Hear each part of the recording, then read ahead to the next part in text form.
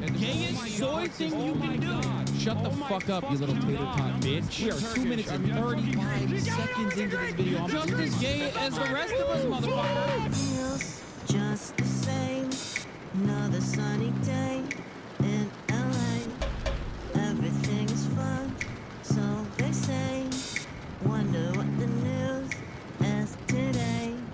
Cause I know that every day I'm at this fucking job. Hassan is streaming. Watch him on the cloud.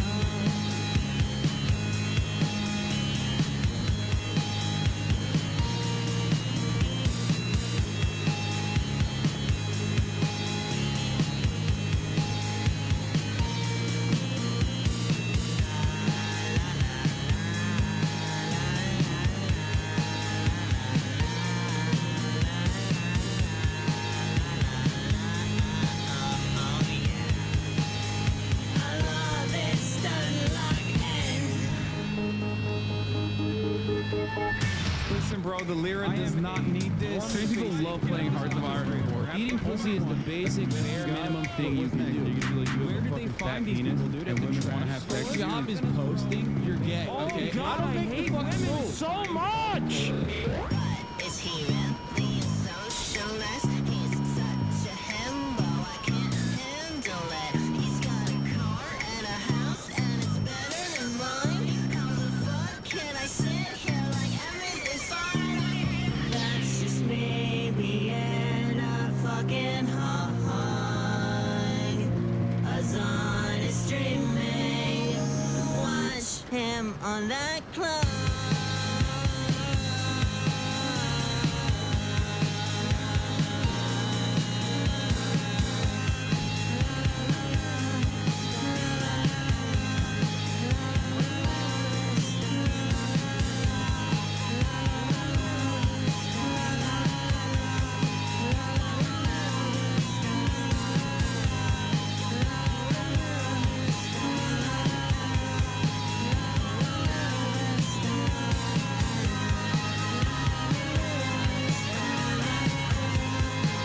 What's going on, everybody? I hope everyone's having a fantastic evening, fantastic afternoon, fantastic pre-noon, no matter where you are in the world. I'm Hassan Piker, and this is the Hasanabi broadcast coming to you live from sunny California, Los Angeles, folks. We're live and alive, and I hope all the boys, girls, and MBs are having a fantastic moment because today's a beautiful day. Today's a wonderful day. Today is a very special day. Is it a very special day because it's a new merch day? Is that the reason? You might be thinking to yourself. We fucking totally brought it on our Because it's 3/21/2025 is it so special that you're late? Not bad, Murat. Not bad, Murat. Salam alaikum salam. Is it a very special day because dude, I'm doing my intro. What are you doing? That's crazy. Mirage is like tuning in here. All right. Is it a very special day because Mirage just entered the fray? Is it because it is Kiko Mushi's birthday? No, none of those reasons are the reasons why it's a very special day. Let me tell you why it's a very special day, folks. You already know why it's a very special day. It's Friday. You already know what it is. You already know what it is, baby. It's Friday,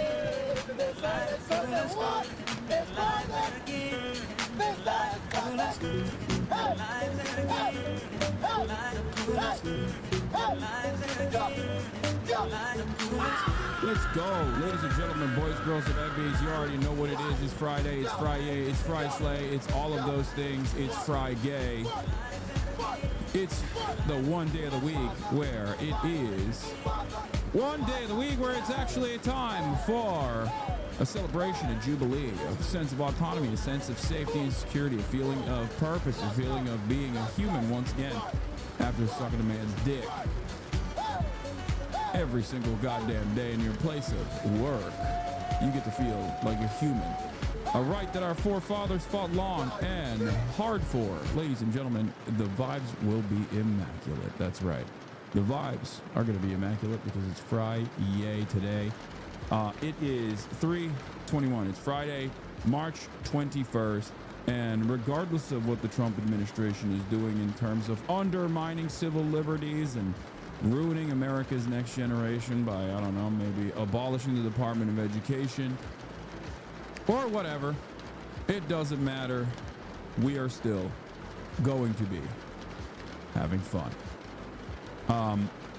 Hey, I met you at the Birdie Rally. I told the chat to give you more subs. It was awesome meeting you. Thanks for all you do, man. Hell yeah. Thanks for farming subs for me.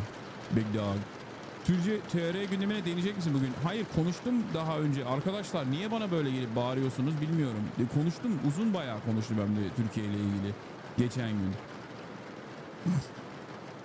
Anyway, ladies and gentlemen, boys, girls, and MBs, are the tariffs on your merch for Canadians? I think I have BDS on you. No, it's not. It's the one American merch is that's Canadian BDS approved. Anyway,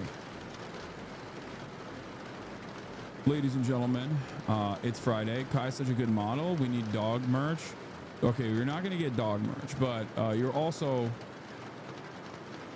you're not going to get dog merch, but this merch line, by the way, has something unique, has something special, and I'll get into that in a second. But before I do that, obviously this is personal news time. This is part of the broadcast where I tell you about my personal news, about what's going on in the world of Hassan, Hasanabi Piker, in between the time period where I press the stop streaming button and press the start streaming button, so help me God, and a lot has taken place. Obviously, last night,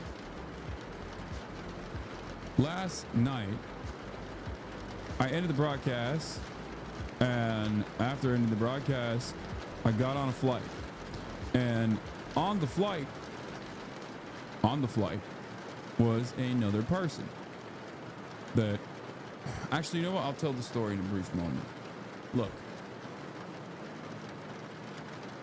March and I pack the stuff up, pack the remote desktop up, and we get to the JSX terminal.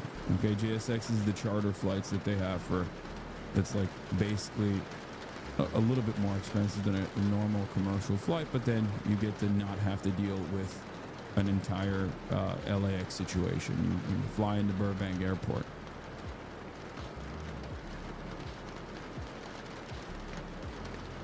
It's for rich folk.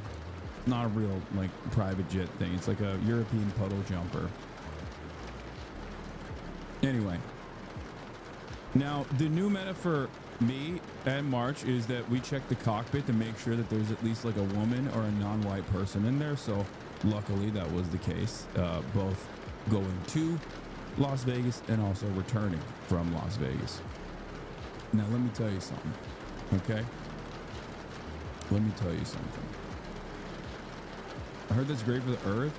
Dog, it is literally for 60 people. It's a normal plane. They just sell it as though it's like private. It's a fucking normal flight. It's like a European puddle jumper. If you've ever been in a fucking European short-term puddle jumper flight, it's, you know.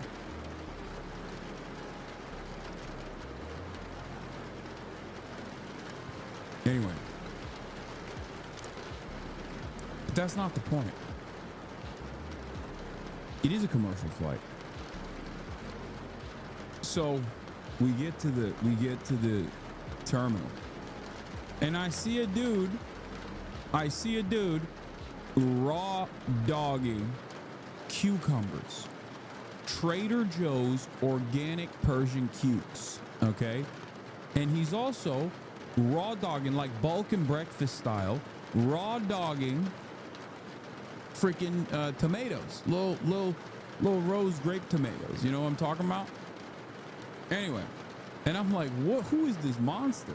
No, they're not peeled, which is fine. The Persian cucumbers, you don't have to peel. You shouldn't peel Persian cucumbers. Huh? No, bir dakika. Yok artık Murat. Okay, sure, in a second. Oh, you pushed it. Now the door's gonna... This man comes over here and just like... Here, you gotta pull him up a little bit, yeah, so they align. Anyway, so this guy is just like, I'm watching this dude from behind. He's just like eating. He's kind of brawling. I'm like, what the hell's going on right now? Like, this dude is crazy. I don't know what the hell's going on here. Anyway, we get on the plane, and this dude's got some red glasses on. It's like some blue light glasses or something. I don't know what it is. And I was like, wait a minute, this guy looks kind of familiar. Turns out it's freaking Andrew Huberman. Okay, and I was like, oh my God, the Cucumber Warrior was Andrew Huberman.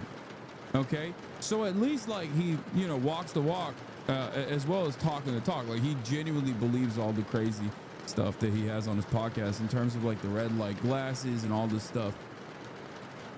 Yeah, Andrew Cucumberman with the cukes. Andrew Huberman. So yeah, Andrew Cucumber Man. And I was, for those of you who don't know, he's a very famous podcaster. Like my mom knows who he is. Like he has like a lot of play for people over the age of 35. Like if you're over the age of 35, you've definitely seen this guy. He's like a Stanford neuroscientist who then became like an alpha podcast guy. But in any case, all you need to know is he's a Stanford neuroscientist, but he's also simultaneously like aligned with like the Tesla crowd. So, you know, yeah. Oh, March is in here. He said, oh, you mean our friend Andrew? So yeah. In any case, there's a lady sitting in front of me. And because like the seats that were, the seats that we're sitting in are still kind of tight for my long ass legs, I accidentally push her, right? She turns around and says, don't worry, I didn't bring my strap on with me today. And I was like, that's a wild thing to say.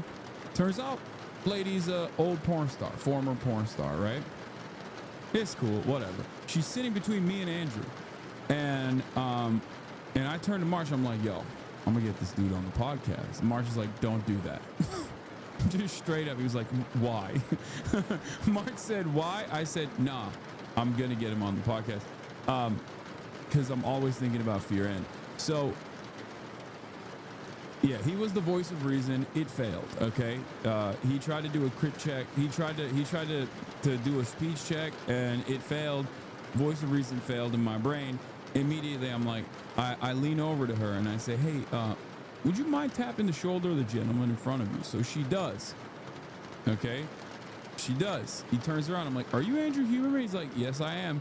And I was like, well, I'm Hassan Piker. I also have a podcast, which is bad entry point into the conversation, but it is whatever. It is what it is. So,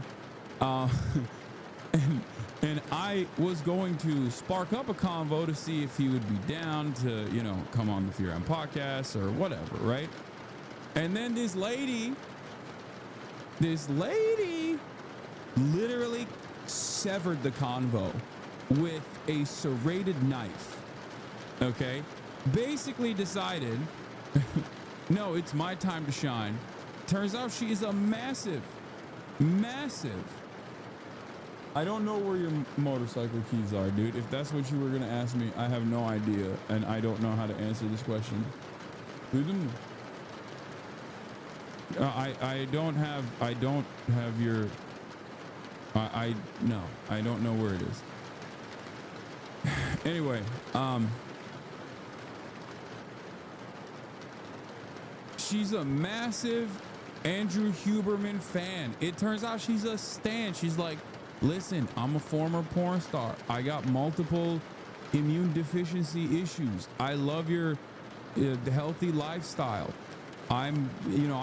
She starts like pulling out like different episodes of the podcast. You know what I mean? It's like if I was sitting in front of Hideo Kojima or something and I start talking about like random things that he did, random Easter eggs that he did in like the PSP series, Peace Walker, right? Like she's a Huber head. Okay. And she had them. She just basically was like, no, it's my time to shine. I'm going to tell Andrew what's what. Like, I'm going to tell him how much I appreciate his commentary. And I was just like, all right, whatever. I'm going back to playing Kingdom Come Deliverance. Yeah, she was hubed up on a Thursday afternoon. Okay. Hubed the heck up. All right.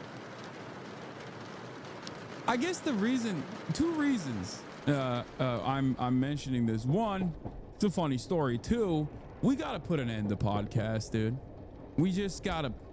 Podcasts are such a burden on modern society. I've realized, like, far too many people listen to far too many podcasts. In any case, yeah, tariffs on Shure microphones. That's what I'm running for. I'm running for office, and that's what I'm running on. But yeah, god damn, she was such a big fan. And then he reignited his interest in me in a second. She basically was like, "Oh, you want to have him on your podcast, right?" That's what she said. She also tattletaled on me. She was being a tattletale, like making it seem like I'm some random dude who's just like also an Andrew Huberman fan or something. And I'm just like, oh my god, my hero, my icon. I would love to have him on my podcast. Like it was just like, I got little bro so hard by freaking Andrew Huberman. But then I recovered it because I was like, oh yeah, well, because he was talking about what he was doing in Vegas and I was talking about what I was doing in Vegas. I was like, oh yeah, I was in Vegas for the Bernie rally. You know, I just interviewed Bernie and AOC, and he did something that has I think, like, it causes like an immediate ick in me. Maybe I'm being too much of a baby for it. Maybe you guys will agree with me. But he was like, oh, what's your X account? And I immediately went, like, it's just like I had a physical reaction to someone in the real world calling Twitter X. Like, it almost like, oh, like it hit me. I was just not ready for it. You know what I mean? Because I see it online. I see it in the replies of Elon Musk. But like, when someone in the real world like hits that X, I'm like, I don't know how to deal with that. So I hit him back with the, yes, I have a Twitter account. Like, immediately. Like, boom, boom, riposte. Okay. And then he was, and it was like a almost contentious back and forth. We were now mentally sparring in the marketplace of ideas. He was Mr. X, I was Mr. Twitter. Okay. So he hit it back with, is your interview with Bernie Sanders on X? And to which I immediately responded with, it's on my YouTube page, but I bet there's some clips on Twitter. And we just kind of did that, like a little stand battle, you know what I mean? Like, it was one of those, yeah, it was one of those moments. It was one of those moments where it was basically like hold on. It was like this. It was like this. Okay. It was like this. We come in. I recognize that he's a stand user. And in my mind, I was thinking, like, you can always tell when someone is a stand user, right? And I said to myself, yada yada dosa. And our stands started fighting one another, you know?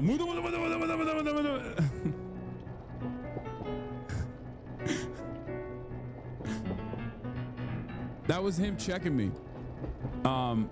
But yeah, he asked me about my politics, and I was like, because he did the classic podcast thing, and now I feel like being a podcaster or just having a podcast is like right coded, kind of is like weird. But he asked me about like how this musician that Bernie Sanders apparently has been touring with that is like controversial or something. I don't fucking know. Apparently she's trans, and it's one of those things where you're like, this is information that I don't know about, and it, you know, why do you know about this information? Like, it just tells me where you're getting your news from, you know what I mean? Yeah, Laura Jane Grace, yeah, apparently she was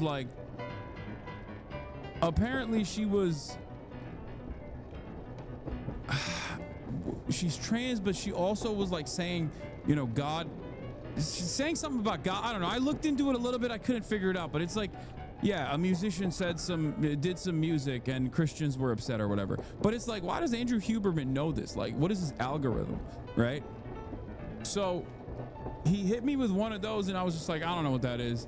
But basically I was like, listen, I'm to the left of Bernie, and he was shocked by that. He didn't even realize there were people like that on the planet, I guess. But yeah, no, I was like, nah, there was a mariachi band this time in the Vegas, in the Vegas rally. There wasn't like, there wasn't any, there wasn't a musician by that name at the rally. But yeah, we just had like a little bit of a back and forth little conversation, and he was like, I'll check your stuff out. So if he's in the chat right now, Andrew, I would love to have you on the pod or on the stream at one of these points. Okay. It would be great.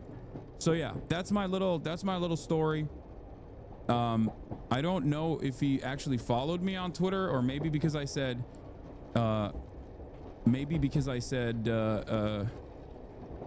Twitter instead of X. Maybe he didn't follow me. Oh, he seemingly has not followed me. I'm gonna follow him though. I'm gonna follow him, even though we have the same number of followers, it seems, on Twitter. I probably got more emotion than he does, but it's not a big deal. All right, not a big deal, Andrew. I know you checked out my Twitter account. You saw the metrics, and you probably were thinking to yourself, all right, this guy knows how to use X. You didn't say. He's looking for you on X, but you're on Twitter. Anyway. So that was a little back and forth. Came back home, hung out with the family, went to sleep, woke up, worked out, ideology.shop, launched the merch, and that is and we're here,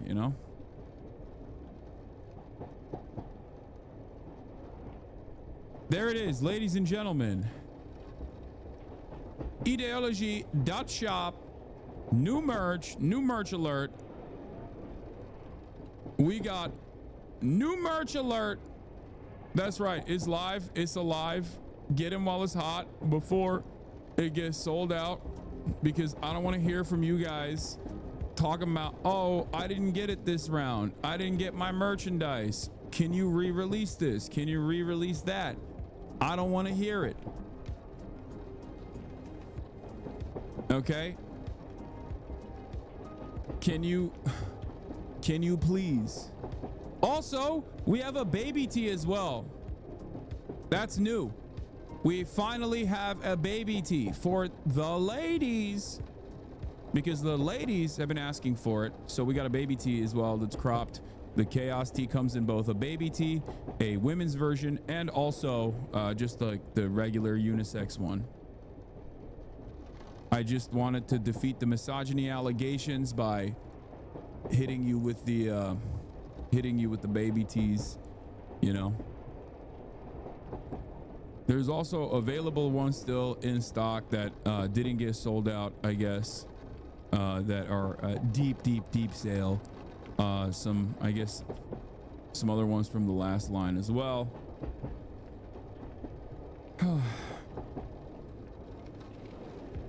But yeah,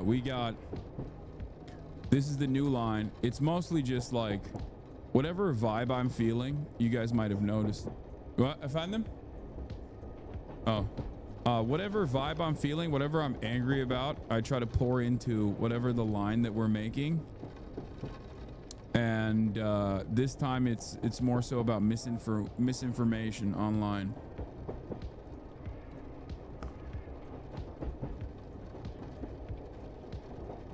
These are tough, Unc. Yeah, you can see more photos on my Instagram. I posted on there as well.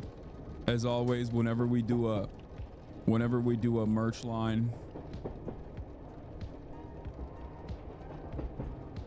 whenever we do a freaking merch line, I do a Insta drop as well of some of these photos. Many of them are also online already. Okay. Some of the t-shirts that I'm wearing are XL. Some of them are larges. The tops that I'm wearing are larges. Like this one, this top that I'm wearing is a large.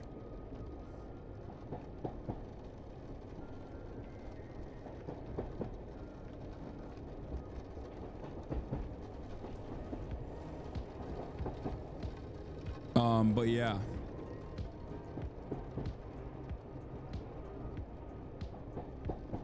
That's where we're at. Giant kayak plushies. Stop goofing around, Unc. That's actually not a bad day. Bad idea. You need to make lying is OP, please nerf. Yeah, maybe next time.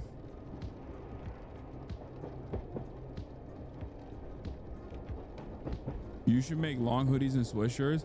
Yo, at the Bernie rally, I actually saw some ladies wearing the merch, and they had actually cut the bottom of it, which I think is like pretty solid.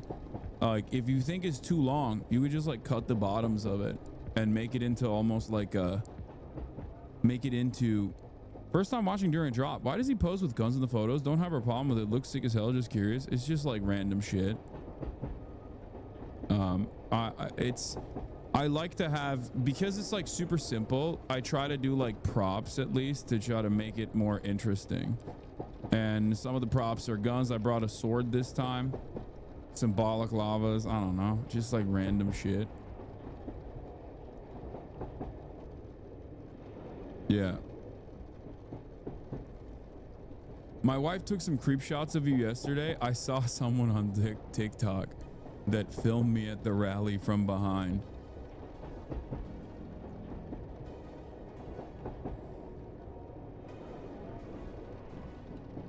But yeah.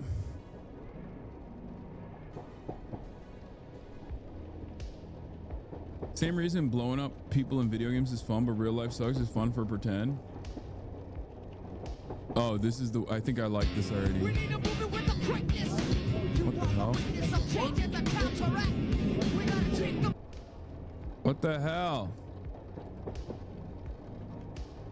Unable to verify? What the hell? Select two objects that are the same shape. I'm doing it. Why is it not letting me in? Let me in. Yeah. I saw this. Hassan Piker sighting at the Bernie AOC rally. It's me reading chat.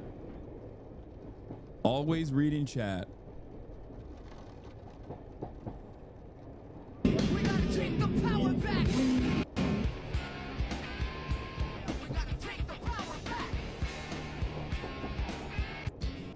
Free my mans. Yeah, the rally was awesome. The rally, wait, who took this photo? That's so funny. They're deporting him for making moms too horny. Breaking news, rich socialist streamer abuses Spanish producer for practicing his faith of having a siesta after a hard day. This motherfucker is sleeping, bro. This motherfucker is sleeping. That's crazy. Are you EP? It's a larger venue that was needed given that the... Sleeping on the job, yeah. You see this Bernie clip from the rally? Goes out and robs a 911. You got 911s here? Somebody goes out and robs a local store. Wait. You know, if somebody goes out and robs a 911. 911. Secured my girlies t-shirt. Thanks for all you do, boo. But yeah, that's it. That's the go get the merchies. Go get the merch. Dump your entire paycheck to it. I'm kidding. Obviously, don't buy it if you don't have the opportunity to buy it. But yeah, this is it. This is what we got. This is the merchy. This is the merchandise. Hope you guys enjoy it. This hoodie that I'm wearing is also a large. They just, for the photo shoot, they gave me large ones this time, unfortunately, because I've like slimmed down quite a bit. But I always go with like a much larger size on the what do you call it? On the sweatshirt and the hoodies and whatnot, but I wore larges this time. And some of the shirts are XLs on me and some of them are larges on me. Don't know who this model is or what her sizes are or what size she's wearing. I'm sure it says it in May 30s. Machine wash quote with like colors. Tumble dry low. Do not iron. This meters. Baby tee with mid-leg crop fit. Full length sleeve. Stick binding collar. Okay, it doesn't say. It says it on the picture when you hover over.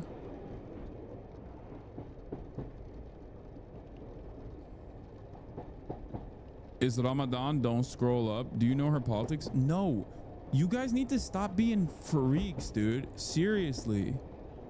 Like, you can't.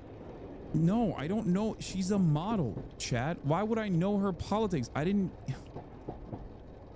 Y'all literally, I'm done. I'm done. I'm done. Like, we had such normal, I had 2 normal conversations with like media and voters yesterday, and chat lost their freaking minds the entire time. Like, they just could not comprehend what it's like. And it's like, we do behave in a very, as a community, as a hive mind, we need to get better. We can't behave like this, okay? It's just like very odd. It is a very odd way to operate, dude.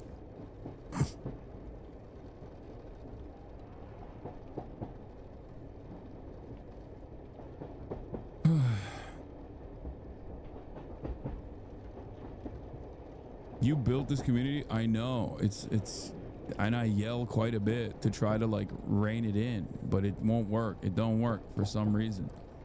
But regardless, where were we? All right, we'll talk about the Bernie stuff. Obviously, I guess there's a funny edit there as well. There's also an NPR segment on me. NPR did a segment on me talking to Andrew Morantz, who wrote the article for the New Yorker magazine.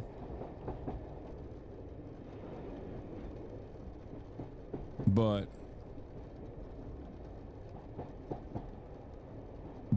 yeah, that's it. Those are the stories.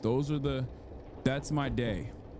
I'm eating poorly, as you guys experienced yesterday. You already know, and that is at least like translating to bigger gains. I'm gaining weight, but I'm also gaining muscle because I'm putting up decent numbers on here.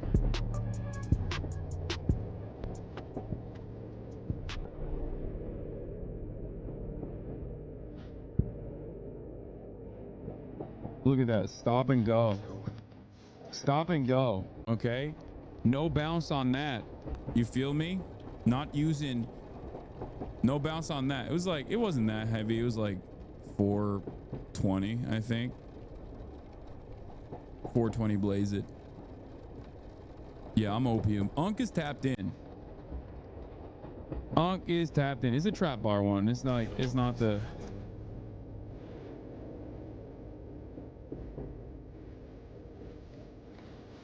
So folks, I'm live. Yeah, but there it is. There it is. All right. Huberman shook. Yeah, Andrew needs to see that and recognize he probably can outlift me.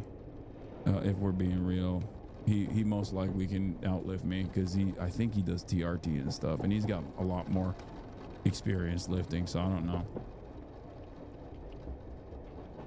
Not to bring drama over here, but this showed up on my IG. That's so funny. Not to bring drama here, but also here's some drama. Is the funniest way that chatters will like sneakily, thinking that they're being sneaky, bring up drama. There's already enough people inside of the community apparently very frustrated with me, with my AOC Bernie interview that took place for 10 minutes, 10 whole minutes. You know? All right, let's see what Cutie Cinderella was saying. I think it's good that someone like Hasan, who is like big man, like handsome, famous guy, people are like, oh, he's autistic. Autistic.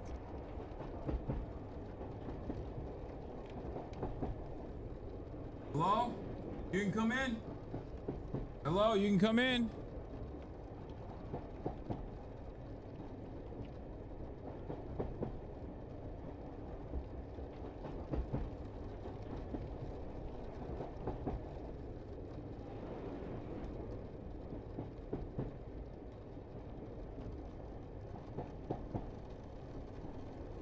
Sorry, I had to open the door. She said autistic. Anyway, all right. Let's get into it. You didn't ask Bernie if he was single though. What is this? Ask him if he watches the pod. Ask him if he's single. Wait, you didn't ask. What the fuck? Okay, first of all, he's not single. And secondly, of course he watches the pod. Kaya, what are you doing? Place. Nice to see you. Nice to see Cutie finally warming up to you after all this time. The interview with Sig is so cool to talk to some of my lib family and be like, streamer got to talk to AOC and Bernie. Yeah.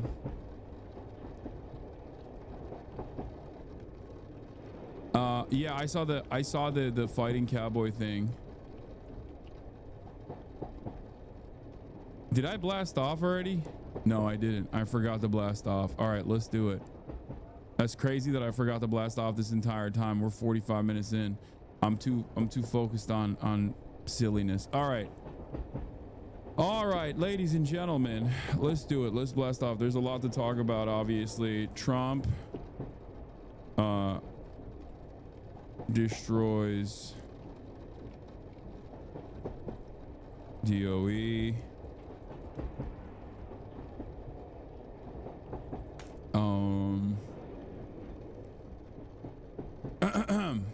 Hire me as a social media manager? What are you talking about? All I do is social media management. Hire me as a social media manager. Yeah, let me give you my stream key real quick. And my passwords.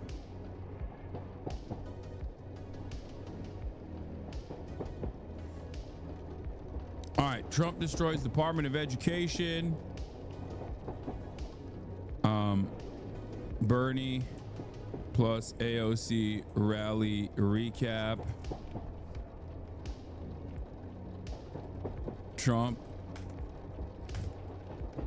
Elon gets the China war plans.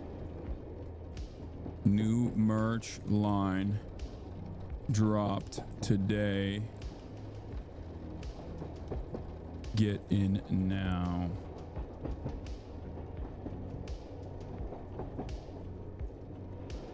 When the hell is that bottle? It's cold brew concentrate.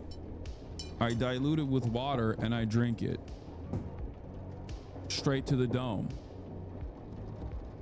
Why is shipping so much? I don't know, dude. Why are you asking me these questions? I genuinely don't have any idea or any knowledge of how any of that stuff works. That's why I work with a company that handles all that.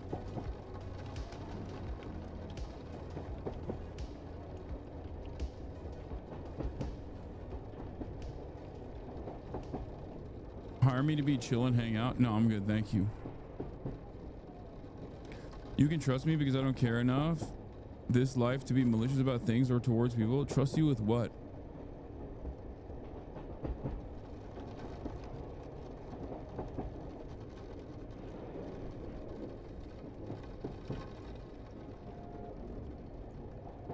DOE is the Department of Energy. The ED is the Department of Education. I know. I said DOED instead.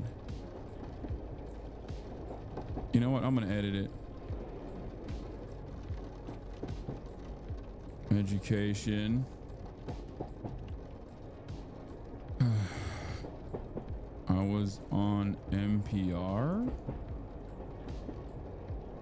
There it is.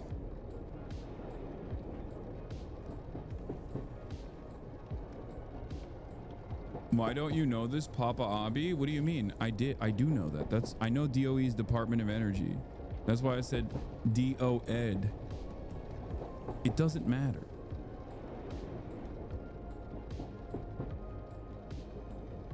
Anyway, you should shout out your merch on your community comments on YouTube. Maybe. Yo, they banned a scientist from coming into your country. I know, the French one. I know. Also, that's not how you spell scientist. But it's funny.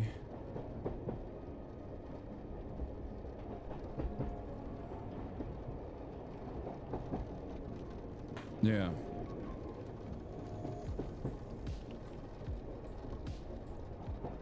Scientist. Bro, we need the Department of Education more than ever before, okay? We need scientists more than ever before, and we need a Department of Education more than ever before. Like, there's dudes in here that don't know how to type scientist, dude. Oh my God. We are so cooked. Open the schools. Open the schools immediately, okay?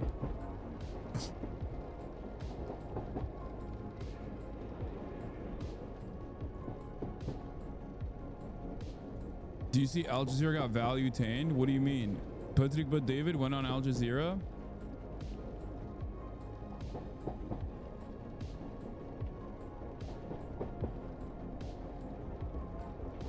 They recently chained a Canadian Hannibal Lecter style. Even if she had a visa, she only got released because the media attention it got. Nice. That's great. Very cool stuff. All right. Let's get it twisted. Let's get it started. There's so much to talk about.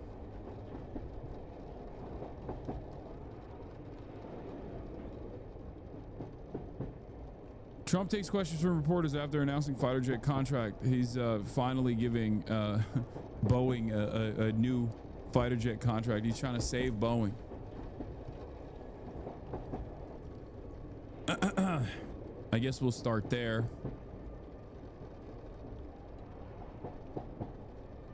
Dropset is a story about innocent Venezuelan goalkeeper that got deported to El Salvador. Yeah, I covered. There's a new story like this every day. Basically every day there's another insane story like this one from the Trump administration that is seemingly working on basically deporting whoever they can with no care or consideration to their background, no care or consideration on whether or not these people are actually even remotely criminal at all, where they're from originally. You know, they're just, oh, no matter where you're from, you're going to El Salvador, you're going to the slave labor camp. Doesn't really matter. And we just keep finding out that, I mean, this is like accelerated war on terror stuff, because a lot of Americans are probably not aware. A lot of Americans are probably not aware of this, but like, this is, if you were in like Dearborn, right? Post 9/11, this is what they would do to you. If you were like a random Muslim guy, the government kind of did this, not to the same severity, not to the same degree. Like, the numbers are much higher now, but they definitely would just be like the principles were kind of similar, where they would be like, yeah, you're a terrorist. We have suspicion that you're a terrorist. You're going to Guantanamo Bay. We're basically going to torture you, right? They'd be like, oh, you're, you know, third cousin once removed, once was in the direction of Afghanistan, once sneezed on the border of Afghanistan. He's Al Qaeda, and so are you. You're going to Gitmo. Now there isn't even like any association whatsoever. They're just like, oh, we saw a tattoo and you were doing like a, yeah, hell yeah, rock sign. You're a part of a gang that we have now declared a terrorist gang that's doing terrorism, and you're going to not Gitmo, but this time you're going directly to you're no longer going to Gitmo, you're going to El Salvador, the for-profit slave labor prison. It is truly repulsive, it's truly terrifying, and it seems like Americans are you know, kind of sleepwalking through this process. Like, they're walking in the direction, maybe they're goose stepping in the process in that direction. It seems like they're, yeah, it's not even a sleepwalk, it's more so a goose step, really, where I'm seeing a lot of people champion this administration's truly repulsive and truly insane behavior.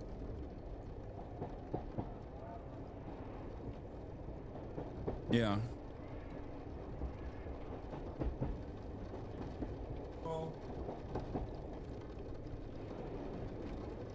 That is where we're at in the Burger Reich. And there is a lot of fear in the air. There's a lot of instability in the air. There's a lot of understandable anger and resentment in the air. All of that and more.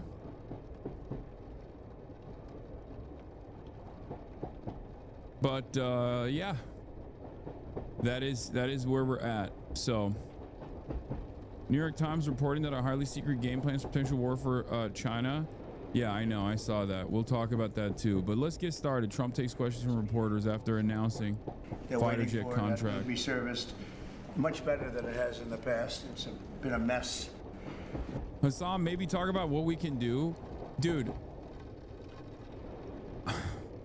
I don't know where to begin with this because this dovetails into the Bernie AOC conversation as well. Okay.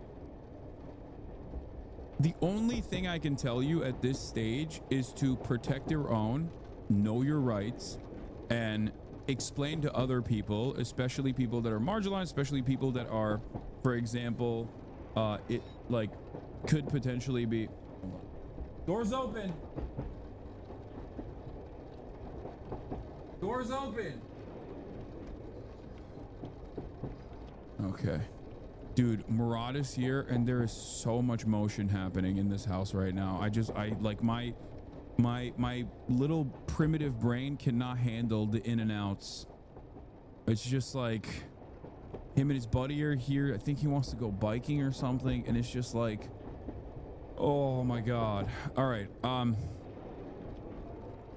In terms of what to do, what is to be done, I think that this is the time to organize to the best of your ability and defend people in your immediate vicinity. Try to shelter them to the best of your ability from these kinds of government actions. And that's it. Like, I don't know. I don't have any real answers besides you have to organize, you have to make sure that you know your rights, you have to make sure that other people know their rights, and don't open the fucking door for ICE agents. Like, that's it. Get to know your neighbors. Join DSA, join PSL. There are a lot of organizations out there. Try to get people to become more aware of what this administration is doing. It's a unique time, I think, for American history, where for even the past couple of decades, while things have gotten significantly worse year over year, it has never been it's never been this glaringly obvious, the erosion of civil liberties. Like, it's been a slow burn, and I think this is like the final, the logical conclusion to all of this harm. And it's understandable that people are frustrated in this moment. And I think I get the frustration that even leftists have on Twitter, even people in my community have with AOC and Bernie, which are now throwing these rallies together. And I've thought about that as well. I've thought about like what they can do, what they must do.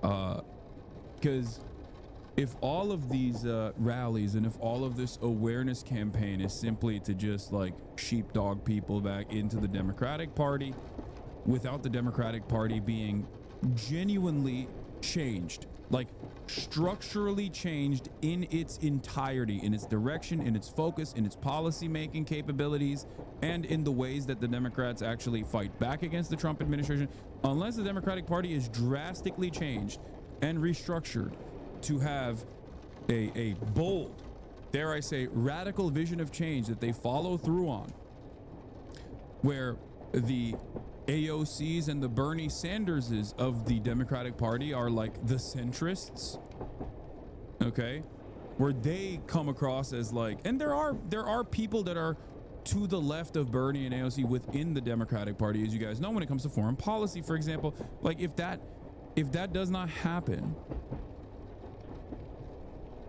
then we're cooked. We're completely cooked. I don't think AOC and Bernie are trying to sheepdog people, to be fair. I don't think that is like the classic take from Hammer Sickle Twitter, is the notion that like these people want to be a structural hurdle to a third party. They're not being genuine. They just want to like cut the progressive momentum, cut the wind from its sails, and like move them or redirect them back into the Democratic Party to fundraise for the Democrats. And I don't think that that is the case. I think what they're trying to do is to showcase to the rest of the Democrats that there is broad popular momentum behind these kinds of initiatives, behind like advocating for change in a way that average neoliberal Dems will consider to be radical, but that radical change is actually not so radical. It's common sense, right? That's the Bernie meta. He's been saying that for years and years, and that's why he's so effective as a communicator, and that's why he's so popular. That's why he has broad popular momentum, as we've seen over and over again. And I think these rallies are not so much to bring people together and then immediately direct them to a point of action, but instead, at least in this phase, it's to show the Democrats, the rest of the Democrats, that like, if you do this, like you have to do stuff like this to basically change the structure of the party. Otherwise, it's cooked. Otherwise, you are cooked. Now, having said that, will that be successful? I don't think so. And I've been thinking quite a bit about what they could be doing more than what they're doing right now.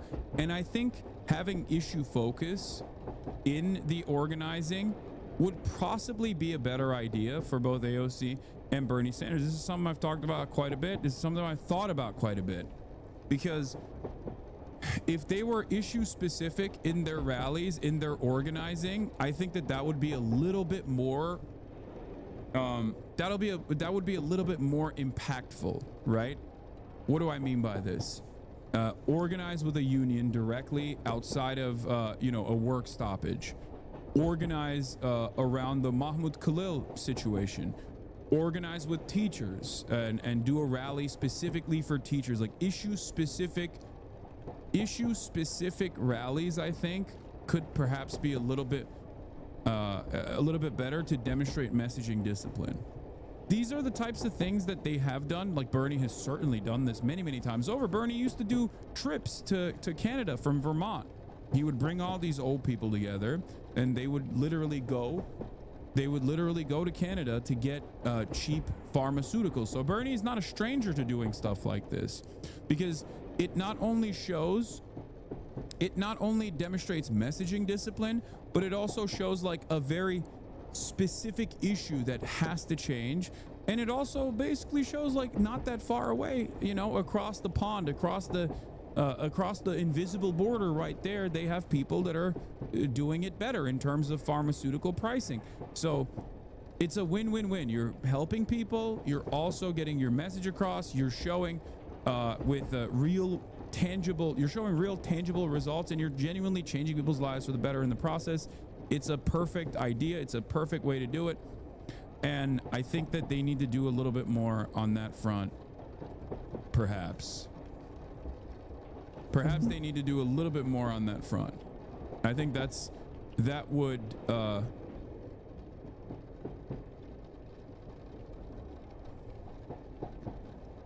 put a more positive spin, because I saw that even in the rally itself, these people are excited to hear Bernie. They're excited to hear AOC.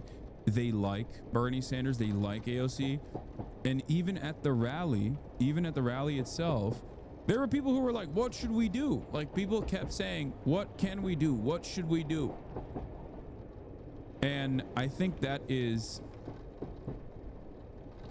important. Conscious, becoming conscious. Yeah. I think organizing is important, but I think we have to also mobilize on top of organizing. Because the reality of the matter is there's a lot of discontent for the Republicans, and there's a lot of discontent for the Democrats as well. There's a lot of anger and resentment towards the congressional Democrats as well. Here's Kaisa, who is a Hasanabi head who sometimes posts the kawaii memes, says, bro, I'm at a congressional town hall and people are heated and basically begging for leadership from Democrats and wondering why nothing on the news or social media represents them. Oh God, the congressperson said he believes in decorum. Someone said that's the problem. Yeah, people I think are angry. they're arriving at the position that people in this community have had for quite some time. Like, this is the anger, this is the frustration that I've had for years with the Democrats, right? Fight back against these fucking Republicans. Actually follow through on an agenda that genuinely changes people's lives in a positive way. Demonstrate messaging discipline. Associate with like a select few legislative agenda items that are successful, popular, and keep repeating it over and over and over again. Hammer that point across, and then do everything you can to push that legislative agenda. And I think the Democrats have never done that, but people are finally waking up to the reality that the Democrats are not doing that, and they're very, very angry. I guess the example I will use, the example I will use is Zoran in New York. He's running for the New York mayoral race, and he has done a phenomenal job with this. Obviously, he's not getting enough media attention, enough mainstream media attention, and unfortunately, the New York mayoral race, much like every other goddamn race, is like hard locked by mainstream outlets. Hard locked by mainstream outlets, and when you don't get a lot of media attention, like the amount of like media attention and institutional like machine Democrats, the amount of power machine Democrats have, like Andrew Cuomo, where they could just like immediately organize a rally and bring in like a bunch of key unions, is something that a lot of people don't recognize. Like, fighting the good fight. You platforming Zoran can possibly get him in the race? No, I'm going to do that. I'm probably going to fly to New York because I don't want to do it over Discord. Like, they want to link up over Discord. I don't want to link up over Discord. I want to do something in person. Like, this is one of the few instances where he's been on CNN, but that's not enough. You know what I mean? What I'm talking about is machine politics. A lot of you guys are maybe even, no matter how knowledgeable you are about politics, you probably don't see a lot of the invisible ways in this, in the invisible ways in which machine politics works in New York, right?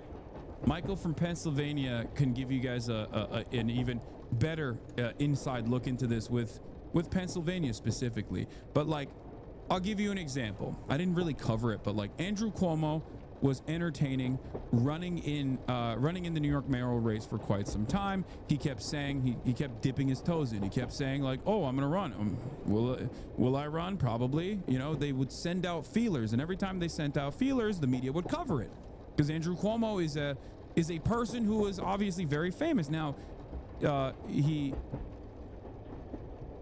was unceremoniously kicked out of his gubernatorial position for doing a metric ton of sexual harassment over the course of many, many years. But what's interesting about that was the first rally that he held. Do you want to know the first rally that Andrew Cuomo held after saying he was going to run for mayor?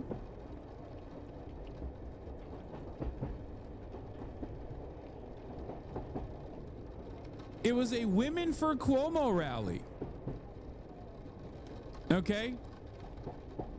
These are the protesters that were outside of the Women for Cuomo rally, but that's the reality. He did he went and he did a fucking Women for Cuomo rally. And he got a bunch of powerful women in New York to link up with him. Okay? And then here's another thing that they did. Here's another thing that he did. They held another rally the next day with unions for Cuomo, right? To present himself as like pro-labor union. They went to that rally. A bunch of union rank and filers were at this rally, right? Turns out a bunch of smart labor reporters went in and asked them, like, what are you doing here? And they were like, I don't know. My union said that this was like a meetup, and I believe that they were giving benefits for attending it, and they had no idea that it was like a pro Cuomo rally. Yeah, it was the Carpenters Union Hall in New York. So like, this is the type of stuff that Andrew Cuomo has the power to do. This is what I mean when I say machine politics works in incredibly nefarious ways, where if you were basically in charge of New York politics, that entire machine for quite a while, you have the opportunity to go to union leadership, find union leaders that are on board with your agenda, because you'll give them some kind of legal kickback when you're in power once again. So you can just like call up favors and have those union leaders bring in rank and filers to do a fucking photo op. All the while, the media carries on the message. Look, women are not that angry at Andrew Cuomo. Maybe he's just Italian, and maybe he wasn't doing, you know, sexual harassment to every woman that was in his vicinity, right? So this is how it works. This is how it works. This is a disgusting machine. This is a machine run by vultures and lecherous perverts, and they have no interest in any of the issues that they advocate for. And people who do have a genuine interest in making change for the working class, those are the people that unfortunately get owned in the process. And Zoran is a perfect example of this. I don't think he will, right? I don't think he will get owned in this process, but like, it's always a hard fight. And when people ask about AOC, for example, like, how did she sneak in? She snuck in. That's how she got the role. She was able to destroy the what is it, like the head of the Treasury? I think he's like the third most powerful Democrat in Congress, because he was in a safe district. He thought he was totally safe. He thought there was no way that he could get primaried. And that's precisely how AOC was able to win. That's precisely how the initially. Whoa, what? What the hell was that? What just happened? Did it F? It was a mini F? Okay. Anyway. Just as Democrats were able to secure a bunch of W's in primaries all around the country because they were able to basically showcase honestly who they were at a time when people were obviously resentful of establishment party politics, but in a way where the Democratic Party was not expending resources. So the safer the seat, the bluer the district, the easier it is for a progressive person to actually undermine undermine the Democratic establishment candidate, no matter how safe they feel they are. But the more people focus their attention into these smaller races, the more money gets dumped into it, the more mainstream media focuses on these little races every now and then, the harder it gets for genuine progressive left candidates to win these races. And I think Zoran has a really big hill to climb in this regard.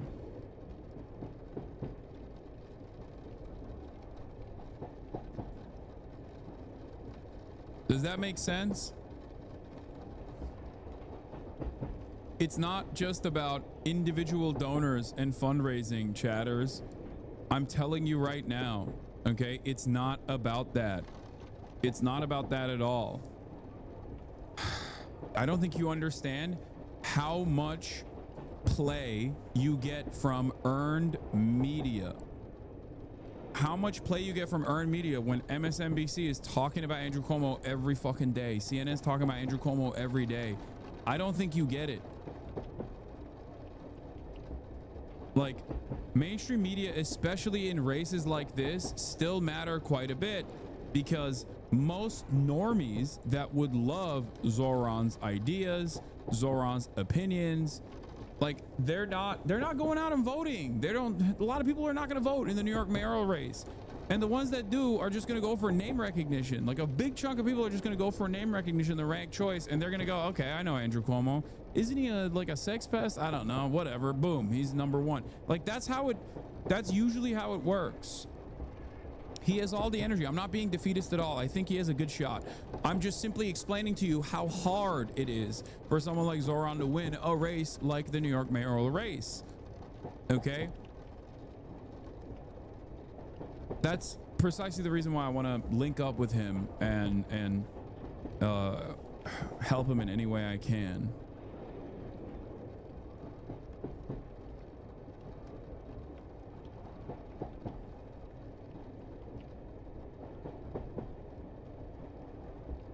So that's where the situation is, and I think that there are also a lot of people that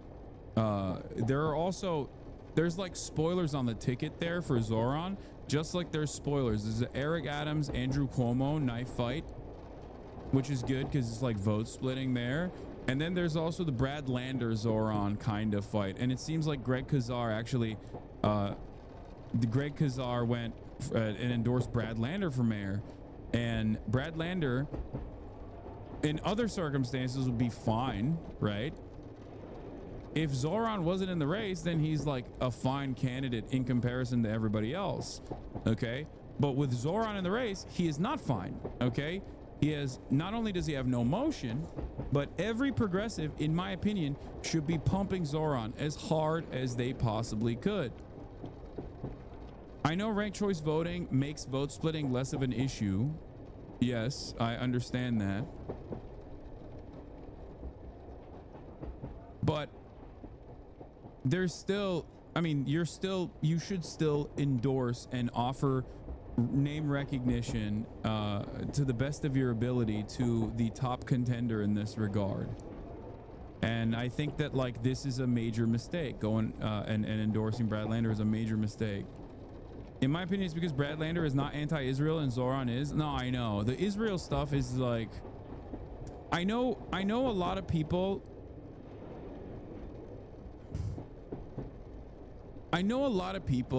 I think, especially liberals, like the broader liberal movement, does not think that like Palestine is all that prescient of an issue.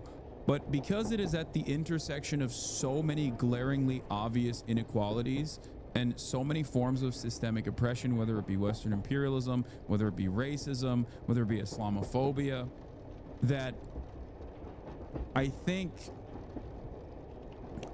a lot of people just like a lot of people discount how important the issue is for so many different factors. Like the Democrats really need to drop this Israel shit, like this unconditional pro-Israel shit, especially at a time when Israel is not so poppin', okay, for understandable reasons. Like it is very, very dumb and very, very short-sighted, and it is classic. It's classic Democratic Party cowardly behavior.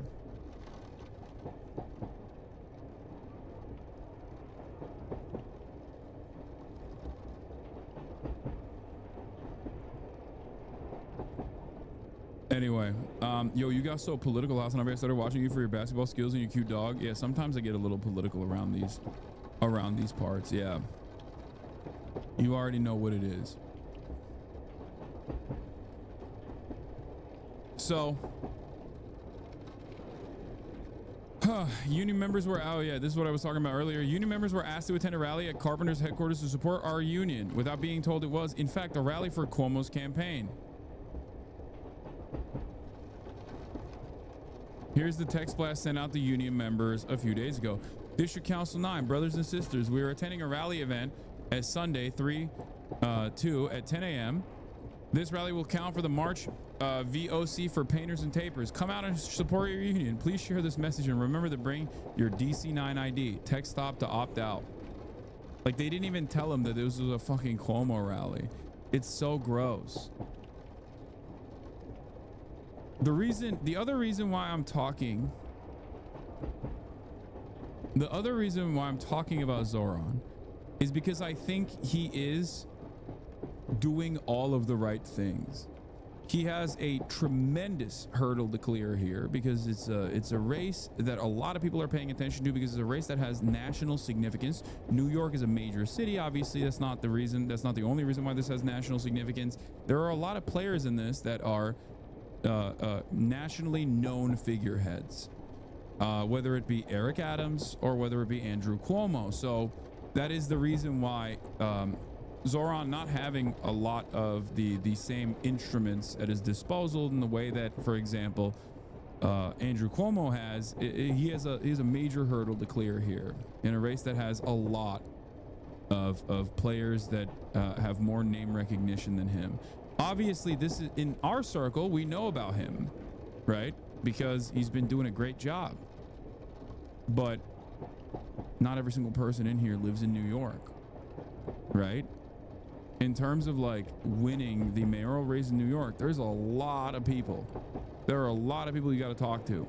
City needs someone to lead it that is willing to fight the Trump administration, not collaborate with it in the manner of Eric Adams or that which Andrew Cuomo is running. I think what the general public sees is a Democratic Party that is more interested in defending people like Mahmoud Khalil than they are victims of crime here in New York City, than they are Jewish students who have been subjected to vile anti-Semitism across these college campuses and universities, or than they did seeing Democrats refuse to stand for a 13-year-old boy who's suffering from cancer who was made a Secret Service agent. That's what the juxtaposition is right now. That's what the American people are seeing.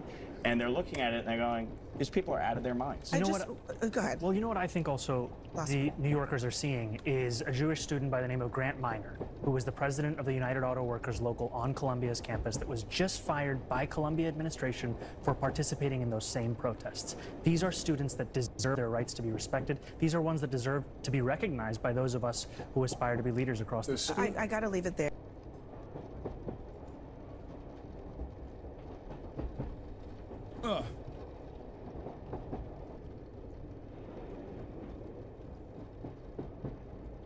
I'm being so for real when I say this. I don't think a single Democratic voter or a single voter in New York in the mayoral race gives a shred of a fuck about whether or not congressional Democrats stood up and clapped for the 13-year-old cancer kid, okay? If you think that that is like what's gonna win you favors in the New York mayoral race, like you are the most delusional person on the planet. I mean, this guy's got no motion anyway. A little bit, like, it's so funny to be like, why don't they care about this kid? It's like, dude, what are you talking about? Yet another circumstance where it's like, if you ask the average person, if they're like podcast brain, maybe they fucking heard about it. But like, honestly, I don't think most normal people give a shit. Like, they have no idea what happened there, okay?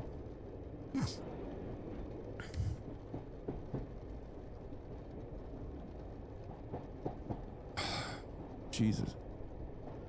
All right, anyway, here's another great moment from Zoran. How many more New Yorkers? How many more New Yorkers will you contain? How many more New Yorkers without charge? Do you believe in the First Amendment? Do you believe in the First Amendment, Tom Homan? When we asked Tom Homan, all he had to answer for that cruelty was a smirk. Because there is no answer for taking a man from his pregnant wife, who is due to deliver their newborn child in a month, from their Columbia University apartment, a day after that same man, Mahmoud Khalil, wrote to Columbia University and said he feared for his life. The cowardice that is on display across our city and our state is unacceptable. New Yorkers are looking to us. They are looking to their leaders for courage and for conviction. And what they are finding instead is collaboration. And that is just simply unacceptable. How many more New Yorkers?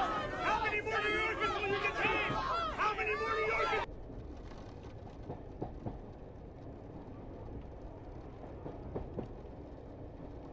Why are we not seeing more Dems like this? I mean,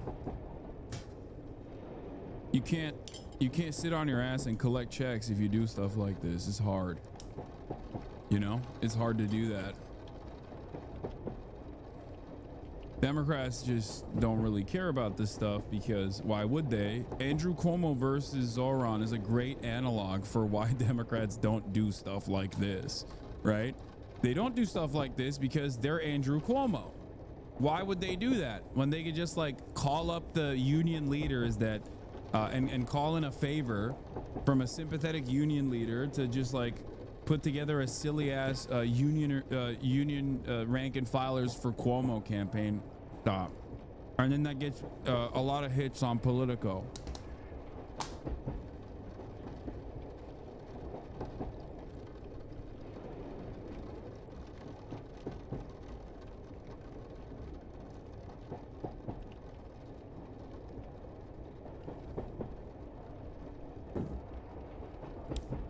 Better question. Why should we risk losing a leader like this to the machine of the Democrats?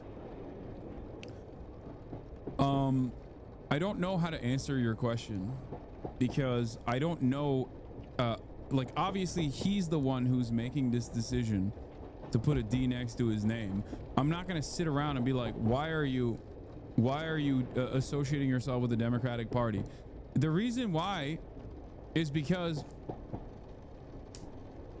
especially if you don't have name recognition, because Zoran doesn't have any name recognition, you have to use the well-established Democrat name in a well-established Democrat enclave like New York City. That's probably the reason why, you know? I'm sure people have other opinions on the matter, but it is what it is. There's a reason why the Working Families Party, which is a relatively strong party in New York state politics, still collaborates and operates within the confines of the Democratic Party.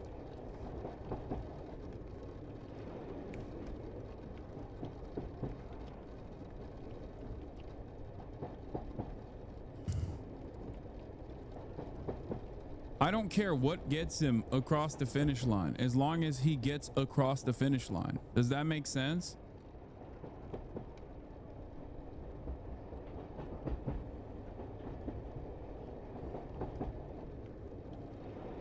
That's the play here. But yeah.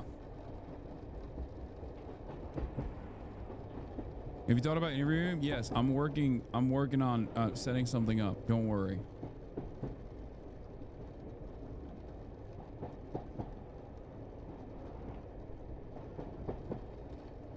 But as you guys asked me, like, who's doing a good job of like putting up a strong fight, simultaneously galvanizing voters and making it issue specific, Zoran is doing a great job on that front. Now let's get back to the state of affairs at the national level. Donald Trump. Releasing that because many presidents have gone through it and they haven't released. And I said, release. We even released Social Security numbers. I didn't want anything deleted. They said, sir, what about Social Security? People long gone, but they're long gone, so I can't imagine. But I said, if you don't delete it, if you do delete it, we have people are going to say, why did you delete it? There's something in there. So we gave Social Security and we gave everything. And the rest is for you to look at, Peter. You're going to see whether or not you see anything. But we've given it. We're doing it with Dr. Martin Luther King, too. They're preparing all of that. They're going to release everything. And that's crazy. Okay, that's wild. Wait, what do you mean? So he's going to release the files on MLK's assassination? Ain't no way, dude. Ain't no way are they going to release the full files. There's no shot. I guess maybe because he hates the FBI, right? Maybe he's like, yeah, that's right. I hate the FBI. They came after me just like MLK. They killed him just like they tried to kill me. Whoever else they want. I mean, you know, we have nothing. We really have nothing to hide. We should. It is amazing how much play podcasters get. Like, it is we are living in the podcast world, dude. This is the podcasters universe. We are just simply living in the podcasters universe. Shouldn't have. You know, when a lot of time goes by, But with the Kennedy files in particular, they were going crazy on them. I don't think there's anything that's earth-shattering, but you'll have to make that determination. In those, it's 80,000. It's actually 88,000, and we have some additional things, as you know, come out today. And for that, you can go to the offices and you can see whatever you want to see. Everything is out there, totally open. The additional stuff is available later on today. You go over to the offices and you can have it immediately. And you'll make a determination. And on something else, these Tren de Aragua guys, because of your executive order, they are designated as foreign terrorists. Yeah. If ISIS or Al-Qaeda foreign terrorists were operating here in the United States, cops would probably be shooting first and asking questions later. And so what is the difference between terrorists, between somebody like an ISIS or an Al-Qaeda operative versus a MS-13 or Tren de Aragua? Well, these are people that focus on destroying people in their homes. They're not as international in that sense. They're a group of thugs. They come from Venezuela. Why don't we shoot first and ask questions later about people that we suspect as being Tren de Aragua terrorists? I don't know. Maybe because half of the people that you're locking up have no association with Tren de Aragua whatsoever. And it would be absolutely psychotic to just gun random people that you suspect of being Venezuelan down in the streets. What the fuck is this question? This guy, douchey. It's douchey, right? I think it is douchey. It sounded a lot like him. I like that douchey's question is basically, hey, why don't you start gunning down random people that you suspect of being brown, okay? Why don't we just start gunning down random brown people? Nice, dude. Thanks. Well, they come from the prisons of Venezuela. They're very, very dangerous people, but they didn't look so dangerous when the guards took care of the situation from El Salvador. And I want to thank the president. He's a friend of mine. He's done a great job. But I just can't imagine that the Democrats are taking this issue where they want to have them back. So now they have men playing in women's sports. They have transgender for everyone. They have open borders. They have transgender for everyone. That are, I think, 95-5, not 90-10, okay? And their new policy is, let's bring Tren de Aragua back into our country. Let's bring the worst. These are the worst gang members there are. They looked amazingly frail, though. By the way they were handled. It's very amazing. They weren't, when they were in Colorado, cutting the fingers off a man because he made a phone call to the police. They seemed a lot tougher then than they did when they were having their head shaved and they were in shackles. They're tough people. They're bad people. We don't want them in our country. We can't let a judge say that he wants them. He didn't run for president. He didn't get much more than 80 million votes. And we just can't let that happen. It'd be so bad for our country. I won on the basis of getting criminals out of our country that were let in. It was called unforced error. They were let in by Biden, incompetently let in, and let in by the millions, actually. 21 million people, I believe it's 21 million. And that's not even including the gotaways, but these are rough people. We want them out of our country. And I won the election based at least partly on that, and that's a big part, yeah? Mr. President, there's something totally different.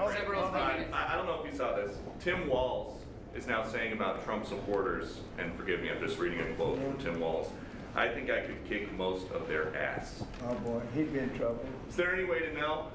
Well, he's a loser, the guy's a loser. He lost an election. He played a part. Usually a vice president doesn't play a part, they say. I think Tim played a part. I think he was so good. Yeah, he did. The part he played was being back-pocketed into oblivion. If Tim Walz had been unleashed, I think the chances of the Kamala Walz ticket would be significantly better. Okay? Straight up. I will stand on that. You might not agree with everything that Tim Walz did on the campaign, and I think personally that there were a lot of mistakes, especially mistakes in terms of like not letting him communicate in the ways that he wanted to. Some of that we actually heard about, like the whole weird thing, right? They stopped him from doing that, which was stupid. But there's also other issues. I think if left to his own devices, he would have done a significantly better job talking about immigration, but he couldn't, you know, step out of line with the top of the ticket on that front or with the Democratic Party. He couldn't, you know, I don't know what his genuine perspective would have been in terms of the Israel stuff, but judging by his actions in Congress when he was a member of Congress, like, he was anti-war. He was one of the select few openly anti-war Democrats, like one of the last bastion of like the anti-war Democrats out there. I don't think he loves Israel as much as people claim he does. He was just very clearly forced into that position. Maybe it's copium. Maybe I'm wrong. Okay. Walz was an Israel fanatic. First of all, if you judge Democrats off of, bruh, stop coping. I need everyone to understand something, okay? I am speculating here because I know more than you do about his fucking track record. And the reason why I'm speculating in this direction is because you don't know his track record in Congress. You don't know that at all. I'm analyzing what he has done in terms of like when he had legislative power. Okay. Yes, he absolutely did come across as the bog standard pro-Israel Dem when he was running for VP. He also basically went back on a lot of his own personal policies in Minnesota and his own policy prescriptions when he was a congressperson in the Democratic Party when he was running alongside Kamala Harris. I know. And you could easily say he should have demonstrated courage as the vice president. I agree. It probably would have even salvaged the reputation of the ticket if he actually did step out of line. If there was a little bit of controversy surrounding Tim Walz and Kamala Harris not actually on board with the same agenda or whatever. He didn't do that. He probably should have. That would have genuinely been helpful for the Democrats, whether they recognize it or not. But he wanted to be a team player. He wanted to be Biden was the strongest candidate we had. Yeah, we should have ran Uncle Brandon again. You're right. He is. He's the strongest.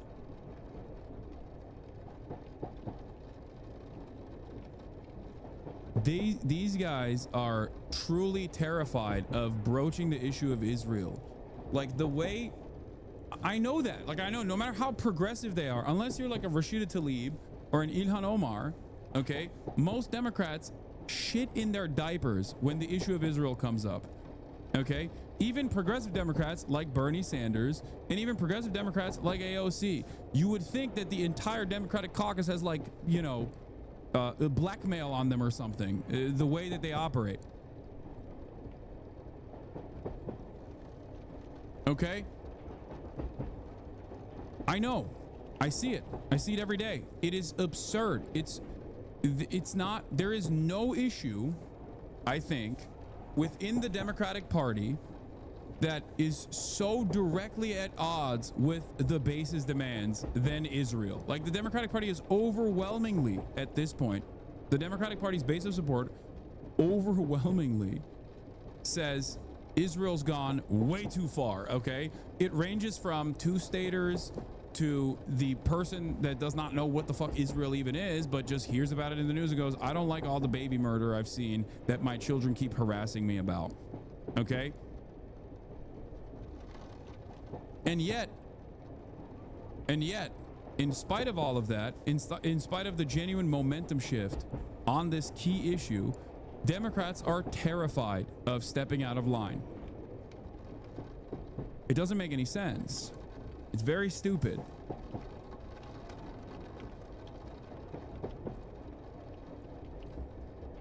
You're libbing out a little?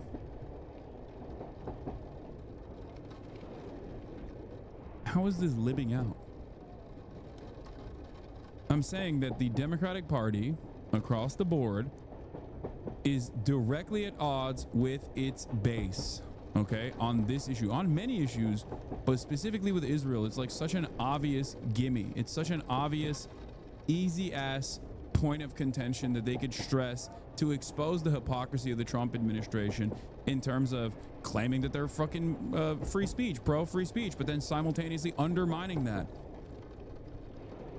Claiming that, claiming that they want law and order while routinely violating laws and creating disorder because you have hurt the feelings of Israel. Like, this is a foreign country. What are you talking about? There are so many ways that you could communicate to the broader public, reach across the aisle even, something that Democrats love doing.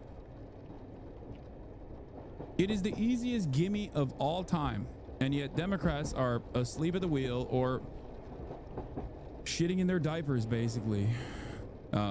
They just don't want to fight this fight at all, and it's very frustrating. Even purely on electoral strategy grounds, it makes no sense that they are so uncomfortable on this issue. They're so scared about just saying enough is enough. Bad that he hurt her, but she hurt herself, and Joe hurt them both. They didn't have a great group, but I would probably put him at the bottom of the group. Have you heard that Biden wants to get back involved for Democratic politicians, fundraising and campaigning against your policies? I hope so. I hope so. Mr. President, there are several families. Mr. President, there are families from some of the people. Who are you with? I'm with La Nación newspaper from Argentina. There are families from some of the people that were on those flights to El Salvador that claim that they're not criminals, they're not members of Prender Agua, of MS-13. What can you tell them, and what guarantees can you give them that everyone in those planes were actual criminals, terrorists, as you said? Well, I was told that they went through a very strong vetting process. Did they? And that that will also be continuing in El Salvador. And if there's anything like that, we would certainly want to find out. But these were a bad group. This was a bad group, and they were in bad areas, and they were with a lot of other people that were absolutely killers, murderers, and people that were really bad, with the worst records you've ever seen.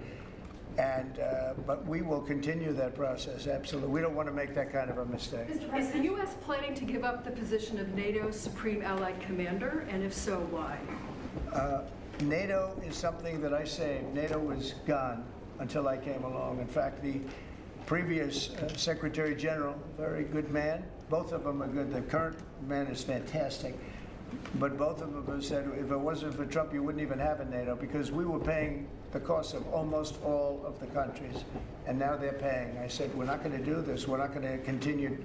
You hurt us on trade. You do bad things on trade, and then on top of it, we're supposed to pay for your military. And because of what I did, hundreds of billions of dollars flowed into NATO by countries that just weren't paying. They were delinquent. They weren't paying their bills. So NATO is solid. They're strong.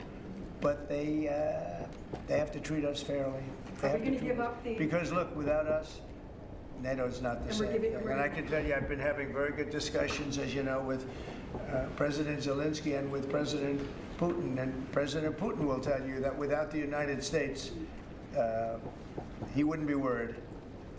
But he is worried when the United States is involved. And I have to tell you, I've dealt very well with both gentlemen, and we have, I think we have the confines of a deal. I hope we have the confines of a deal. I'm doing it for two reasons. Number one, and by far most importantly, thousands of young people, and they're not American people, they're Russian and they're Ukrainian, are being killed every week, thousands a week. And also the United States has paid, because of Biden, $350 billion on a war that should have never happened. If we had a competent president in this, sitting right here, that war would have never happened. It would have absolutely never happened with me. And it didn't happen. For 4 years, it didn't happen. Mr. President, do you think you have the authority, the power to round up people, deport them, and then you're under no obligation to a court to show the evidence against them? Well, that's what the law says, and that's what our country needs. No, it doesn't. Because we were, unfortunately, they allowed millions of people to come into our country, totally unvetted, totally unchecked. So you ought to ask, did he have the authority to allow millions of people? Did Biden have the authority to do something that's unthinkable? have open borders where millions of people poured into our country, totally unvetted and totally unchecked, just as you would say. And many of those people were criminals. Many of them were from jails and prisons and mental institutions and gang members and drug dealers and very dangerous people. Many were murderers. We have 11,088 that we know of murderers they murdered. Of that number, at least half killed more than one person. They're in our country. They're in a location near you. Biden... Okay, dude. Just what is the purpose of having these sorts of press conferences if you know you just get to say whatever you want to say? No one is gonna be able to course correct here. He's just straight up lying. Like the questions that came before this basically undermine this position that he's trying to keep repeating. Hey, why do you keep saying they're like all murderers when, you know, it's clear that a lot of these guys are not even criminals at all? They have no criminal records. Something that the Department of Homeland Security has also admitted in their briefings. Why do you keep saying that? And he's like, oh, they're vetted. They're vetted so well by the DHS. It's like, okay, but the DHS's own vetting process shows that there's very little evidence. And if there was if they had done the perfect vetting, then they'd have a strong case for deportation in the court system.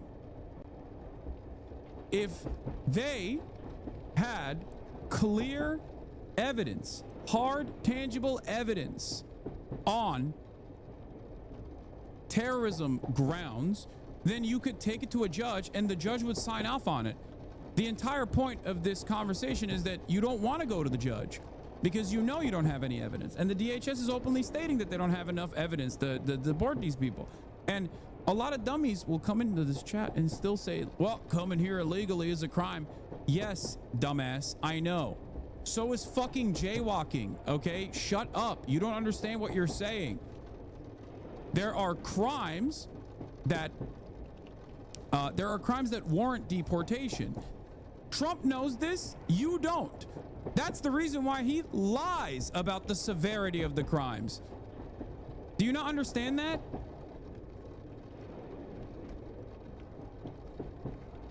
The problem is these people did not come in here illegally. Many of these people actually came here legally.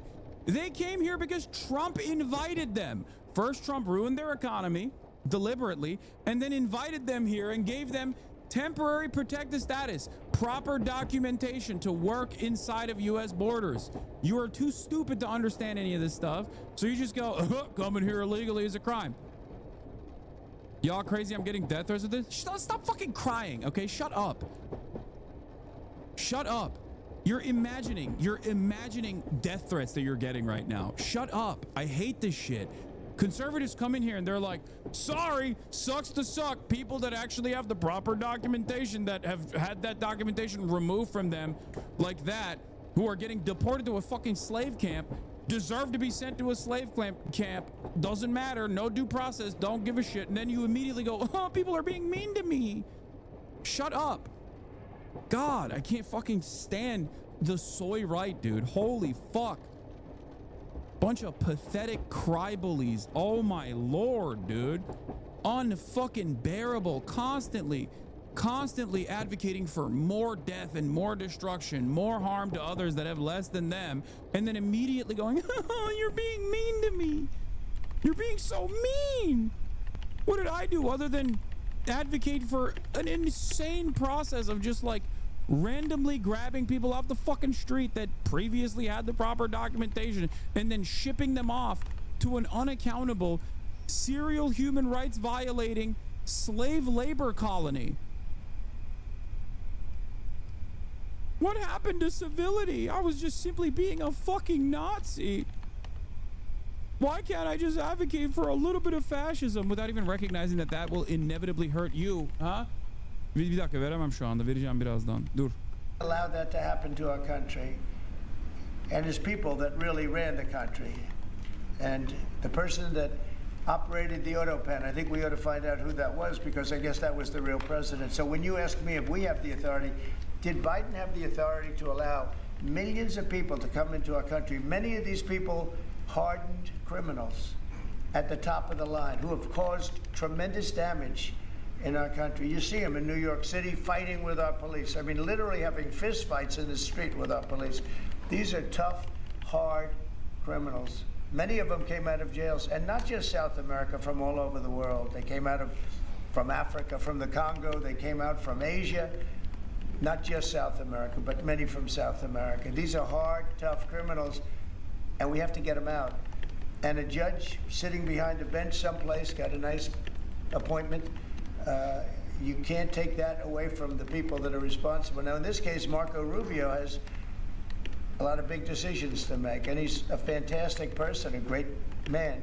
I think he'll be our best. I think he has a chance to be our best Secretary of State. He's been doing incredibly. He works so hard. He's gone to so many different countries already, and he's got the authority to get bad people out of our country. And you can't stop that with a judge sitting behind a bench that has no idea what goes on, who happens to be a radical left lunatic. Do you think the judiciary... You guys today are denying this New York Times report that Elon Musk was going to be shown a 20 to 30 page presentation about a theoretical war plan against China. Why not just show it to Elon? Because I don't want to show it to anybody. You know, you're talking about a potential war with China. Now, I deal with these people all the time, and I'm dealing with Pete. I'm dealing with these gentlemen on numerous different airplane purchases, and I think they're all going to be great. But I don't want other people anybody seeing potential war with China. We don't want to have a potential war with China, but I can tell you if we did, we're very well equipped to handle it. But I don't want to show that to anybody. But certainly you wouldn't show it to a businessman who is helping us so much. He's a great patriot. He's paying a big price for helping us cut costs, and he's doing a great job. He's finding tremendous waste, fraud, and abuse. But I certainly wouldn't want, Elon has businesses in China, and he would be susceptible perhaps to that. But it was such a fake story. The New York Times is just as fake as CNN and MSDNC. And anybody read that story, people... Yeah, it's a fake story. But also, Elon Musk would like to prosecute the leakers. That's what you do with fake stories. The New York Times is pure propaganda. Also, I look forward to the prosecutions of those at the Pentagon who are leaking maliciously false information to the New York Times. They will be found. It's simultaneously a fake story and also, why did you release this information? We're going to prosecute you.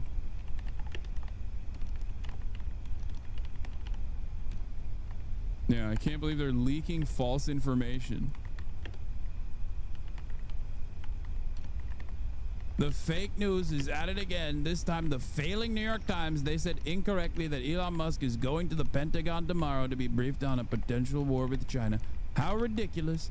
China will not even be mentioned or discussed. How disgraceful it is that the discredited media can make up such lies. Anyway, the story is completely untrue.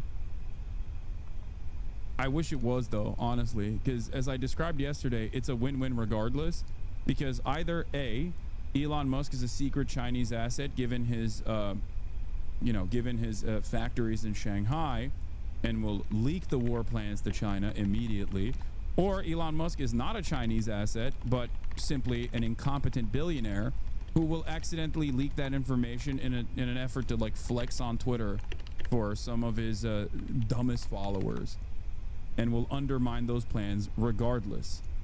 The moment that you got Elon Musk looking into it, I mean, we saw what he did with Doge, right? Can't wait for that level of competence to be a formative fixture at America's next chapter of Cold War against China.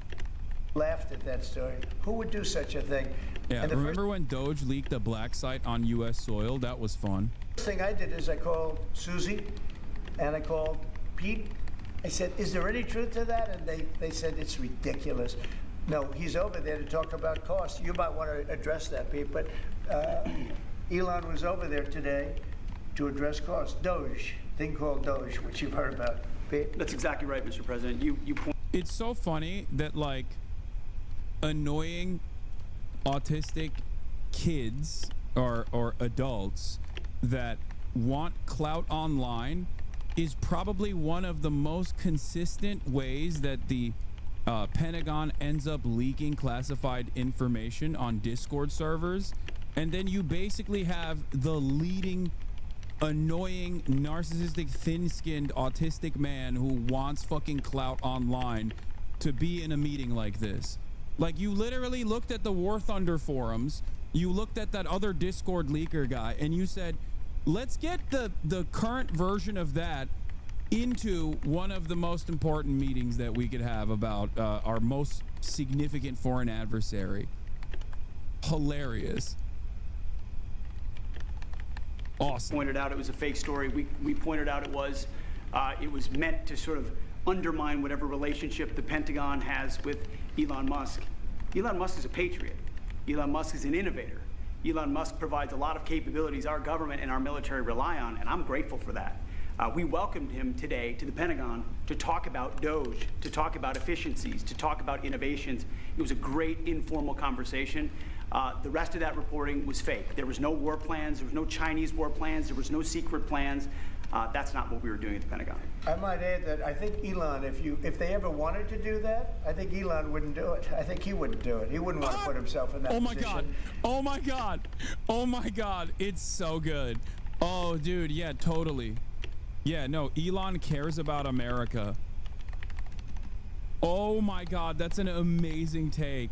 First of all, no billionaire cares about anything but putting another zero next to their net worth, okay? I mean, Trump, if you consider him to be a real billionaire, is a perfect example of this. That is amazing. That is amazing.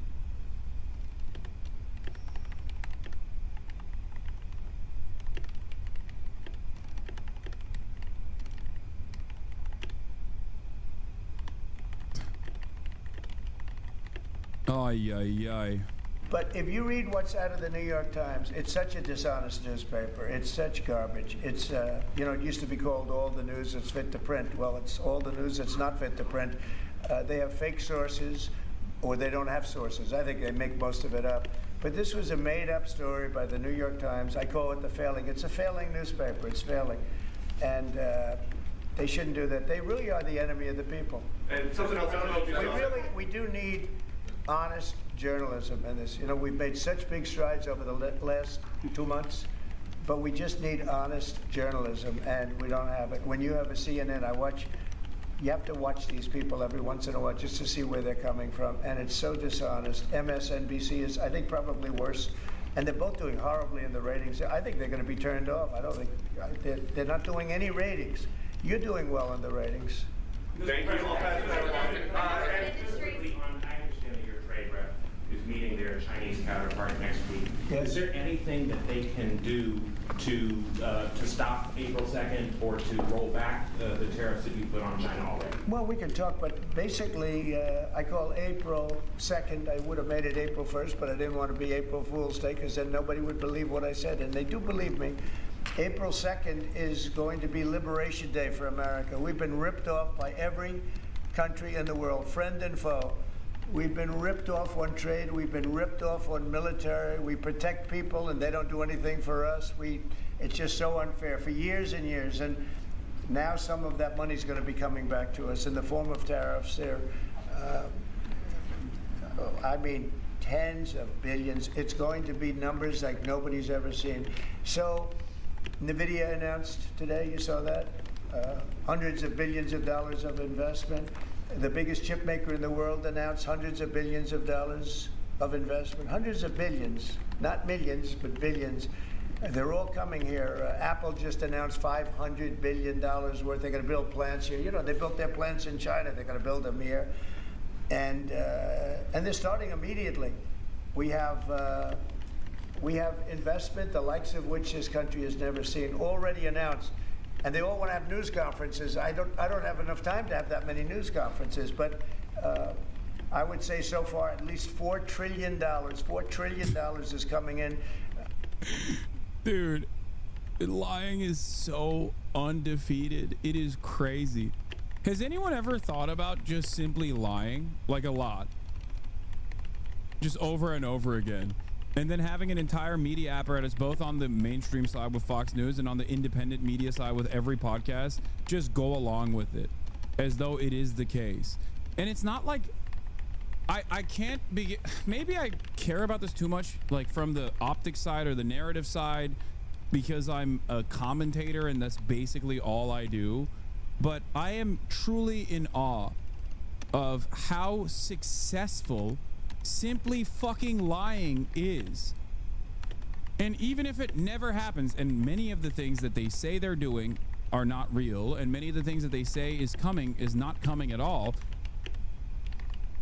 it just does not matter. Like, people just move on to the next lie. It is the Elon Musk method in many ways as well. Every time you do a new product announcement, just straight up lie. Stock prices won't actually get hurt by it, even if you never follow through on them. We're not in Mars. There's no Tesla Roadster. There's no battery swap initiatives.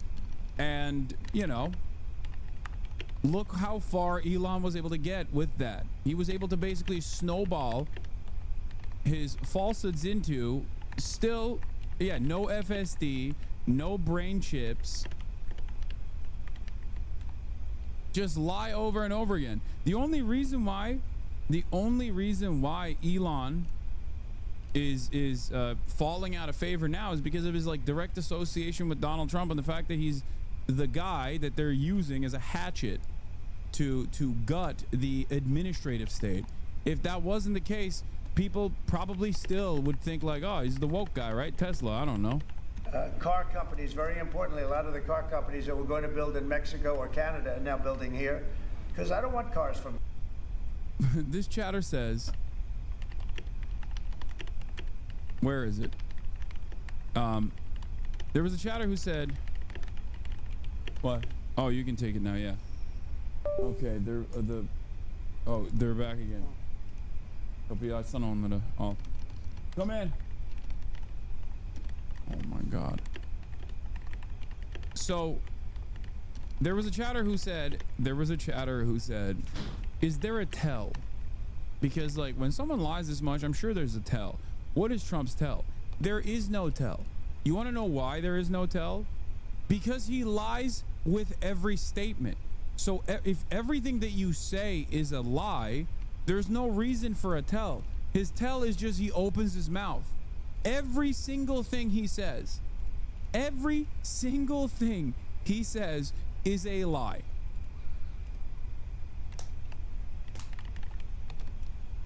So there's no reason to try and figure out what a tell is for Donald Trump because his mouth is open. That's the tell.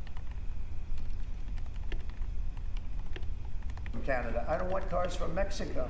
They want to do it, it's fine, but I want the car companies to build here, not, you know, they were building in Mexico 3 plants, big plants, really big plants, and they were going to sell the cars right across the border. We wouldn't have the jobs, we wouldn't have the profits, we wouldn't get the taxes, we get nothing. All we get is unemployment and empty factories.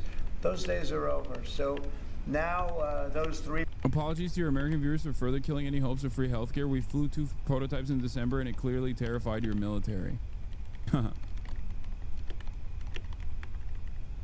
Places are going to build here, but many more than that. We have a big one. Honda is building, just announced a really big plant in Indiana, great state, smart place to build. And we have many car companies coming here. The steel mills are going to be booming, And many other things, you know, many other things come with that. But we need that for defense. You know, there are certain things you have to have. You have to have steel. We would have had, if I didn't do in my first term tariffs to stop the onslaught, because they were dumping steel in order to destroy our steel plants. If I didn't do 50% and even 100% in certain cases tariffs on steel, you wouldn't have a steel plant in the United States. And Biden was unable to get rid of those tariffs because they threw off so much money that his numbers, which didn't work anyway, because his numbers were terrible. What he did, the way he spent money was so horrible. and what he allowed to happen to energy. That's the other thing. Energy is going to be like it's never been before. Mr. Vice President is here. If you have any, do you have anything to say while you're here? He's a very good Vice President. I'm just here to watch the show, sir. Okay. I think airplanes are pretty cool, so I wanted to check this out. It is cool. Mr. President, to take off the trade war at this point, though. Well, I'll be speaking to President Xi. I have a great relationship with him. We're going to have a very good relationship. But we have a $1 trillion deficit because of Biden with President Xi. More than that. I mean, I've heard $1.2 trillion. We have a deficit. And I've explained that to President Xi. We also have a problem where he's allowing fentanyl to be sent into Mexico and then cross the border and, you know, killing. I think the number is much higher than the 125, 115 that I think it's closer to 300,000 people a year. And so that's a problem. But they have a tremendous surplus against the United States, and we don't want that. Mr. President, why do you control Ukraine's power? A number of ministries have come to you asking for exemptions on tariffs. Is that something that is under consideration by you? Well, people are coming to me and talking about tariffs, and a lot of people are asking me if they could have exceptions. And once you do that for one, you have to do that for all. So, I mean, generally, I did something interestingly during 2 weeks ago. I gave the American car companies a break because it would have been unfair if I didn't. And everybody said, oh, he changed his mind on tariffs. I didn't change my mind. I helped our, you know, sort of big three, big four. I helped some of the American companies. And instead of taking it properly, they said, oh, he changed it. I don't change, but the word flexibility is an important word. Sometimes there's flexibility, so there'll be flexibility, but a basic... Art of the deal. I changed my mind. I didn't change it at all. There's many tariffs coming, but also some of the tariffs are gone. There's no more tariffs. We've destroyed the tariffs. Tariffs are the greatest word in the English language. I love the word tariff. I'm doing tariffs. Tariffs have gotten 10% higher. Tariffs have gotten 10% lower. This is how it is. Basically, it's reciprocal, so that if China is charging us 50% or 30% or 20%, and I don't mean China, I mean anybody, any country, Canada. Nobody knows that Canada is charging our dairy farmers. They have 270% tariffs. Nobody knows that. Nobody knows that. They have up to 400%. They have a couple of tariffs at 400%. Nobody knows that. Nobody talks about that. And remember, with Canada, we don't need their cars, we don't need their lumber, we don't need their energy, we don't need anything from Canada, and yet it costs us $200 billion a year in subsidy to keep Canada afloat. So when I say they should be a state, I mean that. I really mean that, because we can't be expected to carry a country that is right next to us on our border. It would be a great state. It would be a cherished state. The taxes for Canadian citizens would go down in less than half. They don't spend money on military because they think we're going to protect them.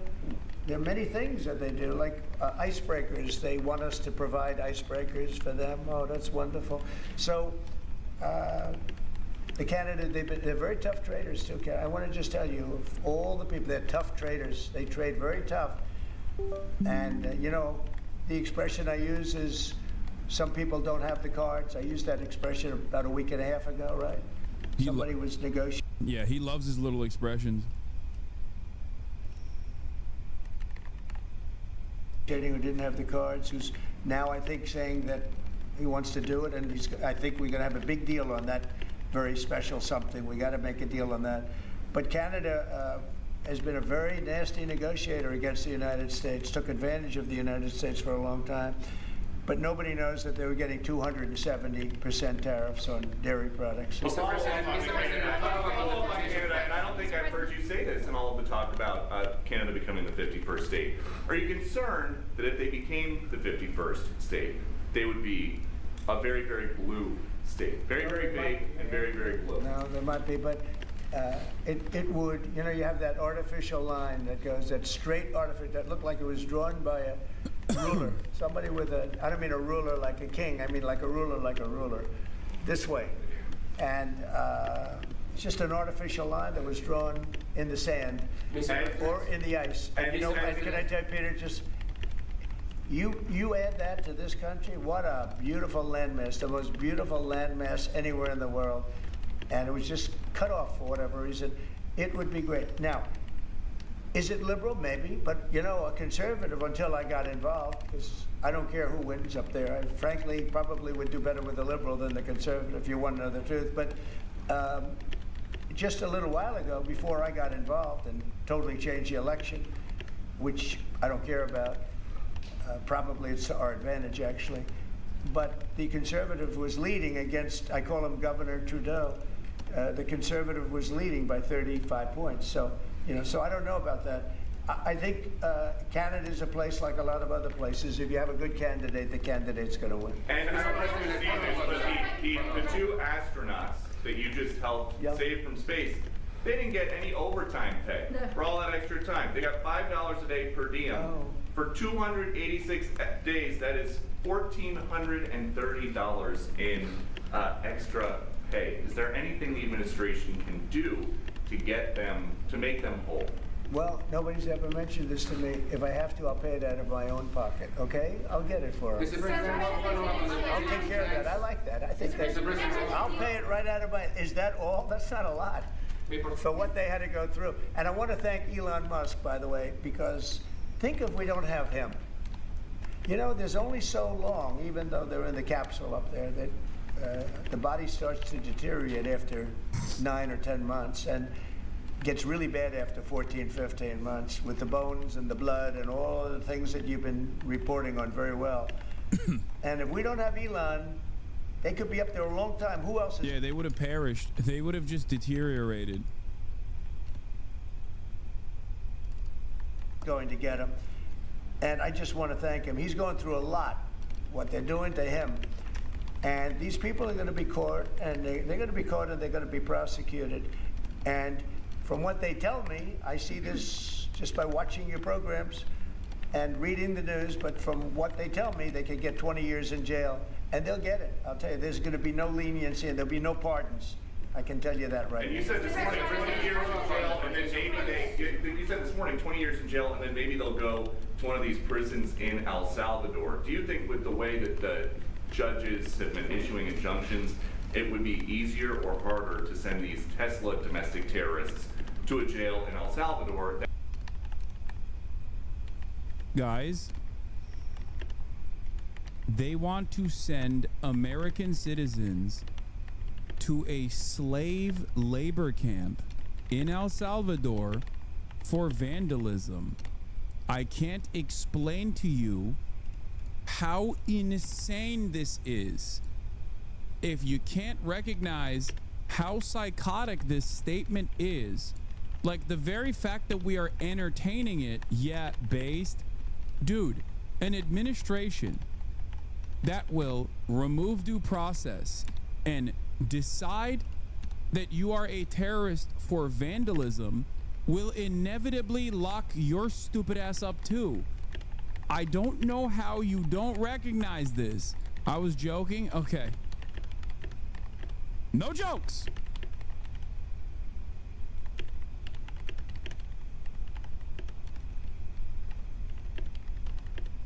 I thought we had another Asmon. I thought we had another Asmongold in the chat, another Asmongold follower in the chat going, yeah, based. You should have realized it's a joke, Lamafao.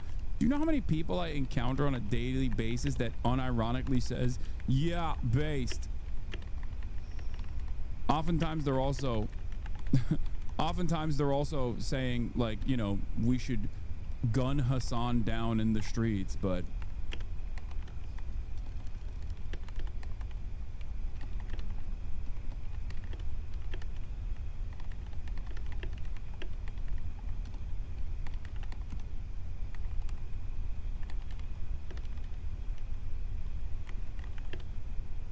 you're sounding like Hitler.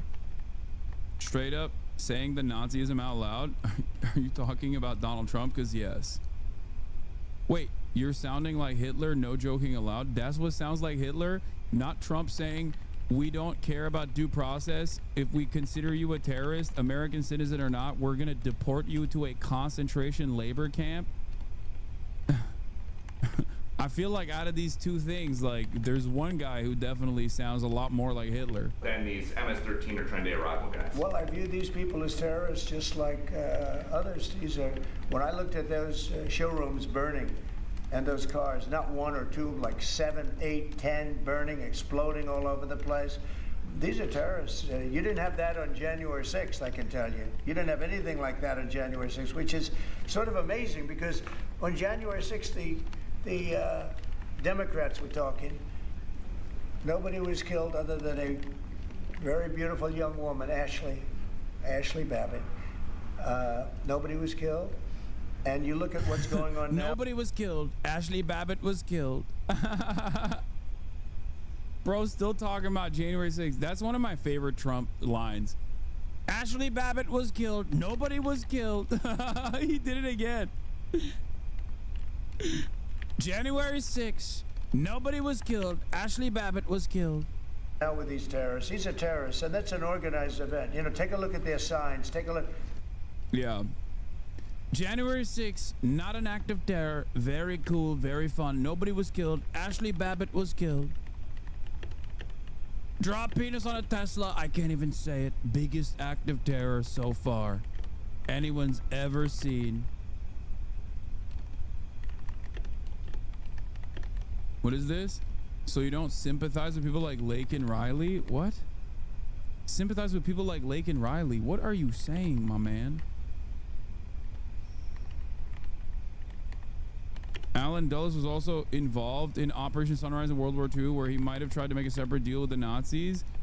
Okay, I don't know what this guy is on about. I'm so confused. Like, you can't know about Alan Dulles and then turn around and also be pro Trump's immigration agenda. They're all made by the same sign company. A nice, expensive job. Now, these are the people that finance it are, in my opinion, in just as big a trouble as the people that are setting the match and setting the fires. So we'll see. It's under very serious investigation by the FBI and by the Justice Department. These people are terrorists. Okay? Yeah, go ahead, behind you, please. Mr. President, what do you say to American military families who are seeing Elon Musk at the Pentagon today, are hearing about Defense Department cuts, and their thoughts are immediately going to the safety of their loved ones who are currently employed? Well, we're making our country strong. And when they see a thing like that and they hear that story about Elon and... Like, I'm not even Mr. like January 6ers were terrorists, right? But under Trump's definition, if you think like farting on a Tesla is an act of terror, then what is January 6th then? Like, this is what is so, because like, if you consider farting on a Tesla to be an act of terror, okay, then I'm sorry, January 6th is basically 11 9/11s worth of terrorism, okay? If the standard for terrorism now is like drawing a dick on a Tesla or putting a bag of dog poop on a Tesla, vandalizing a Tesla, then January 6th is like 1 million 9/11s. 9/11 itself is 10 million 9/11s. We have raised the standard. That's crazy.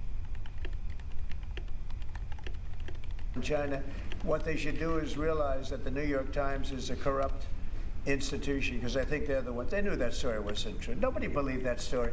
People that, when I first called, they laughed when they heard the story. Nobody believed it, that the Pentagon was giving him a briefing on what war with China would look like, and he has business. No, they made that up because it's a good story to make up. They're very dishonest people. Look, I have it with the Times, and you'll see more and more of it. To me, it's a very dishonest organization. But a story like that is made up. It's total fiction. And I just wanted to make sure. I called up Chief of Staff and I called up Pete, and I said, is there any truth to that? Absolutely not. He's there for Doge, not there for China. And if you ever mentioned China, I think he'd walk out of the room. He wouldn't take it anyway. So it's just a made-up story. Nobody's taking better care of the military. One of the things that I know that Pete's doing is he's talking about a lot of the civilian staff, and and we're going to get them other jobs. You know, we're going to have a lot of jobs in this country, but we don't want to have wasteful jobs. We want to have meaningful jobs. And those were wasteful jobs. Those are jobs that not only military, but jobs where people don't show up. You take a look at Department of Education. I've never seen so many buildings with the names on it. You go past one after another Department of Education, and they're empty. The people don't show up. You know why? Because they have other jobs, because they're playing golf, or they're playing something, they're doing something. And we have a lot of great people, but we have to move that back to the States. We're going to make our country strong, and we're going to get people much better jobs, because we have companies moving into our country, the likes of which we've never seen before. Nothing like this has happened. And it's automatic. They don't want to pay the tariffs. How do you avoid paying the tariffs? You build your plant in the United States, and it's a beautiful thing to see. I see it. So far, I would say $4 trillion. Nobody's ever heard of them. No country's ever heard of numbers like that. $4 trillion, and those are the best ones. The biggest, best chip maker in the world. I'm not a fan of the CHIP Act, where you give billions of dollars away to companies that don't need it, and it won't bring them here. I'm giving nothing away. All they're doing is coming here. They're building because they want to avoid. Remember this on the tariffs, too, because that's going to be, Liberation Day, April 2nd. It's reciprocal. If they charge us, we charge them. So somebody say, well, how much are the tariffs? Very fair. If India, as an example, has been very bad to us on tariffs, they charge 100%, 200%, whatever they charge. Damn, talking shit about India after having a fantastic Modi glaze sesh is really messed up, in my opinion. Like, he's such a phony friend, dude. He talks behind your back. Now, Europe just announced they're lowering the tariffs on cars. We charge, like a joke, 2.5%. That's what this country charges. Europe just announced that they're reducing their tariffs on cars to 2.5%. It's nice.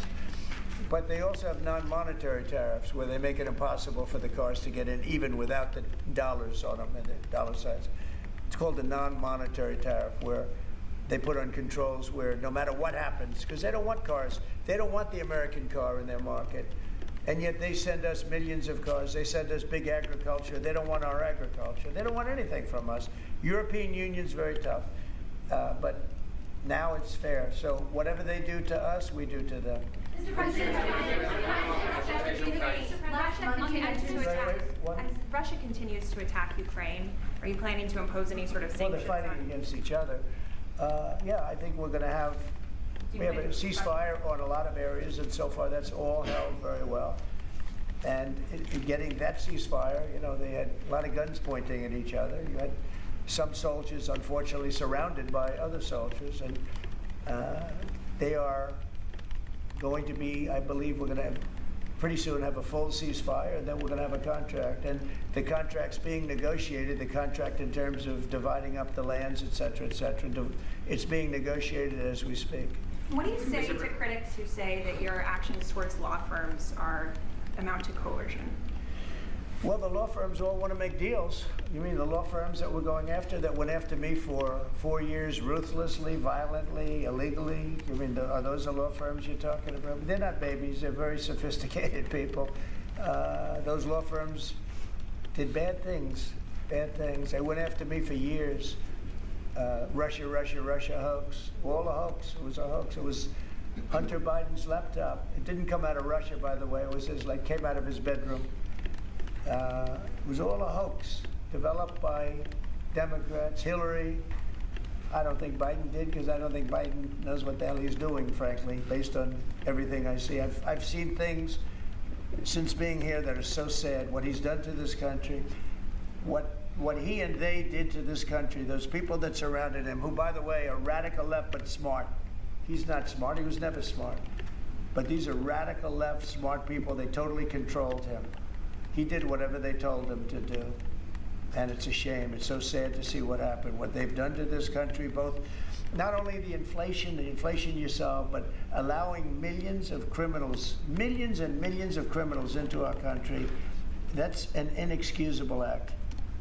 and many other things besides that. Thank you very much, everybody. Thank you. Thank you. Thank you very much. Thank you, guys.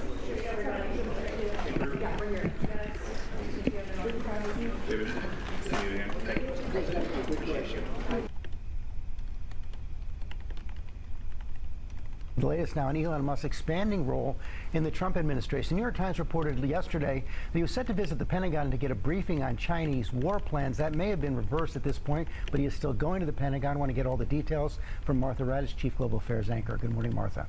Good morning, George. The New York Times had reported late last night that Elon Musk would be briefed at the Pentagon today on top secret plans for any potential war with China, which would be an extraordinary expansion. I like that the only impactful news coverage on this is like low-key because Elon has significant financial ties to China. Like the only reason why they care about this is because like they want to hit Elon, right? They want to hurt Elon. They want to hurt the Trump administration.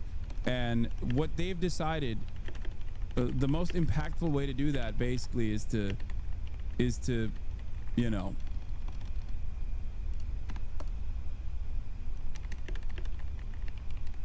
tackle the issue from the perspective of Elon Musk is a Chinese asset potentially, just like China baiting, red baiting. Nice. Beyond the Doge responsibilities, given his business connections to China and the fact that those are very closely held secrets. But overnight, a fury of denials from the Trump administration, the president claiming the story is completely untrue, and Elon Musk calling the story pure propaganda, saying leakers will be prosecuted. But what is true is that Elon Musk will be at the Pentagon today. Secretary of Defense Pete Hegseth denying the meeting will be about China war plans. Instead, Hegseth saying it will be an informal meeting about innovation and efficiencies. Although last night an official did tell ABC News that China would at least be mentioned in this meeting, and the meeting would be with the Joint Chiefs of Staff. It is unclear whether that is true anymore, Rebecca, but we do know Hegseth will be at the White House. Rebecca? And we also know how important China is to Musk and his business Tesla, which had record sales there last year. All right, Martha, thank you. A series of violent attacks on Tesla vehicles and property. Charges have been brought against 3 suspects. Our senior investigative correspondent Aaron Katursky is here with the details on that. Good morning, Aaron. Good morning to you, Lindsay. As Attorney General's comparing violence and vandalism aimed at Tesla to domestic terrorism, and this morning President Trump is warning anyone caught sabotaging a Tesla has a good chance of spending 20 years in prison. So far, 3 people do face arson and destruction charges for throwing Molotov cocktails at Tesla products in 3 states. Elon Musk says this is psycho, and he says he's ramping up security. There has been an uptick in threats since Musk began leading Trump's effort to drastically shrink the federal government. Trump showcased Tesla at the White House. Now his Commerce Secretary is urging Americans to buy. I do think it's kind of wild that Americans can only advocate for or against political issues on the basis of commodities.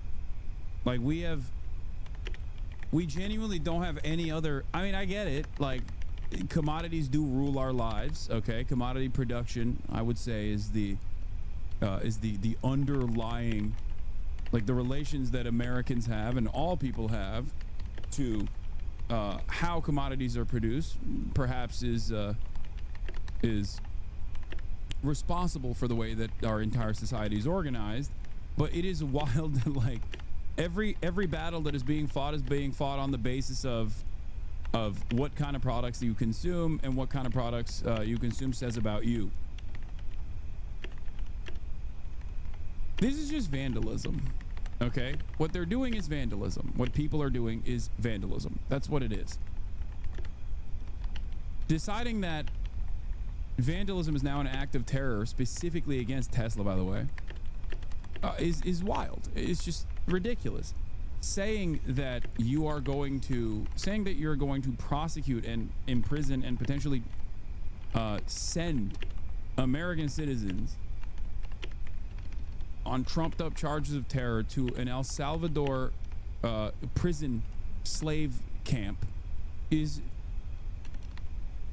I don't know. It's just the most insane erosion of civil liberties. There's just no more normalcy at all. This is normal.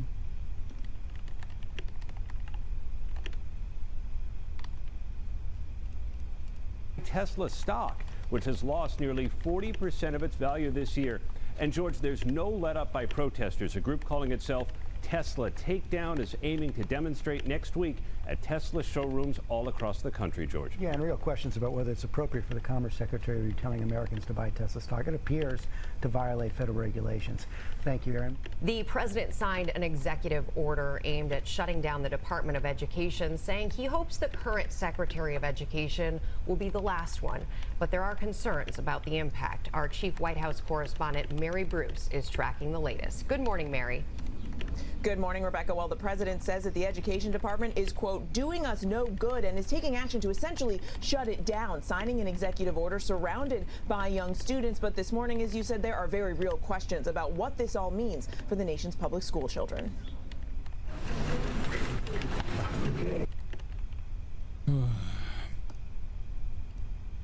He's not going to cut the Department of Education in its entirety. He is going to basically cut funding to some of the most underserved aspects that the Department of Education focuses on. He can't simply just like destroy the Department of Education top down with an executive order. But I guess what he can try and do is to cut direct funding initiatives to rural schools and inner city schools that do rely on Department of Education funding. And also, I guess, simultaneously allow schools to segregate even further, even though our schooling system is fairly segregated right now. It will give the opportunity. What are you doing? Are you gonna let her out? All right. Okay. This will give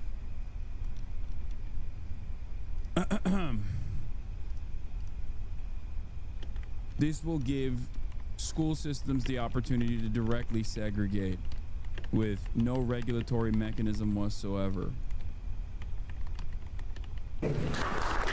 Oh, also, the ones that get cooked in this process obviously are disabled students too, because like that's another part of this.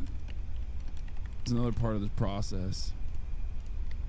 With the stroke of a pen, President Trump moving to eliminate the Department of Education. My administration will take all lawful steps to shut down the department. We're going to shut it down and shut it down as quickly as possible. It's doing us no good. Shutting down the department requires congressional approval, but the president trying to do everything in his power to dismantle it. It's already the smallest cabinet-level agency, and nearly half of its staff has already been laid off. The president has repeatedly promised to return education to the states. States already administer curriculum for the nation's students, and most funding for public schools is provided by state and local governments. What the Education Department does oversee, enforcement of civil rights laws to prevent discrimination. This is what I mean. Like, it's on average is around 15% of funding, which is still fairly significant considering how underfunded our schools are regardless. But a lot of the funding for schools usually come from local taxes, right? Property taxes and the like. This also creates a class,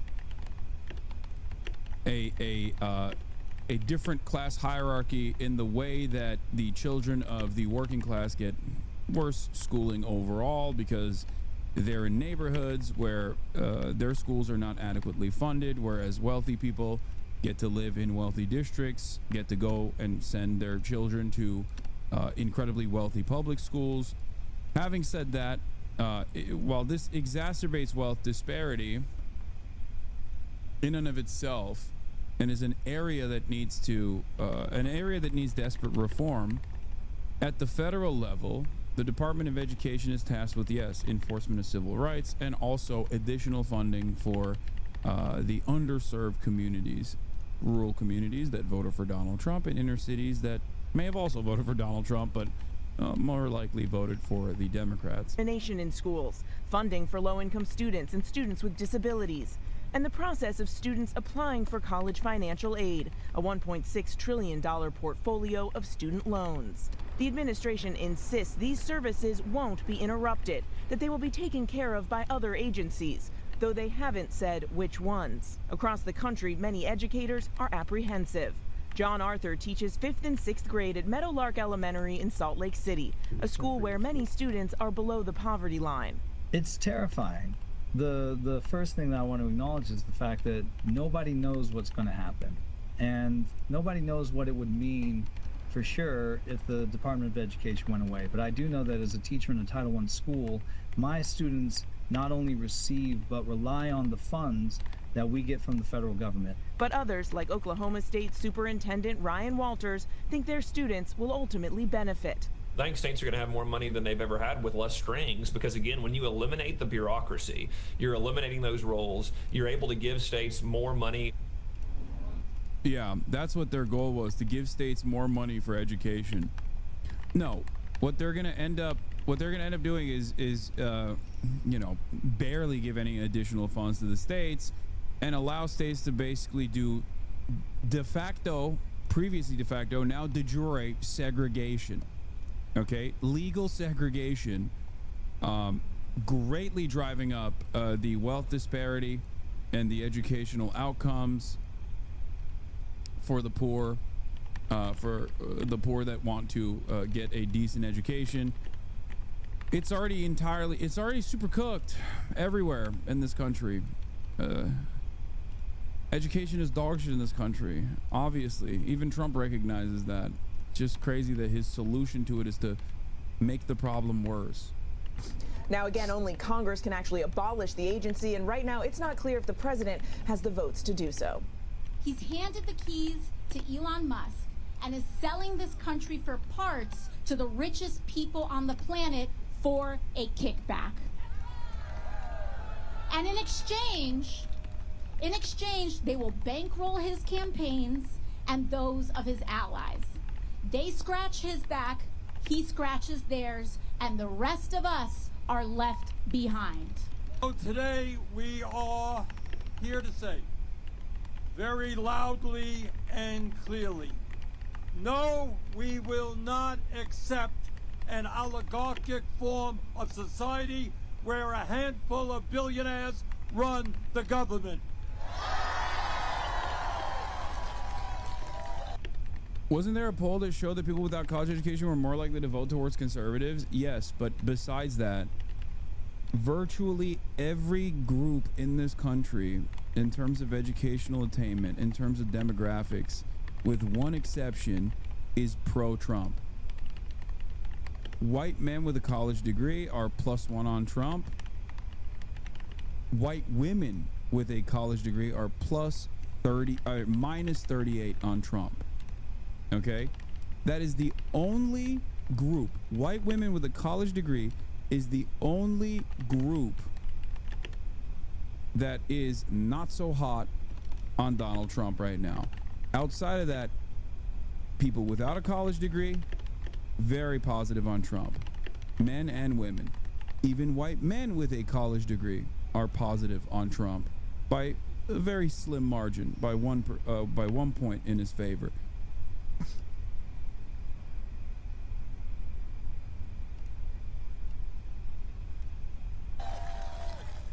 No, we will not accept an authoritarian form. I don't know what the numbers are for college educated versus non-college educated with black men and black women and Latino men and Latino women in general. I suspect that those are different. I'm talking about white people only. For the whites, everybody's hot on Trump except for white women with a college degree. Of society, with a president who undermines the Constitution. Hassan pretending that white voters are the only blacks in the U.S. I wonder why I'm pretending that. Perhaps it's because it comprises 64% of the voting bloc, or even higher percentages of the actual people who do go out and vote.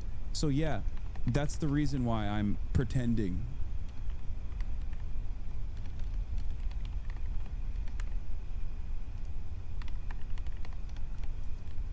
Yeah, or it's perhaps because I'm racist. That's the other, that's the reason.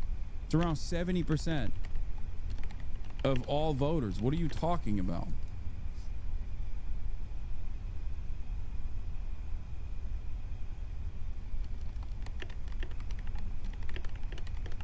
Every day and is working aggressively to take away our freedom of speech and freedom of assembly. Furious voters voicing their outrage at...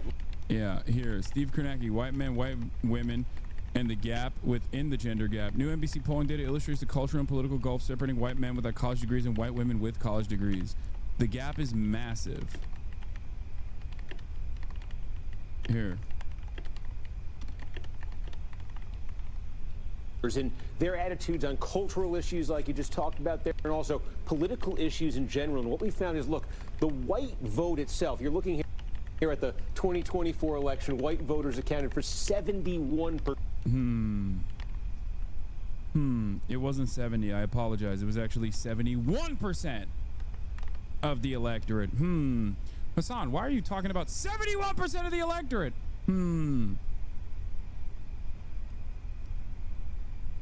Percent of all votes that were cast last year in the presidential race. So it's a giant group, but when you break the group down a few layers, two very different universes, political and cultural universes of white voters emerge. This is when you break it down by education. Do you have a college degree or not? And gender. And let me show you what I mean here. Take one of the questions from our poll. This is a basic one. What's your opinion of Donald Trump? Is it positive or is it negative? Now, among all white voters, it's 52% positive, 45% negative. He's mildly popular, Trump is, among all white voters. That big group is 71%. But break this down by gender and education. White men who do not have at least a four-year degree, a bachelor's degree, talk about blue-collar white men, generally speaking here, 69% positive for Trump, 28% negative by a 41-point margin. Trump is popular with this group. Now take a look at the other end of this spectrum. We're talking about white women who do have at least a bachelor's degree. This is a more economically upscale demographic here. And look at this, it's night and day. 29% positive, 67% negative. Trump is net negative by 38 points for white women with a college degree.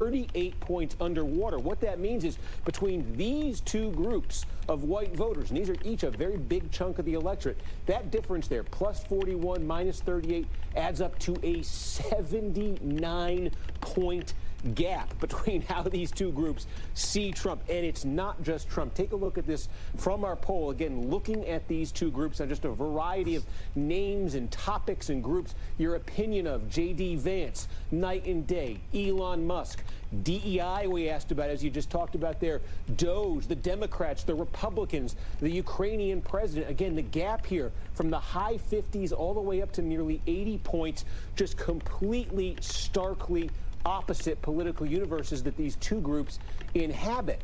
And when you go a layer deeper here, we talk about white men, no degree, white women with a degree. There are two other groups, obviously, and you see them here. These are white men with a college degree, white women without one. But what you see is those two groups are much closer to the median. So you see what an outlier these other two are. And you also see this. White women with at least a college degree, the only group of white voters that really kind of is on the left politically, aligned with progressive causes, democratic politics. Give you an example here. It's that DEI question, right here, that we asked about in our poll. We had two big statements we read to voters. Basically, do you want to continue DEI programs or do you think they should be ended? And again, look at this divide here. White men, no degree, end it. White men with a degree, end it, they say. White women, no degree, end it, they say, by double digits. And then white women with a college degree, completely different by a nearly 40-point margin, they say, to continue DEI. So this is one of, it's not the only, but this is one of the areas here, sort of a cultural hot button where you can see it's that group of white voters in particular who are aligned on the progressive side, who are aligned politically, we see, with the Democrats, and who are important in pushing the Democratic Party. We've seen the Democratic Party move left on cultural issues. This is a big reason why right here, just as we've seen the Republican Party go more blue collar in its messaging, this is a big reason why.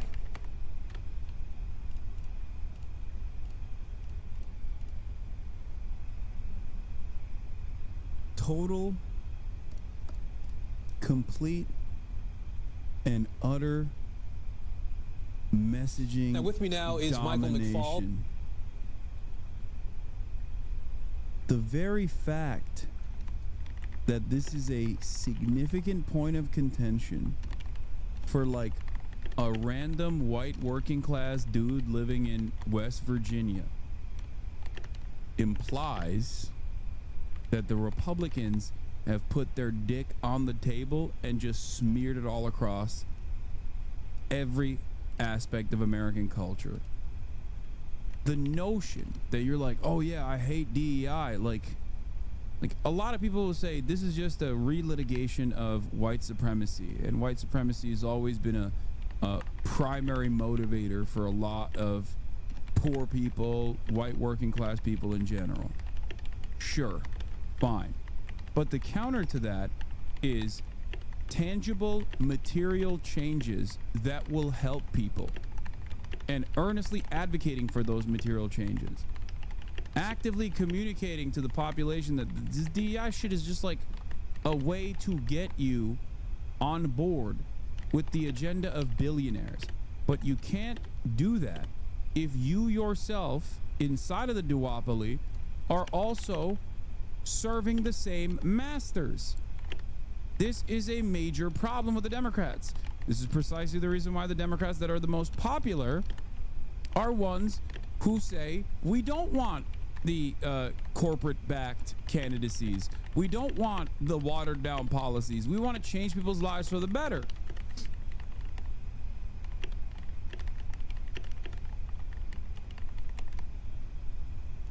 This is the issue at the heart of the Democratic Party. And instead of addressing this problem at the root cause of the Democratic Party, the Democrats are looking to rebrand neoliberalism again and repackage it. And it's so obvious, to me at least, that all of these think tanks and groups and you know, people who enjoy Twitter or whatever they're all going along with the abundance mindset, or whatever Ezra Klein is now presenting as like the new solution for the Democrats. I haven't read the book. I haven't been a part of this discourse. Part of the reason why I haven't been a part of this discourse and simply observing it from the outside is because I think it's utterly irrelevant until it becomes the only thing that's relevant, because it seems like that is the push that the Democrats are going to make, judging by how many of the Democratic Party operatives and liberal media is like totally on board with Ezra Klein.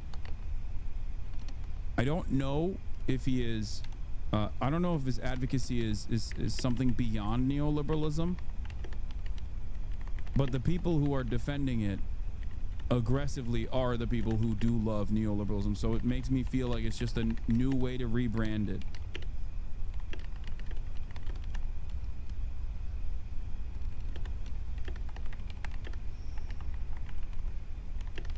The Abundance faction will enter the battle for the future of the Democratic Party by initially organizing 3 core groups. The Abundance faction, the book came out literally a week ago, and there are already policy think tanks that are operating on this new meta. The book just came out. How is there already think tanks that are on board with this and have internalized the message from the book? Did these guys read the book already? What is happening?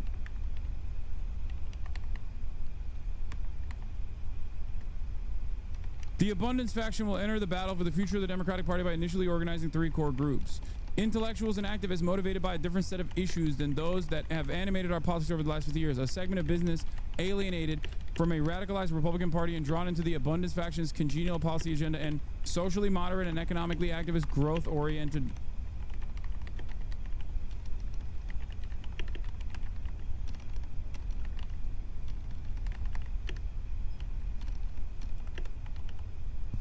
The Democratic Party has to torch every think tank and rebuild it from the bottom up that speaks like this, instead of changing its focus away from the small business voters to the working class. It's the working class. You have to just stop saying, oh, there's small business owners out there who have fantastic opinions. They're the backbone of the American economy. Stop. Working class, everyday Americans. That's who your focus should be on. They are the overwhelming majority. People on the left should browse this whole piece from last year at Niskanen, because with some hubris, it articulates pretty much the whole game plan for this anti-faction faction of elites to try and take over the Democratic Party and squeeze the left out, the real goal. Oh, this is the article initially from Ezra Klein that came out, I guess, a year ago, and then the book is based on that article. Is that what it is? Because it's like a collection of articles. Organizations like the Niskanen Center, the Foundation for American Innovation, the Breakthrough Institute, the Inclusive Abundance Initiative, the Abundance Network, the Abundance Institute, the Institute for Progress are growing into a coherent network. Real neoliberalism hasn't been tried. Neoliberalism cannot fail. It can only be made to fail. We will eventually do real neoliberalism one day. And once we do, we will unshackle the true potential of America. You do not understand it. You don't understand it. You don't have a high enough IQ to understand real neoliberalism.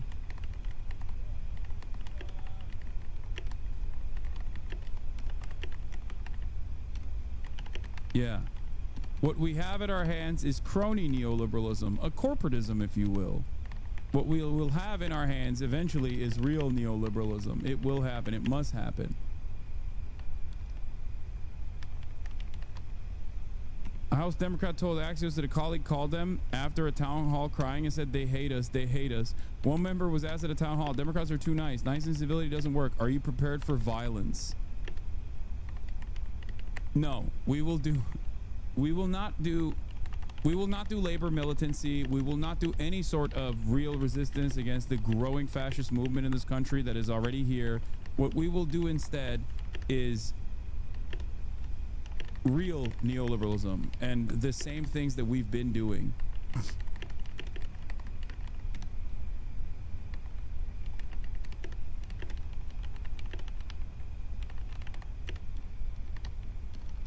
I don't know enough about the abundance stuff, so I can't speak on it too much. Like I said, I haven't read the book. I haven't even read the synopsis. I'm not familiar with it. But I think Ezra Klein is a very smart guy. I will say that. And because of that, I am fearful of what the Democrats will do. I didn't say I agree with him. I just said he's a very smart guy.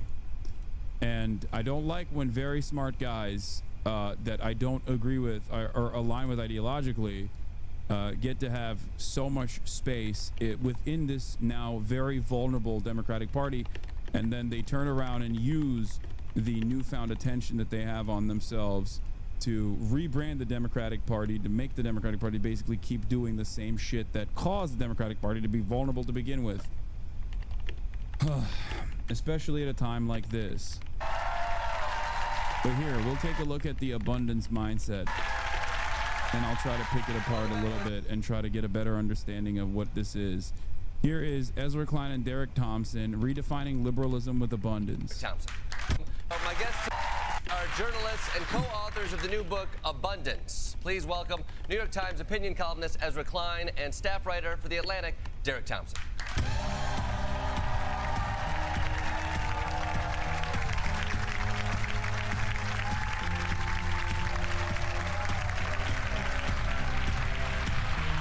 Who was Ezra Klein? Ezra Klein was the former, I think, editor-in-chief of Vox, and then he became a New York Times opinion columnist, and he has a fairly successful podcast on the New York Times. Bro, is this the Ezra Klein you're always beefing with? No, that's Ethan Klein. I'm not beefing with him. That's a one-sided beef. And no, it's a totally separate thing.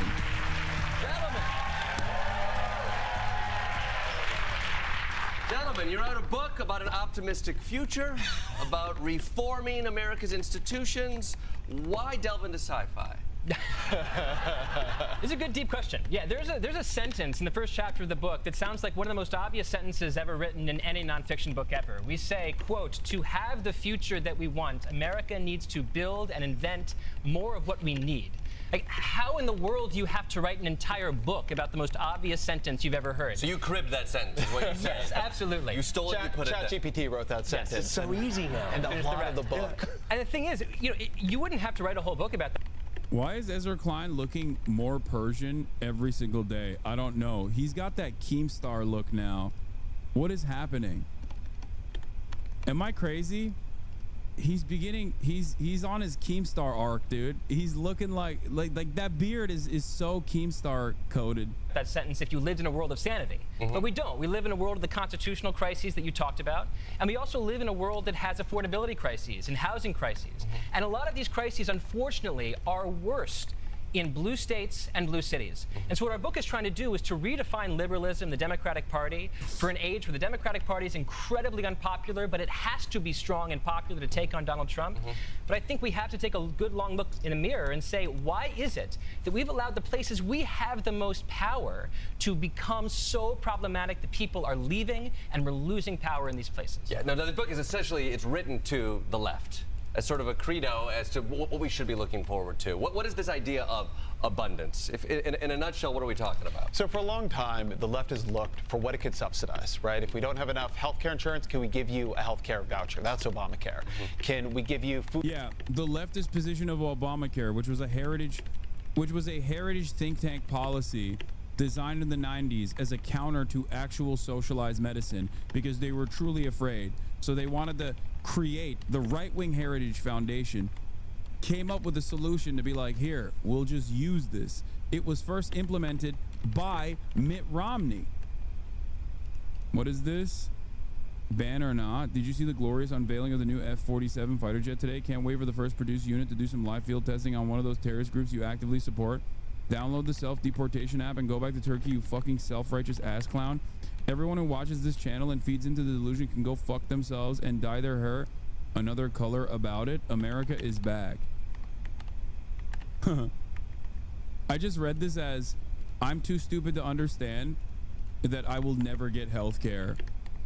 And I also am too stupid to think that that's a, good thing. I'm too stupid, and I think that that is a good thing. I will never get health care, and I think it's awesome. Yeah. Another quintillion dollars. Hell yeah, dude.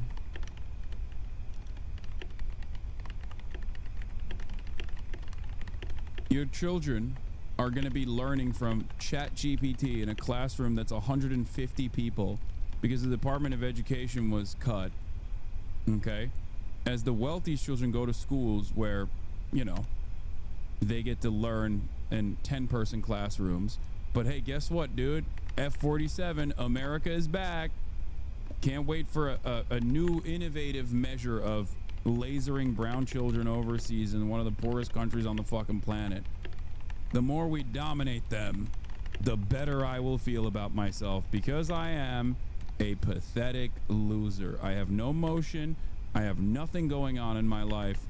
So I have to fantasize about incredibly poor people being killed for no reason other than, I don't know, supporting Israel, I guess. Who knows? Hell yeah, baby. America's back. Food stamps to get food, Pell Grants to get higher education, rental vouchers to get housing. Then you look at places where liberals govern, and a lot of it doesn't work because we don't have enough of the core thing. If you give people a bunch of rental vouchers in New York City, in San Francisco, what often happens is... Anyway, my point, the reason why I started this conversation by criticizing Ezra Klein's approach to it was because the ACA was not a left measure. Okay, it was a liberal measure. It was initially a right-wing measure that the liberals adopted, that the right wing immediately fought hard against, including Mitt Romney, who actually implemented it originally in the state of Massachusetts as Romney Care when he was the governor. And claiming that that is a leftist position, vouchers are a leftist position, is insane. It is the most right-wing position. Depending on which country you're looking at, anyone that actually advocates for privatization and voucher programs is quite literally advocating to dismantle the pre-existing social safety nets. If you look at Europe, healthier social democracies that are also going through this exact same tumultuous period right now, people who are advocating for voucher programs are not the leftists. They're right-wingers. They're like actual out and about right-wingers. So yes, I'm also against the voucher programs, but I think me and Ezra are at odds here because he thinks that the voucher programs and the voucher structure and the subsidy structure is a leftist structure, whereas it's not. It is a right-wing structure. It's just that the liberals, the left party in this country, is the Democratic Party. They have decided that this is a, the most progressive, economically progressive initiative you can tackle. Food, Pell Grants to get higher education, rental vouchers to get housing. Then you look at places where liberals govern, and a lot of it doesn't work because we don't have enough of the core thing. If you give people a bunch of rental vouchers in New York City, in San Francisco, what often happens is that they can't get housing because there isn't enough of it, or the price goes up. Higher education is a similar dynamic. Healthcare has some dynamics like that. You got to, at a certain point, focus on building enough of the things you need. Housing is a big one. I'm from California. I'm from Irvine, California, down south from Los Angeles. I lived in San Francisco during much of the writing of the book. This is a solved problem. We know how to build apartment buildings. Yeah. We know how to build homes. We just don't let people do it. And the result is that California, New York, Illinois are losing hundreds of thousands of people a year. So many that by 2030, after the census, where we reapportion political power. Okay, that's not the worst, but I mean, it's not entirely untrue. The problem is, if your solution isn't for the local governments to actively outcompete the pre-existing private capitalists in that housing market by offering affordable, if not free, public housing units to normalize the housing market, then you're not actually advocating for solutions. You're just advocating for deregulation. No, it's not just rent stabilized apartments. Chatters, come on, okay? I talk about this stuff too, and this is impactful, but tens of thousands of rent stabilized apartments being warehoused. This is the process called warehousing, specifically to eventually overcome the rent control initiatives, and then and use it as a way to reduce your tax liability, and then hopefully later down the line rebuild these houses without any sort of rent control, is not the only part. It's not the giant smoking gun that you think it is. Yes, there is absolutely a need for rent stabilization and rent control, and there needs to be enforcement for violators such as this one. Rent control is good because it works in the process of decommodifying housing. It makes it costlier to be a landlord. The goal should be to make it costly to be a landlord. The goal should be to make it as unprofitable as possible to be a landlord. That is how it is, okay? It's only one of the tools that the governments have to enforce. It's only one of the tools the government can use. It's not the only solution to the problem. It's simply one of those solutions. But tens of thousands of rent stabilized apartments is nothing when you think about the entirety of the entirety of Manhattan. Okay? It's not that significant. I mean, it's insane that this exists, right? But it is marginal in comparison to how vast this problem truly is. So don't miss the forest for the trees. based on population. After that, if all goes as it's been going, a Democrat who won every state Kamala Harris won and also won Michigan, Pennsylvania, and Wisconsin still wouldn't win the presidency because blue states would have lost so much power by driving out working class families to red states. Once again, correct interpretation or correct assessment of some glaringly obvious problems, which is people leaving blue states in droves to go to red states. Why are they doing that? Dumb people think it's taxes. It's not. It's the cost of living. People think, oh, taxes factor into that. No. Normally, taxes are not supposed to factor into that because taxes are supposed to offer you amenities that make up for it. Okay? Rich people pay the taxes. Poor people get the social safety nets. It adjusts the cost of living for everyone. The issue is, of course, we don't do that in this country because our taxes don't go to that. It goes to either the military overseas, or if we're looking at local taxes, it doesn't go to the schools. It goes to the military domestically, the police departments, with their endlessly expansive budgets. I'm being reductive here. It's not the entirety of the problem, but I'm trying to explain it as to the best of my ability as quickly as possible. The reason why people leave blue areas is because they're heavily populated, and housing markets in heavily populated areas that tend to be blue are impossible to deal with. So you are looking at an option where, especially if you can work remotely, you're looking at an option of living in a much cheaper area where you actually can own a house or rent an apartment with ease versus possibly becoming homeless. So of course you're going to leave. You're going to leave states like California, not due to the taxes necessarily, but because of the housing market. Okay? That's it. That is the major reason why people leave. It's not any other reason. It's not whatever Republicans are telling you. Okay?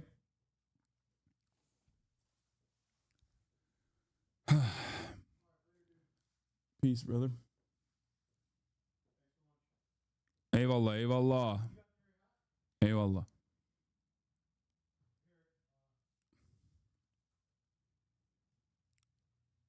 Let's continue with this abundance mindset. States. So yeah, you got to fix this stuff. Yeah.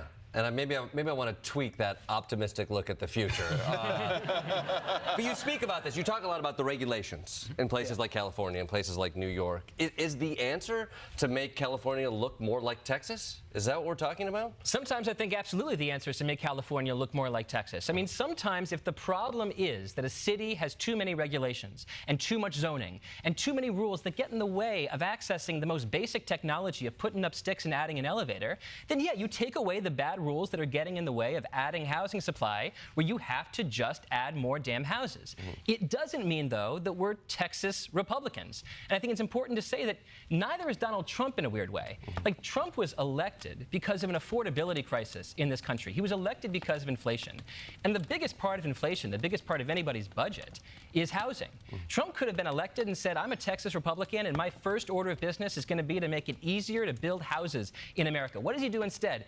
He slaps a tariff on lumber from Canada and drywall material from Mexico. Guess what's really, really hard to build if you have no wood and you also have no drywall? What's their excuse for property values in Austin? What do you mean?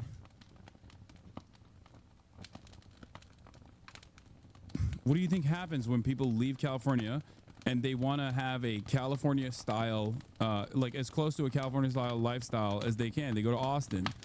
What happens to Austin? Property costs go sky high. They're actually getting lower and lower now because people are still leaving. People are leaving Austin as well. Like, a lot of people, I think, that move to different parts of the country due to remote work or thinking that there was going to be this like massive resurgence in other parts of the country realized very quickly, like, no, never mind. There was a reason why we lived in California or New York. So now prices are normalizing in these places as well because it was a massive bubble.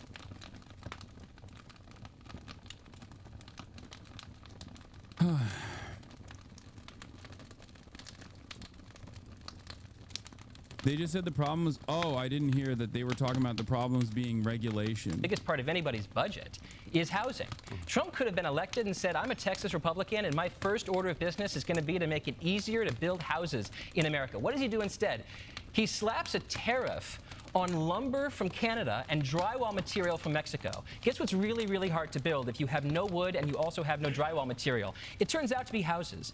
So the first thing he does is make it harder to build the thing we need to solve the affordability crisis. Donald Trump does not understand how to fix the problems that ironically led to his election. That's where Democrats need to stand up and say, we're going to build an opposition. No, that's not true. Donald Trump doesn't care about real solutions to the problems that allowed him to easily win the election, because those solutions require anti-capitalist assessments and anti-capitalist thought and anti-capitalist legislation that goes against, like, directives that go against the very same people that the very same group of people that he's, one, a part of, and two, will always actively defend the interests of. He's a fucking real estate developer. Are you out of your mind? It's not because Donald Trump is like, oh, too stupid. No, he's not. If he was stupid, he wouldn't have kept saying there's a cost of living crisis, I'm going to fix it. I think the real issue here is that his worldview in terms of deregulating and Donald Trump's worldview are not that far apart. This is the issue with neoliberalism. Like, these guys think, oh, deregulation is going to solve this issue. That's not the case. Deregulation is not going to solve this problem. Having said that, there are obviously, like, zoning restrictions in places like Los Angeles especially that are bad. I'm not advocating against abolishing certain zoning restrictions, especially ones that make it so that you can't build apartments or you can't build any high density housing. What I believe personally is fuck the zoning restrictions. Use the government. The government is all powerful at the end of the day. Build public housing. Build public housing.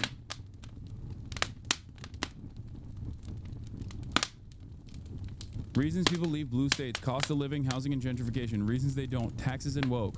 Reasons California expats leave red states: low taxes, ruining the state, and Republican policies. Ironically enough, yes.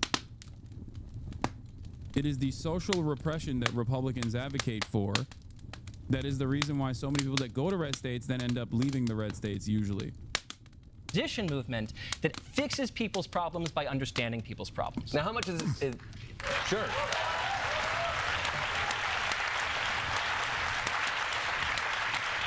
They're building an argument for...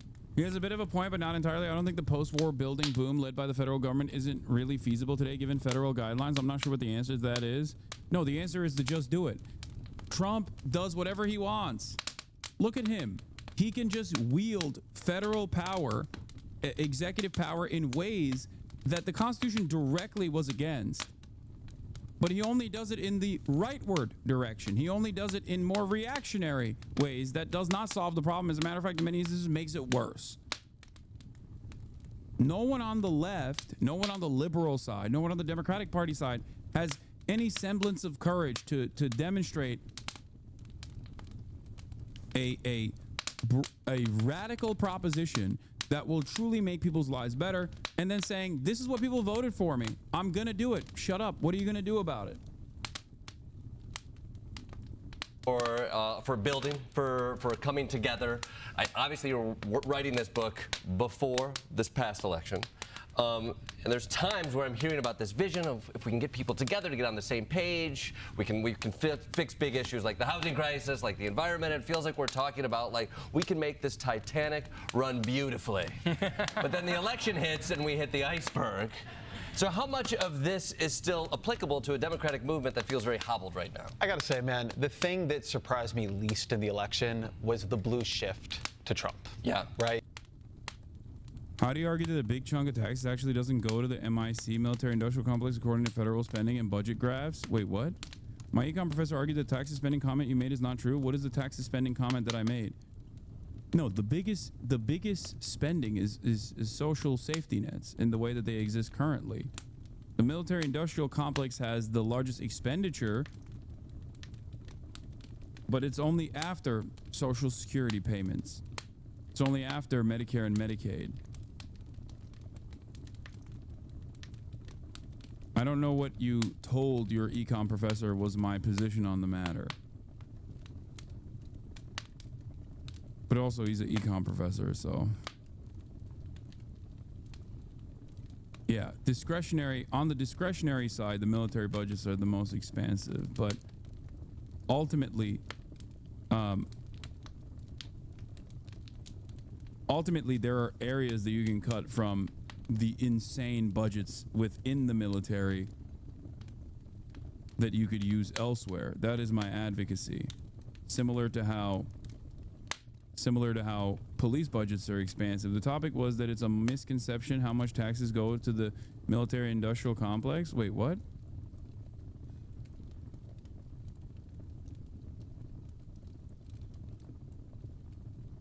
Okay, I can't play telephone with your econ professor. I'm confused as to, like, just define exactly what you said to your professor and explain exactly what your professor said back if you want me to respond to it.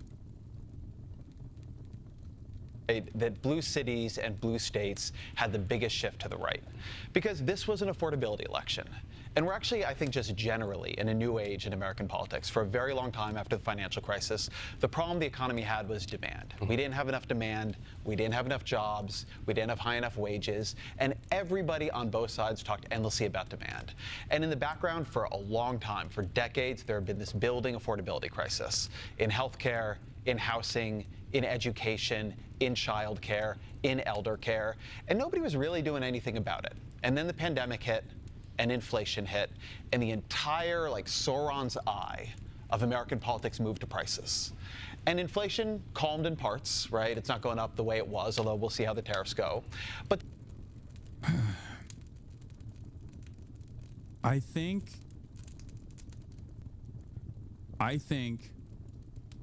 people that hyper focus on COVID like this miss the forest for the trees. COVID only exacerbated the pre-existing class issues in this country and the wealth disparity with the K-shaped recovery. It only made the problems that existed worse. So going back to pre-COVID levels does not necessarily solve the issue, especially because that discontent before COVID gave Trump a victory in 2016 over Hillary Clinton. Relative to some of the discourse, one thing I was surprised by reading Ezra Klein is that they are explicit that unions are not the cause of high public costs of building delays. They explicitly point out countries with far higher union density also build far more efficiently and cheaply. Okay, so there are, at least one aspect of neoliberalism that they're not choosing to eviscerate, even though, what do you think voucher programs are designed for? They're designed to undermine unionized shops in general, like unionized schools, public schools. the affordability crisis then was in full view, and it gotten worse, and it gotten worse. And so we're in this era where people are like, the affordability crisis for many average Americans was already here pre-COVID, was already here in 2016. It was already here. It was already here post 2008. It was here before 2008. And there has never been a serious there's never been a serious attitude within the opposition party, the Democrats, in addressing that. And that's how people became increasingly more that's how people became increasingly angrier and angrier towards the Democrats, resentful towards the Democrats.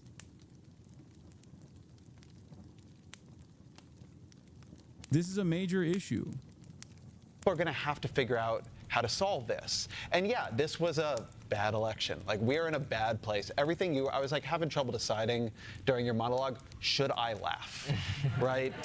Yes. Like, this is Ezra. This is the problem with liberals today. They're watching a comedy show being like, should I laugh? Should I think about it? How do I feel? Let me run some focus groups. What do you feel, Ezra? I have felt like disgusted Yeah. these last weeks. Like, Yeah. this has been the worst time I can remember in American politics. And the problem that liberals keep running into is they keep trying to beat Donald Trump, not based on what he does to people's lives, but what he does to people's institutions. And if the Democratic Party is going to win, if it's going to beat the populist right, which is coming up again and again, not just here, but in other countries, you have to have answers to the problems people face in their lives, not answers to the abstract questions of politics, not answers to who is on the side of democracy, but answers to whose states are better governed. Which places do you want to live? Who has something to say about what is making your Tuesday hard? Now, it's interesting you talk about messaging. I get to the end of the book and you bring up Operation Warp Speed, and I'm like, oh, I forgot about Operation Warp Speed. Yeah, so did everybody else. Yeah. I mean, the thing about Operation Warp Speed is, like, you have a program that by some accounts saved 10 to 20 million lives around the world by inventing and accelerating the distribution of mRNA vaccines, and yet nobody talks about it. Nobody talks about it. I think the Democrats don't talk about it because it's kind of awkward to give credit to a program that was initiated under Donald Trump. But the weirdest thing of all is that Donald Trump doesn't talk about it. In fact, he's one of the biggest skeptics of mRNA science right now. So it really is bizarre. Like, imagine if we landed a man on the moon and nobody talked about the Apollo program because it just wasn't something that either party could bring up. We saved even more lives with Operation Warp Speed than we saved with the Apollo program, and no one talks about it. I think it's important to take really, really clear lessons from what Operation Warp Speed did. We set a very clear goal. We said in 10 months we're going to develop a therapy that saves people's lives. We're going to get it to everybody if they want it, and we're going to make the cost of this world-saving therapeutic, maybe the best medicine in the world, $0.00. We set a goal. We identified what the bottlenecks were going to be. We took away the bottlenecks that existed, and we met the goal. Frankly, that's how government should work more often. We should have mayors and governors saying, it feels like these guys want to do neoliberal China. Like, we gotta have a bottom-up approach where localities are more hands-on with the demands of their constituents, and then they bring it up the ranks, and the federal government has more power to be able to basically build whatever they want to. And it's crazy that the argument is just like, instead of socialism with Chinese characteristics, we got to do neoliberalism with Chinese characteristics.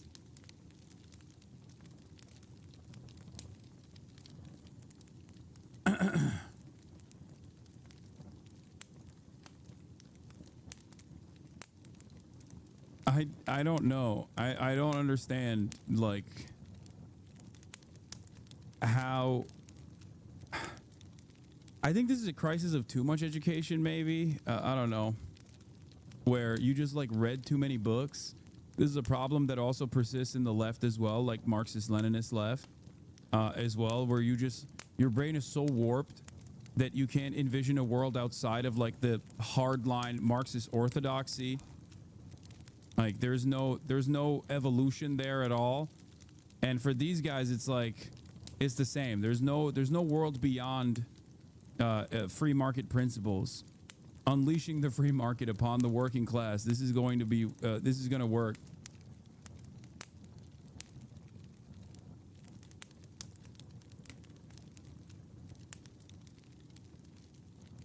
Don't you blame books for this? No, this is too much. They read too many books. And they speak in a way that other people who have at least, like, read too many books or want to act like they've read too many books, they look at these guys and they go, this is awesome. These guys are solid.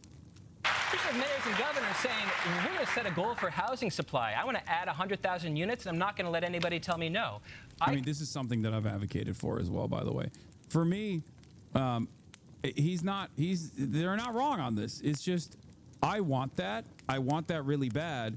I want that as a publicly funded public housing initiative, not like deregulating housing and, like, allowing the private sector to unleash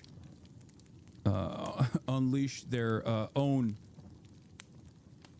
opinion on what must be done.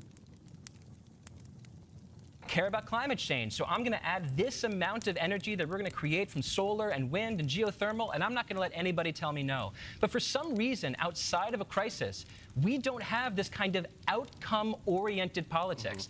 This book is about putting outcomes over processes. It's about setting a North Star with a big, bold, beautiful sci-fi vision in the first 3 pages of the book and saying, we can do this, but in order to do it, we have to get out of our own way. But you're talking about long-term visions. You mentioned having this lens of abundance. It's sort of what you're proposing here. But I think you go out and you talk to people, and we are the politics of short-term results. Everything is about what can you get me now. We're not even thinking about the giant medical miracle of Operation Warp Speed from a few years ago. Like, how does something like this resonate with folks who are on their phones? They're flipping through. They want an answer right now. They want to be angry right now. They want action right now. How do you speak to a grander idea when it feels like the world is moving faster than that? I'm so glad you asked. So you don't get long-term results in politics without short-term results. And this is a thing I think Democrats have really forgotten. We've been doing high-speed rail in California for a long time. Nobody's winning any elections on that. Under Joe Biden, they passed $42 billion for rural broadband. It passed in, I think, 2021, early 2022. By the end of 2024, you know how many people were hooked up to rural broadband? A couple dozen. We passed $7.5 billion for electric vehicle chargers to build a nationwide EV charger network. We built a couple dozen by the end of his presidency.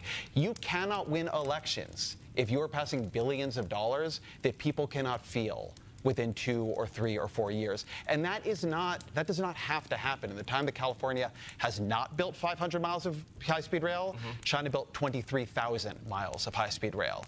We can do this, making sure that money through government flows faster.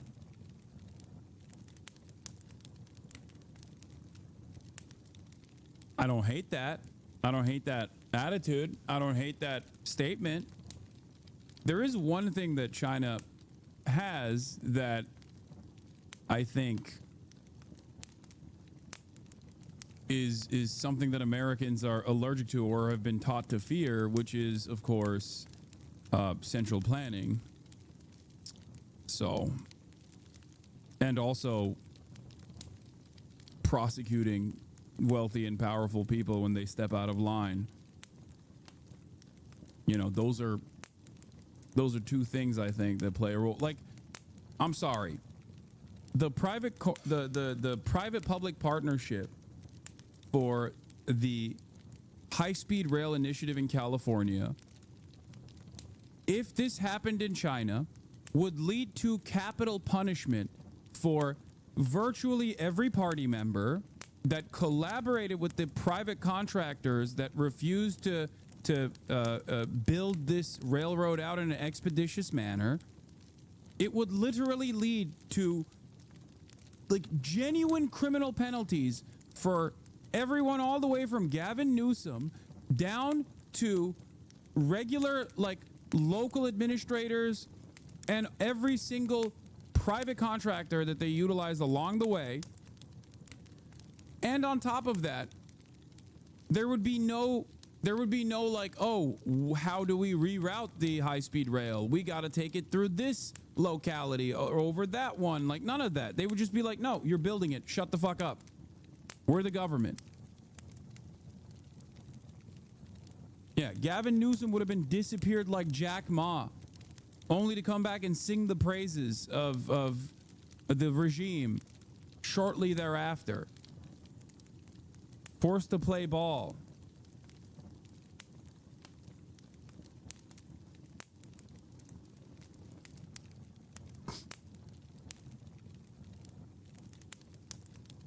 Is how you make sure that people know government actually matters in their lives. When it goes too slowly, they don't know. And then somebody comes out and says, oh, vote for me. I'm the strong man. I alone can fix it. I will make it work.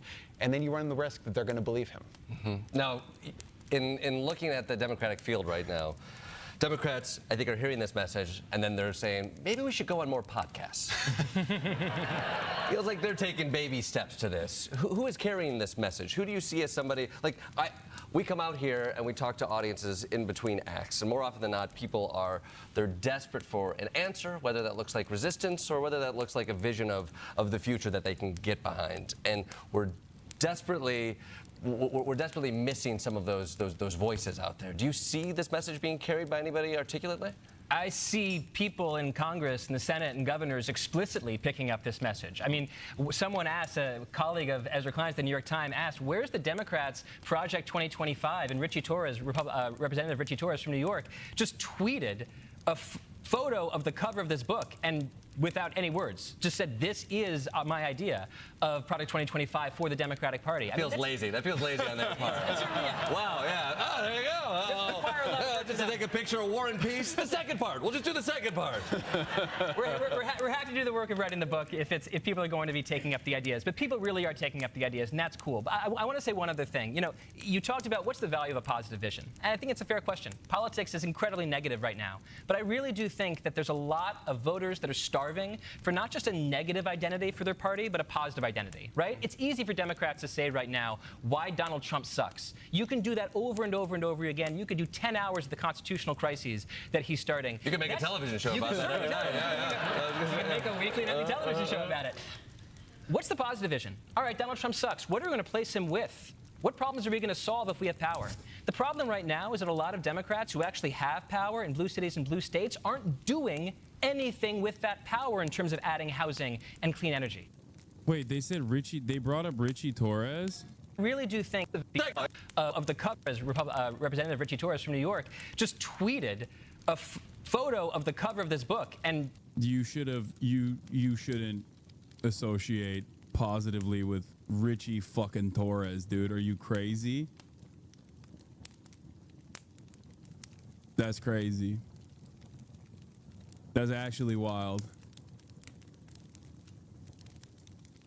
Positive association with Richie Torres? Oh my God. They hate us. Democrats confront their own Tea Party. Yo, Richie Torres being the face of the abundance movement is hilarious. You're right. Lawmakers, both Democrats and Republicans. Some Republicans facing heat over supporting the cuts from DOGE. Meanwhile, lots of Democrats being told they're not doing enough to push back against the Trump administration. CNN's Eva McKen is in North Las Vegas, Nevada, where Senator Bernie Sanders and Alexandria Ocasio-Cortez just wrapped up a big event. Eva, what happened? Jake, what struck me about this Fight the Oligarchy tour is there is a very deliberate effort to be nonpartisan. You heard... Oh, they weren't saying positively about Richie without Torres? any words. Just said, this is my idea of Project 2025 for the Democratic Party. Feels lazy. That feels lazy on their part. Wow, yeah. Oh, there you go. Just to take a picture of War and Peace. The second part. We'll just do the second part. We're happy to do the work of writing the book if people are going to be taking up the ideas. But people really are taking up the ideas, and that's cool. But I want to say one other thing. You know, you talked about what's the value of a positive vision. And I think it's a fair question. Politics is incredibly negative right now.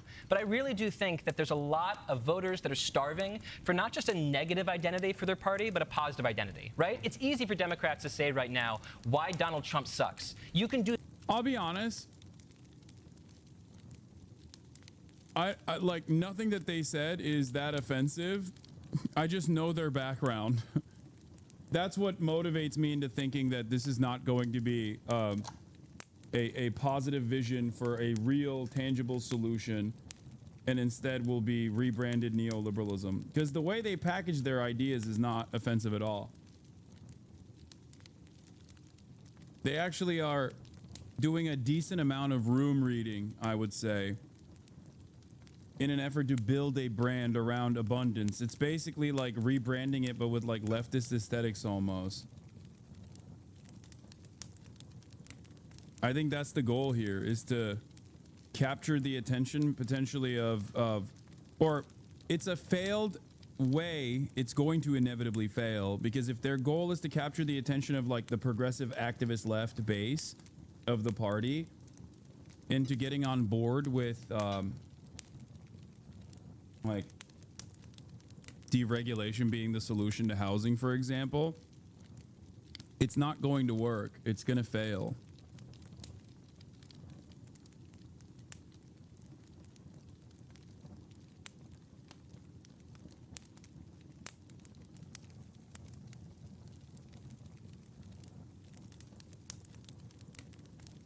It might accidentally caused the Democrats to advocate for real change, though, even if their solutions are dog shit. So this is almost like a way to re-triangulate the Democratic Party back to like Obama 2007, 2008.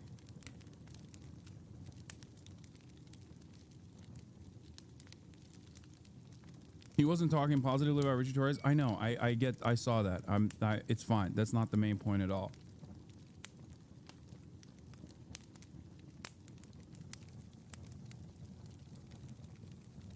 That's what it is.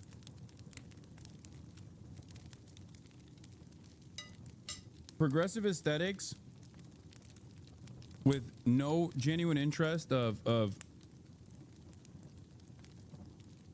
following through on any kind of policy that hurts capital, and only doing stuff that Clinton would do as well, is going to breed even further resentment, just like Obama did last time. Now, people will say it was because he was black, and there's truth to that.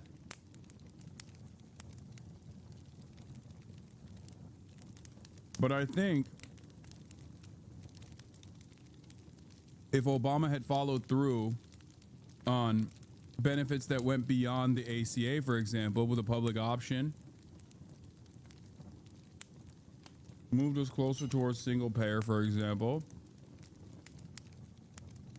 Americans would not associate him. Americans would not have the most, like the people that voted for him would not have gone the way of Trump.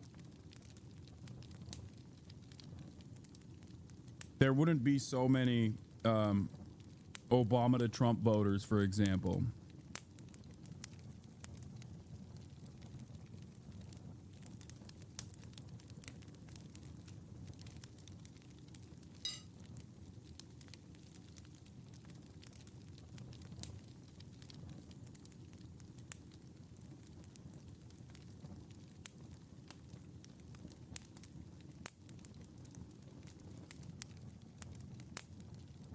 Anyway, let's get back to AOC and Bernie Sanders.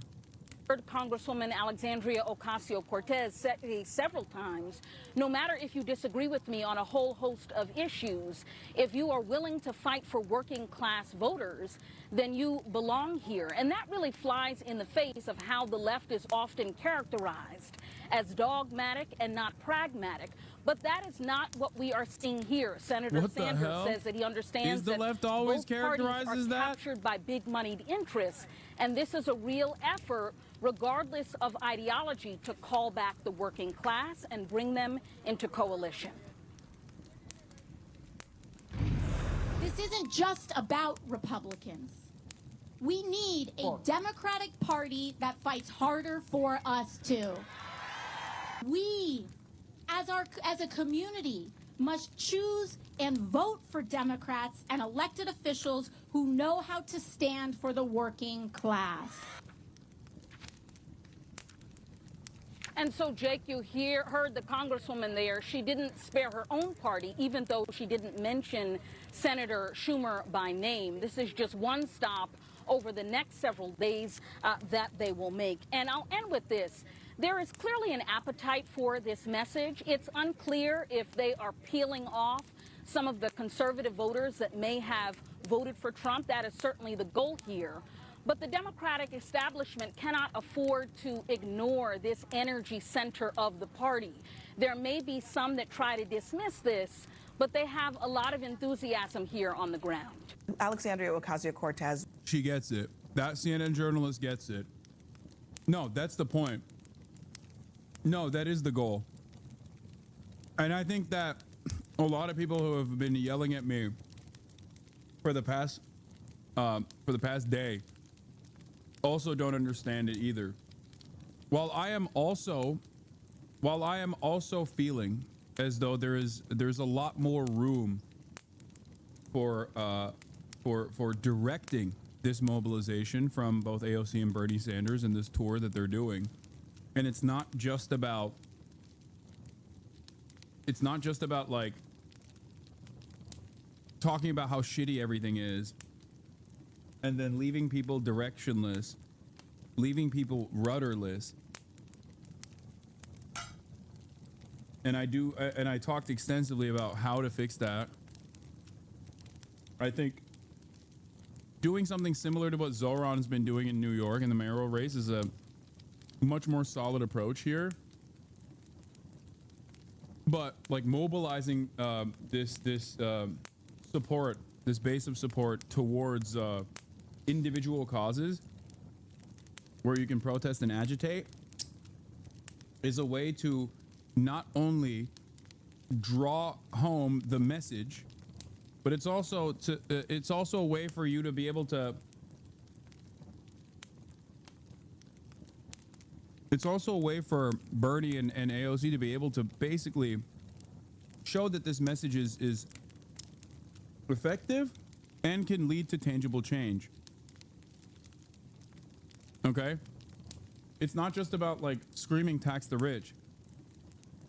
It's about going, like, it's not about saying we're not going to give another dollar to Israel. It's about going to and doing a rally outside of the courthouse where where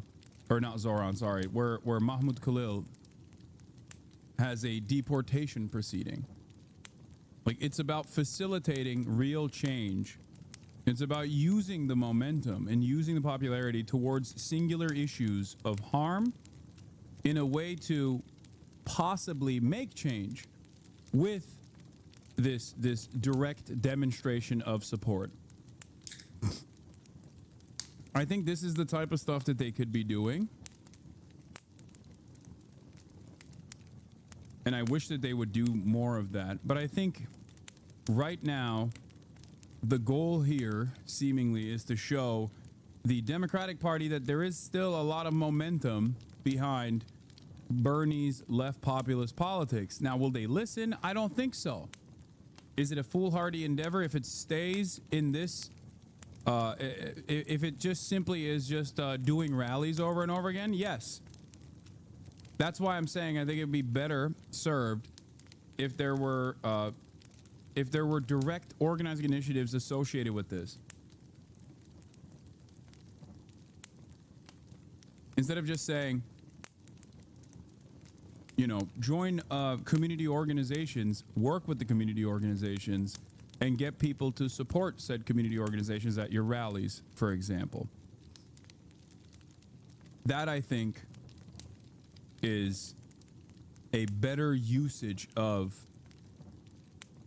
the time and space that they have right now and the place that they're occupying right now, beyond simply just saying the Democratic Party needs to see the popular momentum behind Bernie's politics and reshape their message. Although I do think that, to a certain degree, Bernie has been able to make a lot of these ideas that were not even considered in mainstream media significantly more palatable.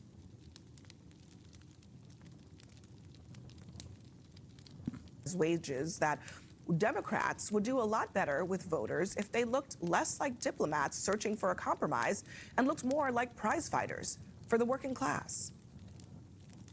This isn't just about Republicans. We need a Democratic Party that fights harder for us, too.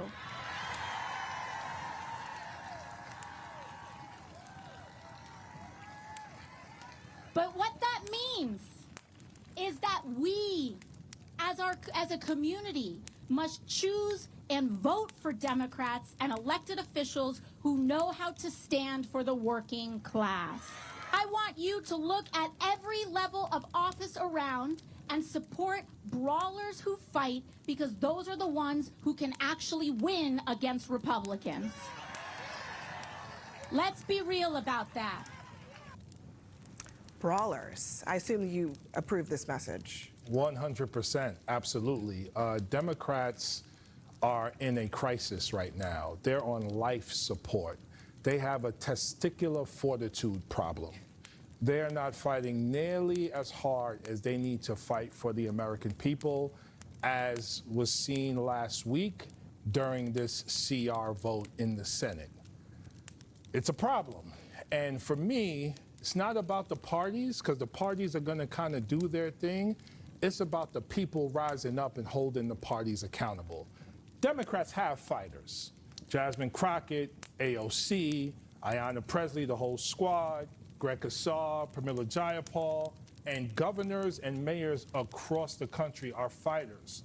But we need some of the OGs in the party to elevate, uplift the younger people, or do they and need take a step back. Do they need to step aside?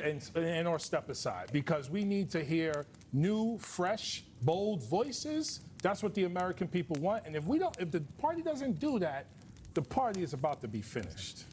I hope that AOC, Pramila Jayapal, Greg Casar, I hope they're the new face of the Democratic Party, because Republicans will be winning elections all over the country if that is the face of the Democratic Party. Are you? I mean, y'all listen, a district like mine that Joe Biden won by 10 points, okay, 10 points. Kamala Harris won by half a point. Okay, I won by 6.5 points, 24,000 votes in a district that has 85,000 more Democrats than Republicans. Why? And you're right. Because the Democrats, but you ran against a cornball candidate. You had he was your friend. He was not my friend. He was your friend. You had someone running against you who was not a strong candidate. And we still we agree on. We still have consultants and big money controlling the Democratic Party, compromising it. Outperform Kamala Harris in her Come on district. now. Trump did Sure. better than But here's my point. The New York, look no further than New York, where issues like cashless bail have been a disaster, issues like sanctuary state status, congestion pricing. In districts like mine, where Democrats on paper should win big, they're losing. And so if the messenger is AOC, who, by the way, was originally from my district, she grew up in Yorktown, not the Bronx. If AOC is the face of the Democratic Party in swing districts all across this country, she will mobilize voters way more than Nancy Pelosi ever did. Let me just add the. Yeah, the thing that this man is refusing to recognize, because he's a moron, is Bernie Sanders. For one reason or another, Bernie Sanders is seen as an authentic figure in ways that AOC is not by swing voters. AOC has a lot of national prominence, but unfortunately, alongside that national prominence, she has a lot of haters as well. Bernie, on the other hand, seemingly, while advocating for quite similar opinions on issues, is seen as a much more powerful and much more popular figure. And no, I don't think it's because of, I don't think it's entirely due to AOC being a woman and Bernie being a white man. No, I don't think it's just that, although that certainly factors into the equation, of course.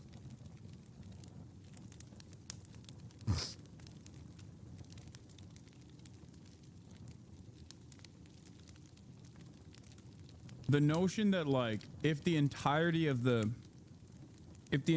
Democratic Party across the board were Bernie-style figures, the Republicans would never even have a single fucking election that they win ever again. If the entirety of the Democratic Party resembled Bernie-style politics and actively pushed for it and voted for it and demonstrated real change at the legislative level, there would never be another Republican election won.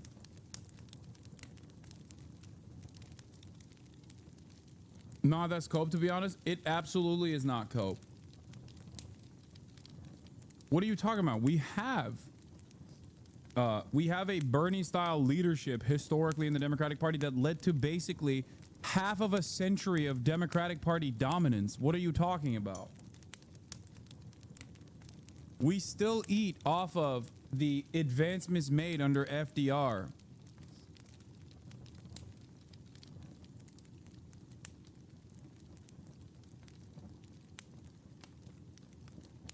New Deal Democrats shaped the first half of the last 100 years, and the Reaganite neoliberalism has shaped American politics for the last half of the 100 years.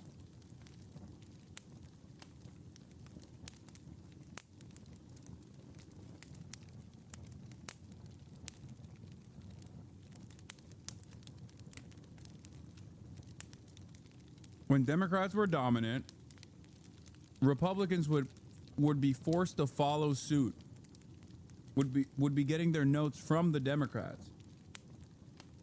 The agenda was shaped by moving the needle in the direction of progress. And a lot of American prosperity took place as a consequence of that. And then the Republicans basically turned everything around. I would say Carter kickstarted that process fairly aggressively. And foreign policy played a major role in this as well. But Carter's neoliberalism made way for Ronald Reagan to stab the country in the heart.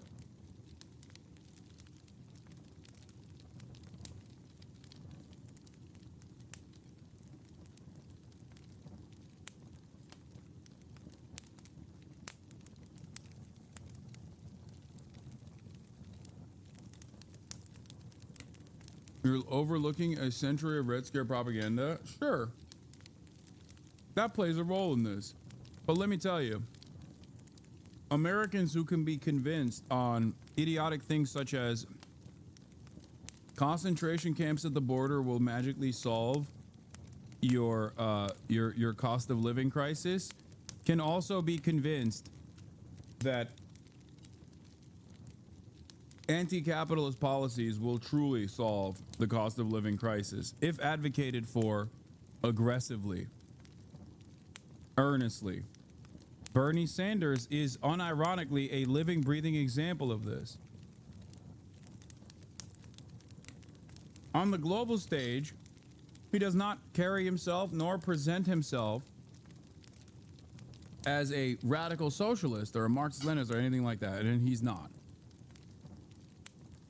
But the policies that he's always firmly held committed to are all inherently anti-capitalist policies. They are policies that impact capital, harm the profit motive at the behest of improving social welfare.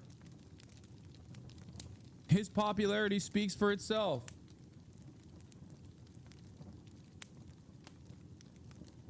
That's it.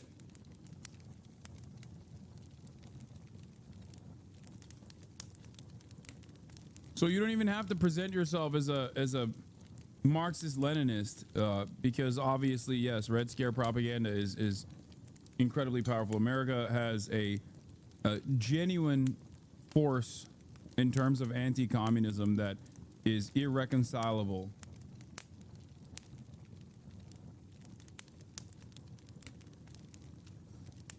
There's no way of dealing with that. But one example I will present to you is the accidental good policy that even the Kamala camp advocated for, which was price controls.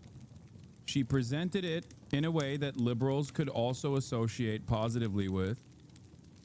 And that was her most successful policy, because Americans don't give a fuck. When you say, I'm going to bring these prices down no matter what, they don't care. They're like, hell yes, I want that shit. I want it now. I want it bad. Please give it to me. I don't care what you do. That's why I used to joke and say, like, if she literally went on stage and was like, I am going to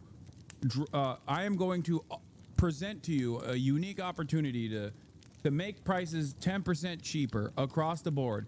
And the only way to do that is by fucking, putting the Walton family in permanent prison, or maybe even capital punishment towards them. Americans will be on board with it. You'd be scared of how excited Americans will be at that, because they just want solutions. It's not that fucking hard. That's it.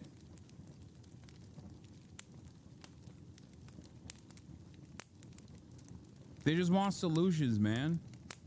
The Democrats won't even broach that subject matter, unfortunately. the counterpoint within the Democratic Party to what AOC is saying. From this is Elisa Slotkin. She gave the Democratic response to the State of the Union address much more of a moderate voice in the party. Listen.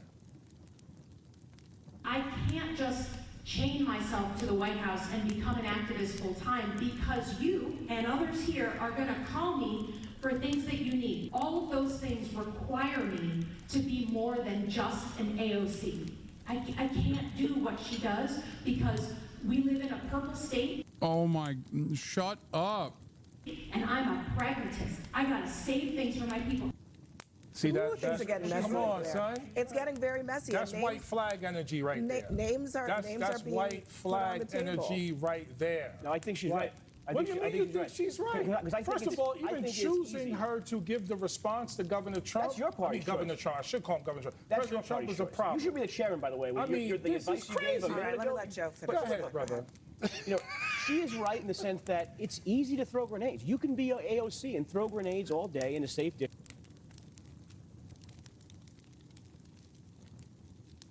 Republican running for Republican in office, Mike Lawler, sitting across from former Republican leader in the New York City Council, talking to fucking Jamal Bowman. Like, what is happening here? Why is the market so flooded with Matt Iglesias prototypes?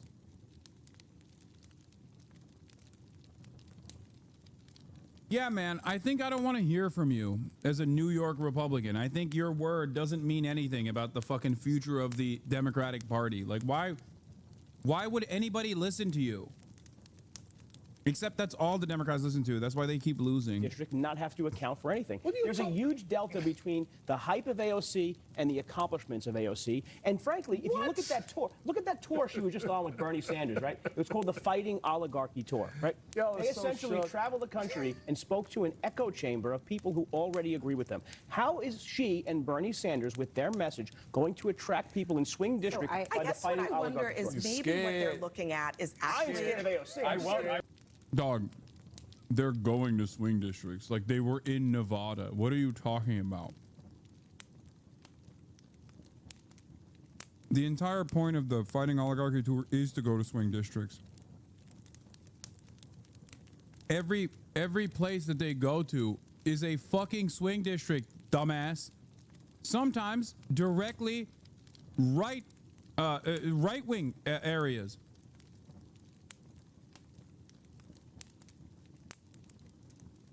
Why would you ever listen to this guy, man? Is it because you accidentally thought he was Matt Iglesias? And that's the only guy you respond to?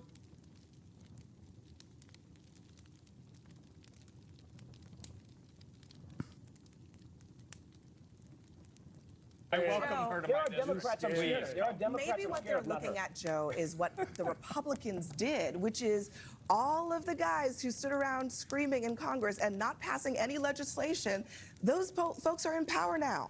They won at the end of the day. I think that this is where I will actually agree with you. I do think that there is a difference between Bernie Sanders and AOC going and talking to our base, and a difference between the senator who was just elected, has to show results for her state, has to, in a swing state, a battleground state, and she has to deliver something, versus AOC and Bernie are just, they're talking about the base. I will say, I was at the DNC in 2017 after almost this exact same situation. Bernie Sanders asked Chuck Schumer, let me go out and talk to our base. This is exactly what he did in 2016. This is 2017. This is deja vu. You know what happened when Nancy Pelosi? Everybody was asking for her to resign. You know what she did? She embraced the new generation of the Democratic Party, lifted them up, and said, you know what? I'm going to step aside after the midterm elections, and I'm going to lift everybody else up. And that's why she worked to block AOC from becoming a ranking member of a committee. That also happened. The tens of millions of people who are staying home, they're staying home because we're not elevating new voices in the Democratic Party. No, you're not. Your Those chairs people are mobilized. Maxine Waters on to financial Congressman services. Lawler's point, this is not just a Chuck Schumer thing. I think it's happening pretty broadly among some of the older contingent in the Democratic Party. The Joe Rogan Experience. I have to say, I have such fucking news politics fatigue already. We're what, 2 months into the sort of presidency, and it is the velocity of bullshit. Stupidity. If you can get 1 million plays in a day because Trump got bopped on the nose by a fucking boom mic, it just, the appetite is, it seems endless for it. It just feels, it's exhausting. I'm kind of having to check out. And I know that people say, oh, well, it's a luxurious position. You don't need to pay attention to politics. It's a luxurious position for you to be in. People at the bottom, they do need to pay attention to politics. It's an interesting stat because actually the most educated, wealthiest people are the ones that spend the most time consuming news and talking about politics. It's the people at the bottom rung of the ladder that don't. So that's... Yeah, no shit. That's kind of the fucking problem here. That's why we got Donald Trump in office. Yes, if you're at the bottom rung of society, you understandably see politics for what it truly is. Something that rich people are doing with one another that is not going to impact your life in any way, and only will impact your life in a negative way. Doesn't matter if you pay attention to it or not. That's why I'm so glad I had those 2 conversations with 2 different Uber drivers yesterday. Okay? One was activated through podcast into believing a whole bunch of nonsense. The other one was completely tapped out of the subject after voting for Kamala Harris and not really liking the Democrats either. The reason why the second person was not really invested in politics is exactly what I'm talking about. If you can't activate people like her, I mean, think about it. Like, she's a black woman in the United States of America who's genuinely thinking about leaving the country, okay? Cost of living is out of control, and she sees the political instability, and she's like, maybe it's time to fucking leave. Like, we're literally seeing if we can penny pinch our way out of here.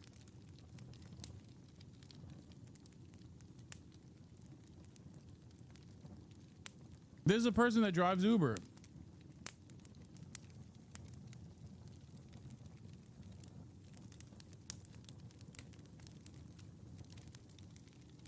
In any case,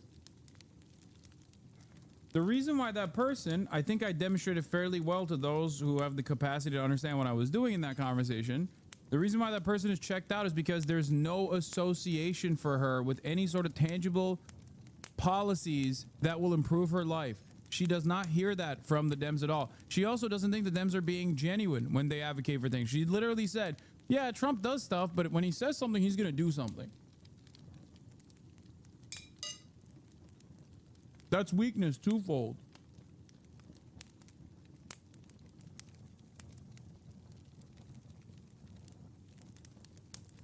That's it. It's not true. I'm just fucking exhausted. I'm so... You're allowed to be exhausted. It's ridiculous. Newsweek wrote an article about how one of the names of one of our podcast guests, who's a good friend of mine, Michael Costa, his name was misspelled accidentally. On the feed? On the feed. And so Newsweek... Is that you, Jamie? It wasn't even misspelled. I don't know. It was miscapitalized. That's the second letter had a capitalization too on accident, and I don't know. The defense rests its case here. It wasn't even misspelled, right? It was M-I, Michael Costa. Like me, Kyle Costa or something. Okay. Yeah, there's a headline. It's a fucking article in Newsweek. You ever think that your career would result in you having typos for a headline, Jamie? I can't. I don't even know which ones we've missed. I'm sure there's been other ones. That's just the first one. 100%. What happens? It happens. People make mistakes. You're typing things in. Yeah. But the fact that it's an article that we're being called out for a typo. Must be That's a fucking... an art, but it's just anything for clicks, man. Slow week for news. Anything for clicks. That was something that I noticed, a trend that I've noticed over the last couple of years. Legacy media is really struggling to garner attention itself. It seems like fewer and fewer people are listening to it. We saw that over the last election. You know, it seems to me like the best way that legacy media can gain traffic is to talk about independent media. Yeah. How many times are we seeing headlines about Andrew Huberman or about the right-wing manosphere pipeline and how it's getting people to do this? Or the other side, like, why is there not a Joe Rogan of the left? Like, you know, whatever the headline is, more and more the way that legacy media is able to achieve traffic is only in reference to independent media. Yes. So then, as opposed to us being... He's not wrong. I mean... This is correct. These are two guys that I don't agree with, but he's right about this. I think the real problem with legacy media, however, is that legacy publishers have dropped the ball spectacularly over and over again for two reasons. One, for a good reason. Good reason as in, like, there's a good reason why people are saying, I don't trust you any longer, like Israel-related coverage, for example. And also, for a very bad reason. A very bad reason why people don't trust legacy media is because of the faucet of misinformation that is infinitely easier to understand and read. These two issues work side by side with one another. If you are serially wrong in ways that people can comprehend quickly, they're not going to trust you any longer. Meanwhile, you have people hamming up parasocial relationships on the independent side of things where people genuinely think like, oh, Joe Rogan is my friend. Hasan is my friend. He's in my living room all day, every day. There's no way to compete with people like myself if you're a faceless journalist. That's it. Especially if the parasocial relationship inducing commentary is also chock full of ridiculous misinformation that corresponds to the preconceived biases that people have. That's a huge problem. That is a huge issue. It's especially an issue for someone like myself because, like, I do work in combating misinformation with regular frequency. Ironically enough, my liberal naysayers and independent media consistently say I'm a misinformer. I'm the Alex Jones of the left.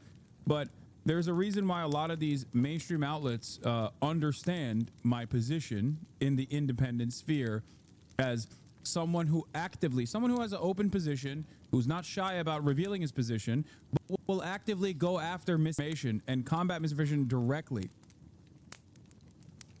Okay? So because of that, I can't work without real journalism. I can't work without real journalism. Joe Rogan can. He's just going to shoot the shit anyway. There's real journalism out there, and these guys still make shit up. Right? I can't just simply make shit up.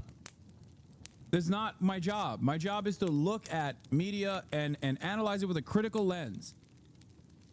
But that still requires there to be real journalism happening. Which is why I'm so fucking terrified.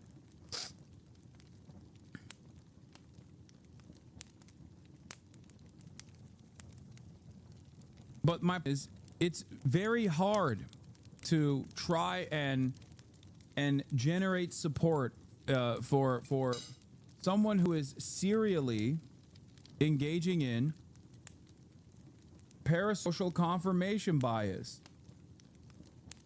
It's virtually impossible. Joe Rogan doesn't need to convince his audience of his positions. His audience likes him because of his positions. Someone like myself, on the other hand, has to convince the audience of the positions because these positions are not one that are readily available in the wild. And kind of the same goes for mainstream news as well. Like, they have to maintain, as a part of their job, mainstream news outlets have to maintain the neoliberal agenda. They have to maintain the idea that everything you're experiencing, whether it be the cost of living crisis or whatnot, is actually fine. It's actually normal. It's a normal and healthy part of the process of capitalism. It's okay. Things are not as bad as you think they are. They have to normalize the harm that you're experiencing. It's a big part of what the Fourth Estate does. So, in that regard, it's also very difficult for them to do that, especially in times of crisis. So when crisis comes around, and the media keeps doing the same things that they do all the time to normalize the harm and pain that you're experiencing, only hyper-focus on the viewpoints of, like, I don't know, small business owners or whatever.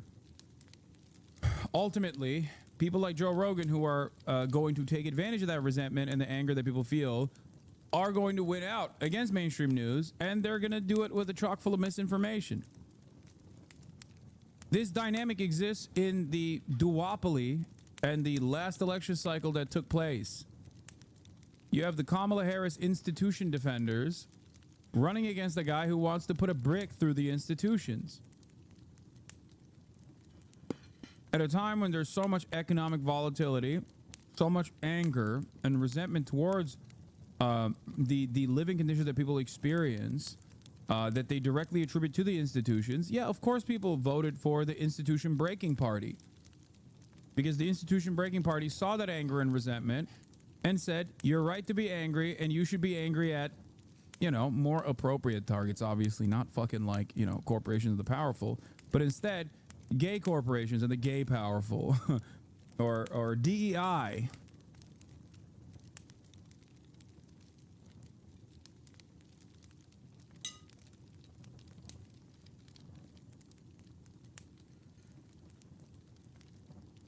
It is, however, alarming that so many people primarily get their information from the likes of Joe, and that they get their notes from Joe. Like, the things that Joe cares about, they care about too.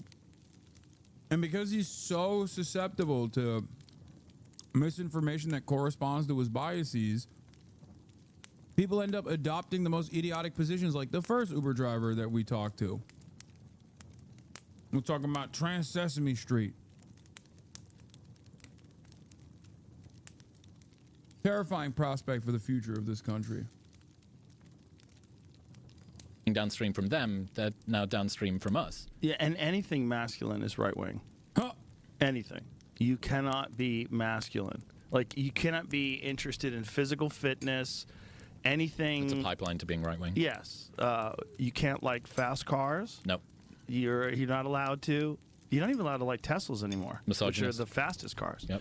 Yeah, you're a misogynist. You're probably racist. Maybe a Nazi. I'm going to put a swastika in your car just to let everybody know.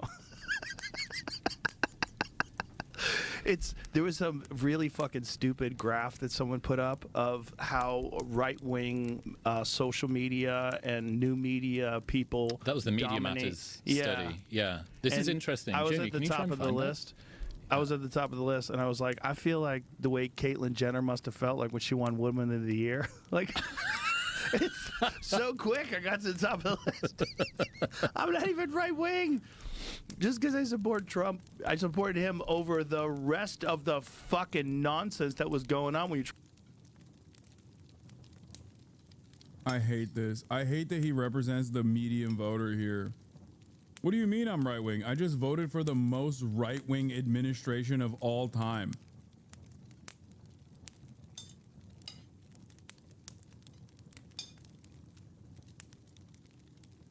After endorsing said administration.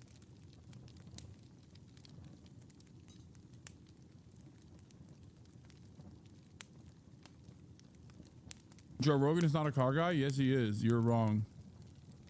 He literally is a car guy. He's like a Porsche collector.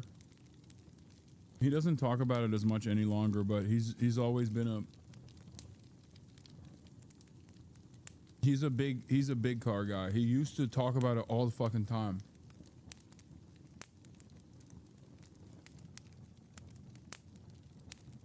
Actually, that just unlocked old memories of me listening to Joe Rogan. He fucking loved cars back in the day. He used to talk about them nonstop. So many episodes. He would talk about his Porsche. He never actually talks about cars anymore. Now that you think about it, holy shit.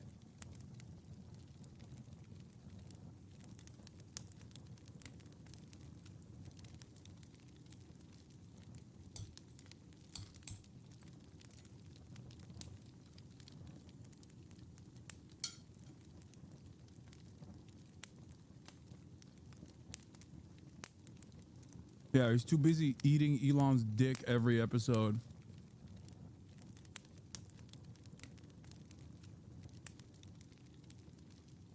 Trying to push through someone without even a primary. There it is. This is it. I'm number one, bitch. It's kind of funny. Like, they're putting Theo Vaughn in Lex there. Friedman. Yeah, that's Lex Friedman. That's hilarious to put him in there. Who else they have in there that's ridiculous? Piers Morgan. Well, Piers Morgan is kind of right-leaning, I think. Right. But I think he's pretty... Dog, Piers Morgan literally is more liberal than Joe Rogan on many issues. That is crazy. Like, Piers Morgan is definitely right-wing, okay? 100%. And even a guy that is definitely right-wing on 100%, definitely right-wing 100% on many issues, still can sometimes come across as more liberal than fucking Joe Rogan. Reasonable. I think he's far more of a centrist. Kill Tony 3.5. I still don't understand how that's a political show. It's not, but Tony, was at the White House or the Flagrant 2.8. Yeah. Flagrant is not a right-wing show, you fucking idiots. They have a bunch of red dots too with no names on them, and then blue dots. You're allowed to. Shut up, Jamie. Stop being. I managed to thread the needle of avoiding this. You're gonna get on there now. Yeah, well, they're gonna put you on now. Jamie, those red ones are real. Just shut up. I don't know. No, they're real. They're all real. There's a couple of blue ones that are real too. The name, I don't know. Fuck the name. Yeah. They're too little to get. Too small. No one cares. No one gives a fuck. It's hilarious. It's very funny. What do you think of the? Or if you got a proposed reason for why this? Is it just a judgment criteria that they're judging shows that aren't right wing as right wing, or is it genuinely that for some reason the left is struggling to make progress in independent media? Well, they're struggling to make progress in independent media for sure, and they're trying to figure out why. They're trying to figure out why what they are calling right wing. I think if you looked at all my positions, I think way more of them are left wing than right wing. What are the left wing positions that you? What? It ended at the best part.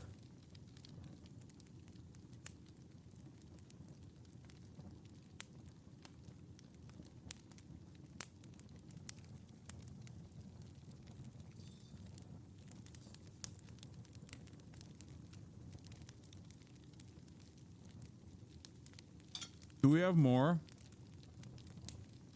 I need to see what his left positions are. You know what's crazy? Joe Rogan still maintains this like independent media posture, and in some ways, I guess he is, because he's like, owned and operated singularly. Like it's a one-person shop, right? So it is technically independent. He's not a mainstream figure. I mean, he is a mainstream figure, but he's not mainstream media. But what's really interesting about it is like, bro, you glaze up billionaires in the same way that fucking CNN does. Like, your output is not all that different from any number of different websites at this point, any number of different publications at this point. They also glaze billionaires. And it's oftentimes the same fucking billionaires that they're glazing. It doesn't make any sense. What's also very funny, to me at least, is this notion that right-wingers are so, still to this day, even as Trump is in office, it's so funny that right-wingers are so embarrassed to be right-wing. They're so fucking embarrassed to be branded as right-wingers, dude. They have to say like, oh, I have a lot of leftist opinions. I'm an independent thinker. I'm apolitical. It's like, dude, you voted for Trump. Like, what the fuck do you mean you're apolitical? You endorsed Trump. It's so stupid. Yeah, you're right wing and you don't agree with a lot of the fucking things that the Republicans say, but not enough to not vote for them. You know what I mean? Your disagreements are not severe enough that you're like, I'm out. Fuck this. I'm not voting for these dipshits. That's it. You still hold? Well, the big one is having some sort of a social safety net. I was on welfare when I was a kid. My family was on food stamps. We were fucking poor as shit. Yeah, this is old school Joe. I used to hear this all the fucking time. Even though he said so many conflicting things about this now, with his like unconditional support for the likes of Ron DeSantis and shit. And I remember that helping us a lot. We had food, where I don't know what we would be doing if we did. I mean, we were in a bad place, and there's social safety nets for people. My family got out of that, and my stepfather and my mother wound up doing well. They did really great, and they got out of debt and bought a house and great job and the whole deal. But when I was a little boy, we were fucked. And I think social safety nets are very important for people. It's very important for society. If you care about people, you care about the whole society. You don't want people starving when there's ways to develop government programs to make sure people have food. And I think this idea of pull them up by their bootstraps is horseshit. Some people don't have boots.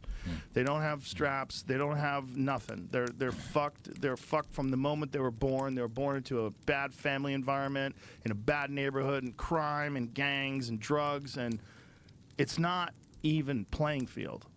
Where are you at with healthcare? I think healthcare 100% should be socially funded.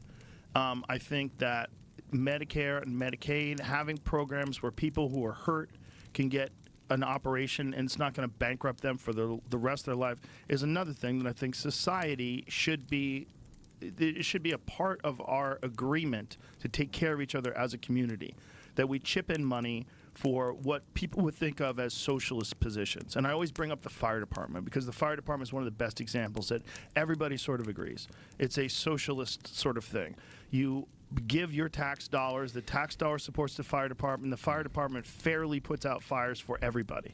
They don't not put out the fire if you don't have any money. Yeah. It's not like they don't, the fires don't. It's such a good example, but when you compare that to the way that medical access is done, at least in this country. But I also believe in competition. I've said this before, I'll say it again. I want my doctor to be a bad motherfucker who drives a Mercedes. I want my doctor to like be really good. I want him to be an artist. You know, I want to go to the guy who fixes the Lakers' knees. You know, that's the guy you want. You want that guy who has a nice watch and he lives in a nice house and he kicks ass and he knows how to fucking fix people really well. He's the best at it. And you go to him and you get an operation and you're fucking golden. That's what you want. When you want competition, because competition inspires excellence.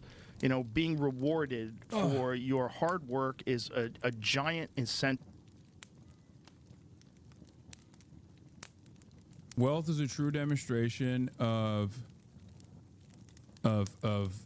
whether or not you have good moral values, whether or not you have a decent moral foundation.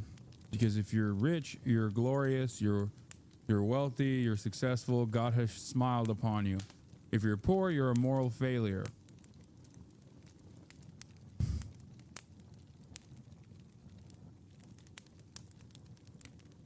For people to get amazing at things. And you need that. You need that too. But there's also a lot of very good doctors who would be very happy to do something that helps the overall greater good of the community.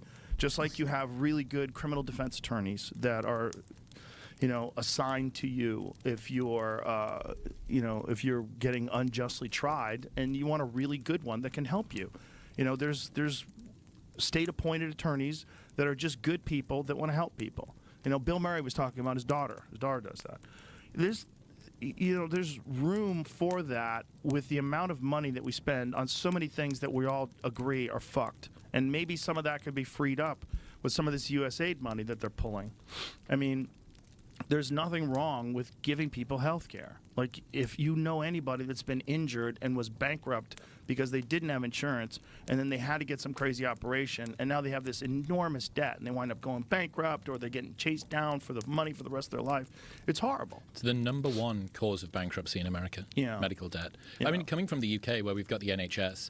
This is what I mean when I say, like, guys, this is what I mean when I say, oh, all this stuff is really shitty, and I wish we could solve them. But also, I don't hate the Republicans enough for actively making things worse. My expectation isn't that Joe Rogan needs to be a card-carrying Democrat and be like, I love Kamala Harris, she's going to fix healthcare. But you're actively glazing the Republicans in a way that someone like myself, as an independent broadcaster, never will glaze the fucking Democrats. That's what's so frustrating about this process. He gets to maintain the idea that he is like apolitical, and a lot of people don't understand that. even after fucking endorsing Donald Trump. But my position is diametrically opposed to the Democratic Party, and they say I'm a fucking loyal, I'm a Clinton head. I'm a loyalist to the DNC, to the Democrats. Oh, you went to the DNC. It's like I got fucking kicked out of the DNC too, okay? Trust.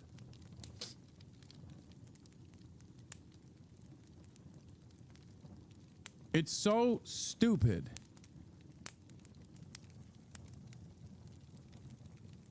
Democrats can't confront their own Tea Party is so funny. This is not a Tea Party movement. The Tea Party was a AstroTurf movement funded by the Koch brothers. This is the opposite of a Tea Party movement. This is real, genuine anger and resentment from the Democratic voter base towards the Democrats for not doing anything, for not doing enough. Very, very frustrating. You've been historically kind of woke, bro. I know. I am, because I have real fucking principles. I have a real commitment to the things that I say. I believe them. These are firmly held convictions. I'm not embarrassed by them. That's why it never frustrates me when Fox News will clip something that I've said that they disagree with that is in context, such as Hamas is the lesser evil in comparison to Israel. That is not an objectionable statement unless you just don't know what the facts are, right? What I get mad about is when people clip me out of context to act like I am advocating for things that I'm not advocating for. That's what's very frustrating to me. And maybe it's a little bit of neurodivergence that really pisses me off, where I have to constantly explain and re-explain over and over again what I truly meant.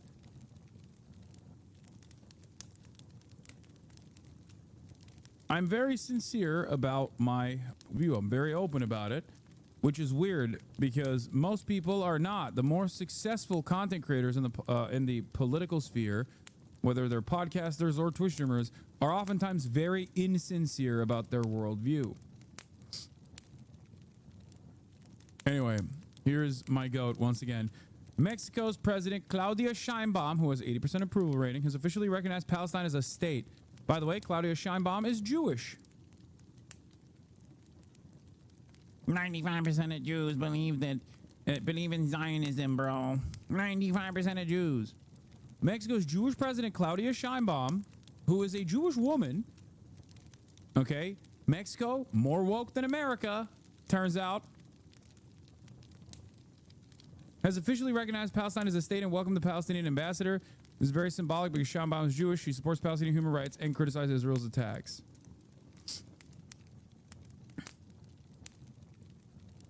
She's listening to her base? No, this is a conviction that she had prior to being the president. What are you talking about? Sheinbaum was pro-Palestinian from the jump.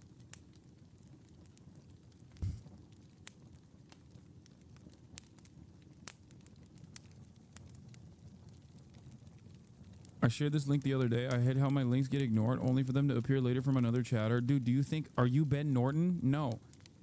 Like, yeah, another chatter also saw the same link that you saw and linked it. Like, it doesn't matter.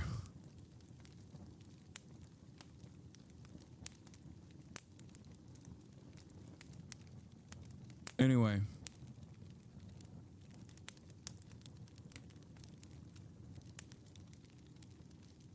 Yeah, I was wondering if you're going to talk about the protests in Serbia. I haven't had time to cover it. Anyway. What?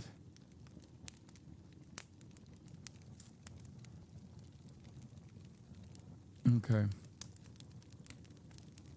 If only we had a Morena-style party in the United States of America that was actively doing things that are popular for the broadest majorities, you know, improving their standing in society, for uplifting the working poor, expansion of welfare, none of which is technically even socialist.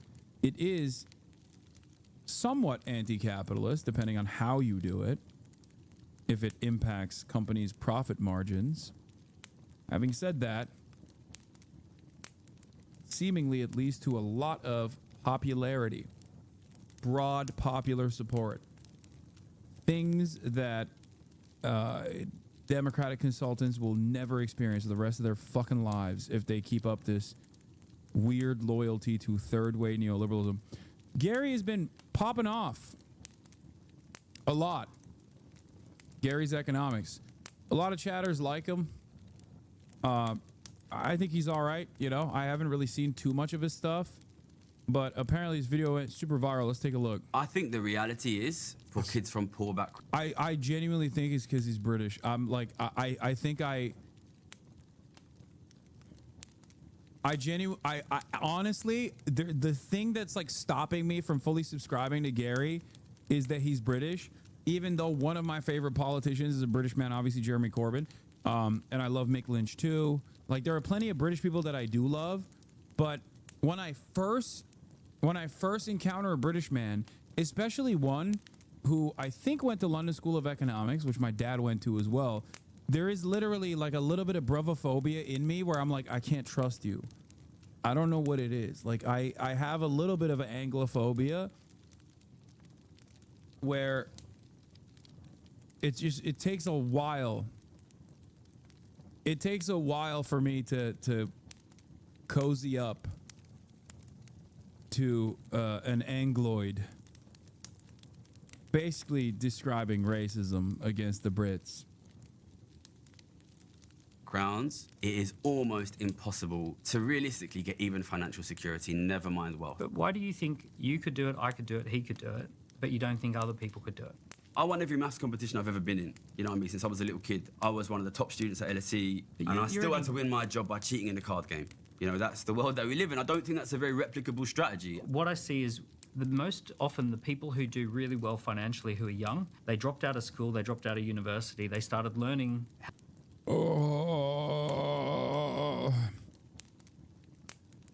Any rich guy, myself included, that tells you that you fucking that tells you that like this is a replicable strategy is lying to you.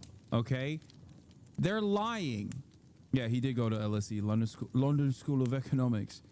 They're lying, or they're fucking deluded. Okay, this guy might be a little bit of both. Might be doing a little bit of both. I think he's more so just like lying though. The whole like, oh, everyone dropped out of school and we're autodidacts and that's how they made millions of fucking quid. Like, no. They're lying. They're either exhibiting survivor's bias or they're just straight up fucking lying to you, okay? You cannot overcome probability. There is so much luck involved, especially with this with this current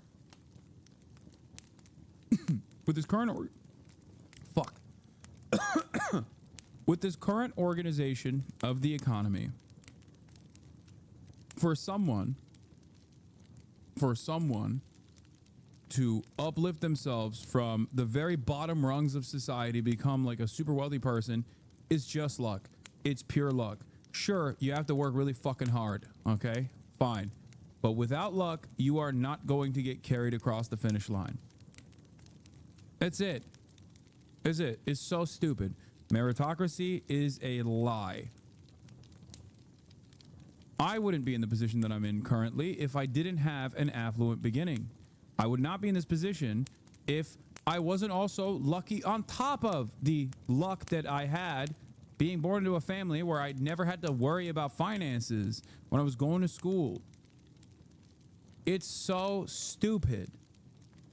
Are there people that actually go from the bottom rungs of society, like Gary himself, all the way to the tippy top? Yes. But even that requires a tremendous amount of fucking luck. And people who are not there literally fantasize about getting there one day, so they get fucking mad about at people like me for telling them the truth. It is so weird. It's like whenever I encounter a chatter that defends capitalism vociferously without owning any fucking capital. You said billionaire father? No, my father's not a billionaire, dumbass.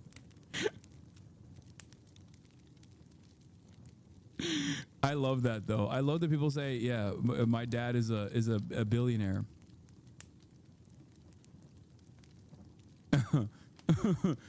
AI articles are a blight on society, especially with how fucking stupid people are nowadays. Anyway, so getting back to the point I was making, it almost feels like a lot of people who defend capitalism but don't have any capital want me to fucking advocate for capitalism. They're like, please tell me a lie instead. Please. Why are you not telling me a lie? Why aren't you telling me that, like, you know, as long as you do Sigma grind set, like, you're gonna be fine. Everyone's gonna be fine. Yeah, I work hard. I still work hard to a degree that everyone says is unsustainable and also very damaging to my mental health. All jokes aside, I have tremendous fulfillment that I get out of what I do, so it's not like real work, and it's also not real work in the sense that it's not backbreaking labor, for example. Having said that, it's not because I stream fucking 10 hours every day that is the reason why I'm as successful as I am. That factors into it, sure, but it's also luck. It's a shit ton. It is a shit ton of luck that factored in to this equation. How to do things by doing their own research. They start their own business or co-found a business.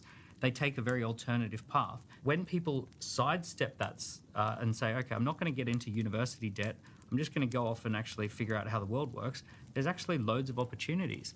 Okay, so I guess we've sorted it then. All of our viewers need to do just be more entrepreneurial. It's as simple as that. More entrepreneurial, start a business. Listen, my friends can't feed their kids, okay? And if it was as simple as going out and being an entrepreneur, I can bet you they would do it. I can bet you they would do it. I'm sick of multimillionaires telling kids who can't afford to turn the heating on, you just need to be more entrepreneurial. It's sick, Dan. It's sick. But I speak.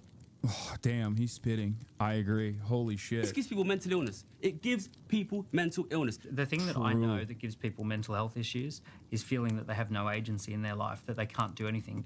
Your video where you talk about if you don't have a rich dad, you're screwed.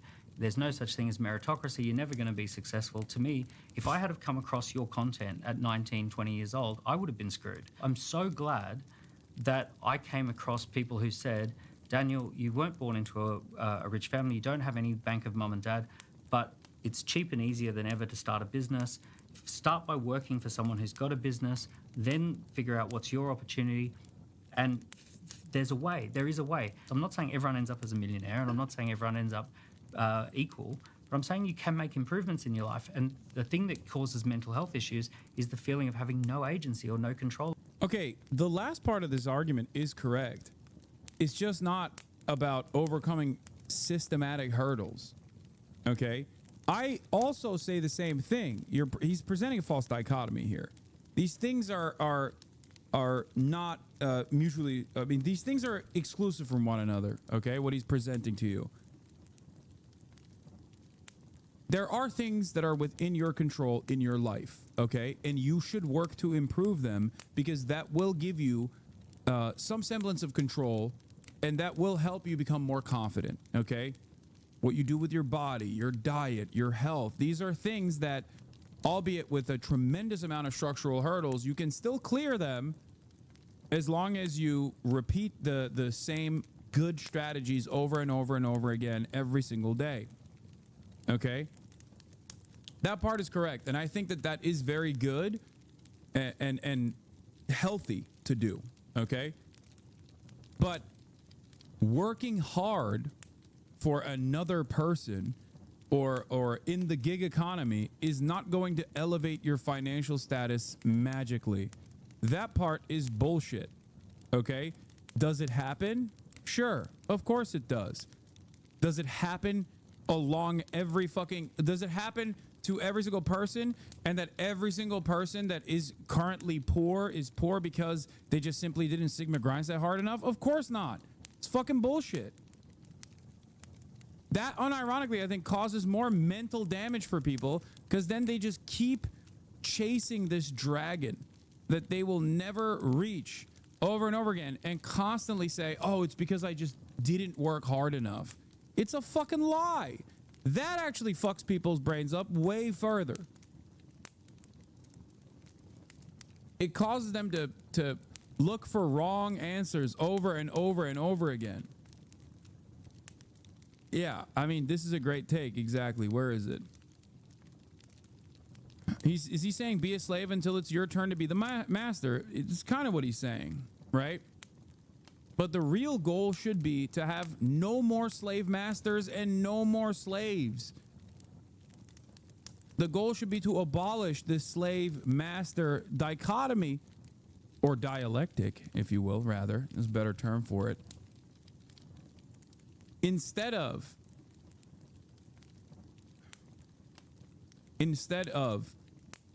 looking at the current structure and saying one day I will no longer be a slave, but instead be a slave master. All over your circumstances until the world changes the whole economic system. I've never said don't work hard, okay? When I brought my book out last year, the hardback, I was at some event and I come out, I was drinking in London Bridge. And I come out late, it was like 1 a.m. And some guy come up to me when I was unlocking my bike. He said, I've been watching you on YouTube. This guy started crying. On the street, right, in front of me. He's like, I work so hard, Gary. I work 2 jobs. My mum's sick, and I'm trying to help. I'm trying to support, and I don't understand why. And I'm sorry that I'm crying, but nobody ever told me that it wasn't my fault before. That's what he said to me, okay? And listen. I believe 100% aspiration, ambition, entrepreneurial spirit. I would never see a kid that has that and say, turn it off, okay? But the flip side of if you just work hard enough, you can make it, is if you didn't make it, it's because you didn't work hard enough and it's your fault. And I would like you to sit and think very hard before you send that message to young men and young women in our society. I am tired that rich person means they are good, work the hardest and successful. If you're poor means you're not working hard or good. Money and status doesn't mean you're good. Yes, and in many instances, money and status oftentimes comes when you're bad, when you're being a bad boy, when you're being a real bad boy. Okay?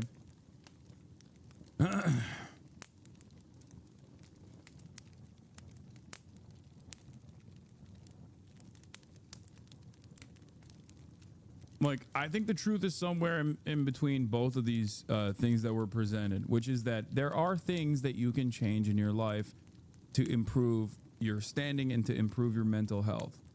Oftentimes we feel completely powerless, understandably, because we recognize our powerlessness in the face of such unimaginable cruelty. So that's why I always say work within and look within yourself and change the things that you have the power to change no matter what, even though there will be hurdles to clear, right? And the poorer you are, the harder those hurdles are to clear. Having said that, however,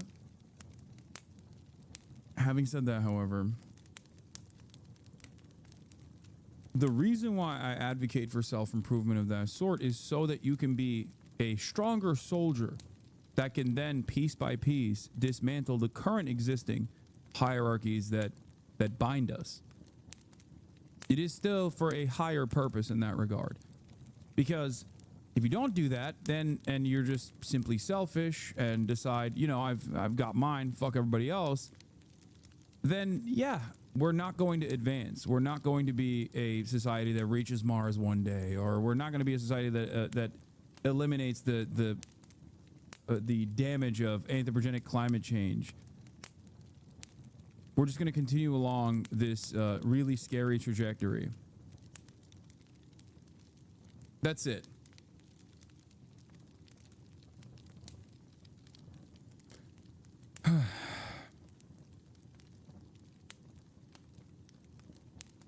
Who cares about Mars? I think it's cool. I care about it.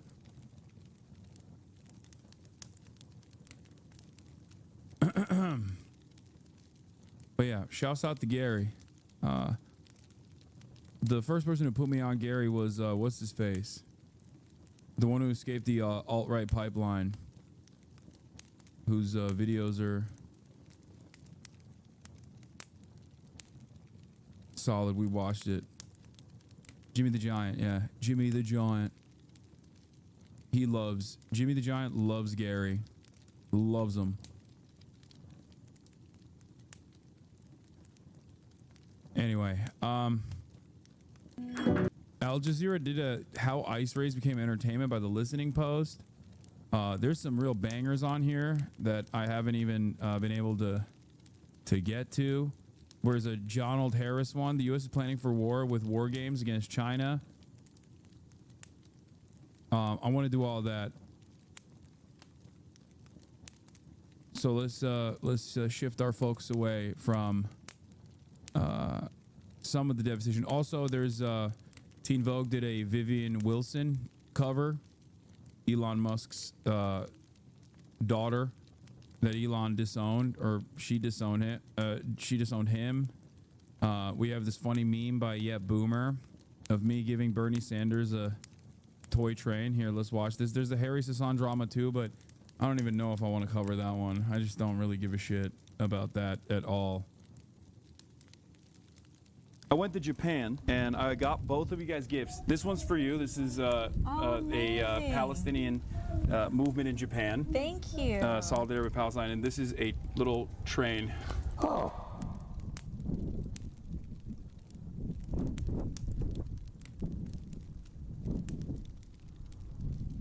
For public transit. But, all right, listen, great to see you. Okay, take care. All right. Fucked up what Boomer did to me. Fucked up. The Fighting Cowboy one is pretty good too. I do want to watch this. This is him addressing like Assassin's Creed drama. And I also want to play Assassin's Creed as well. You are an awkward interviewer, A. That's not a real video, chatter. What are you talking about? That's edited. Oh my God. How many people watched that video that is like a meme video and thought it was real? I wonder. Sad state of affairs. Here's the Harry Hassan drama, which is so weird because like as far as I understand, like he was just a scumbag, but not like he wasn't like what do you call it? He wasn't like doing something that was like abusive or whatever. He was just being a bit of a what they would call a playboy, unless there's more that I didn't understand from the story. And as you guys know, I'm not a big fan of Harry Hassan by any means, right? But it is pretty funny that like the Republicans are losing their minds over it. Like this is a Republican state delegate being like, Harry Hassan invoked a lot of trauma against like a lot of people by lying to them and making them think that they were singularly dating him or something. And then I looked at the replies, and all the Republican men are just like, "The fuck are you talking about? Wait, Harry Hassan is not gay?" That was, damn. I kind of like him now. That's what they were saying. But yeah, I know exactly what fucking post you were gonna say. Yeah, this is the funniest thing that came out of the drama.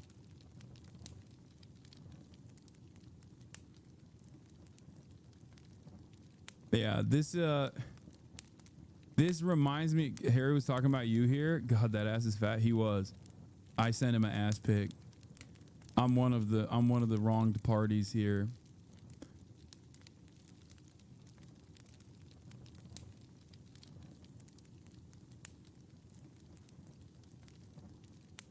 Yeah, the 20-year-old TikTok influencer Zoomer was talking to multiple women and like getting nudes from multiple women, who then basically figured out a 23-year-old white guy's flirting with multiple women on Snapchat. Welcome back 2016. Yeah. Basically, here, I'll just read it. Harry Hassan convinced 11 different women that he had no roster and respected them for more than their bodies, while persuading them to send explicit photos of themselves through Snapchat, including one from a domestic abuse survivor. When the woman discovered each other one by one, he called them all insane and attempted to coerce one of them into telling the public that the photos were fake. A request to the reader: set political differences to the side. I believe both sides of the aisle can agree this is unacceptable behavior from a man-child with collectively over 2 million followers. Thread here. And then like several of the women involved have made their stances public, but the videos are not receiving much traction, while Hassan continues to collect millions of views for his videos, claiming that he's a supporter of women and a champion of women's rights. Yeah, I think the only part about this is, did he leak the photos? No, not as far as I understand. He did not leak the photos. We don't know if he like ever even showed the photos to another person. And this is entirely just like people being upset that he, as a 20-year-old TikToker, was talking to multiple women at the same time. I feel like this is another like West Elm Caleb style situation where everybody got like really fucking mad at West Elm Caleb for ghosting a woman or something, right? What was the West Elm Caleb story? And then people were like doxing him and shit. But overall, it doesn't seem like it was. Stop sending me this fucking thing. God damn it, I can't escape this. Yeah, overall, it just seems like he was horny. And that's it. Like he's been charged with being horny and also saying that he wasn't talking to multiple women instead of I guess saying that he was talking to multiple women. And but I don't know. Has he even said anything about that? Has he even said? Read the Snapchat message on the top tweet. I'd fuck you raw after wine tasting. Damn, you're sexy. Push, stop, don't. I fuck you raw after wine tasting, but that's just me. Yo, they don't want to have white boys with swag no more. Bro, his Riz game is NPR, dude. How is that possible?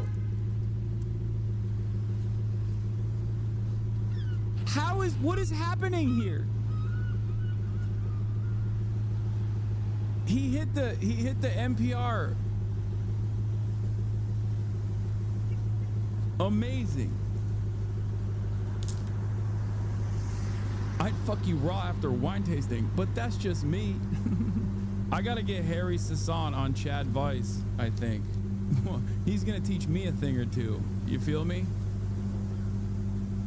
So yeah, as long as there's no like actual as long as there's no like real harm, and this is probably gonna piss off a lot of Zoomers in my audience because like I know I'm a fucking boomer and everything is trauma and I complain about that, but like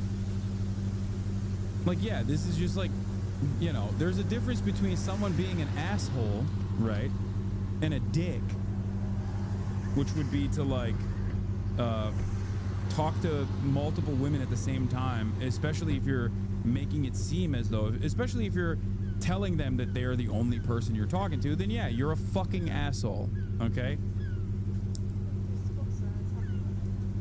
I'm a millennial, but this is predatory behavior. See, this is what I mean. No, it's not, okay? I'm sorry. Unless there's something that I'm not aware of that happened here that I just simply have not fucking seen, okay? No, it's not fucking predatory behavior. You can be a fucking asshole and not a predator. What is wrong with you motherfuckers, man? Not every instance of lying is gaslighting. Not every instance of someone being a fucking douchebag is being a predator. The words used to mean things. Why is there a term for predatory behavior versus being a fucking asshole? Like, what are we talking about?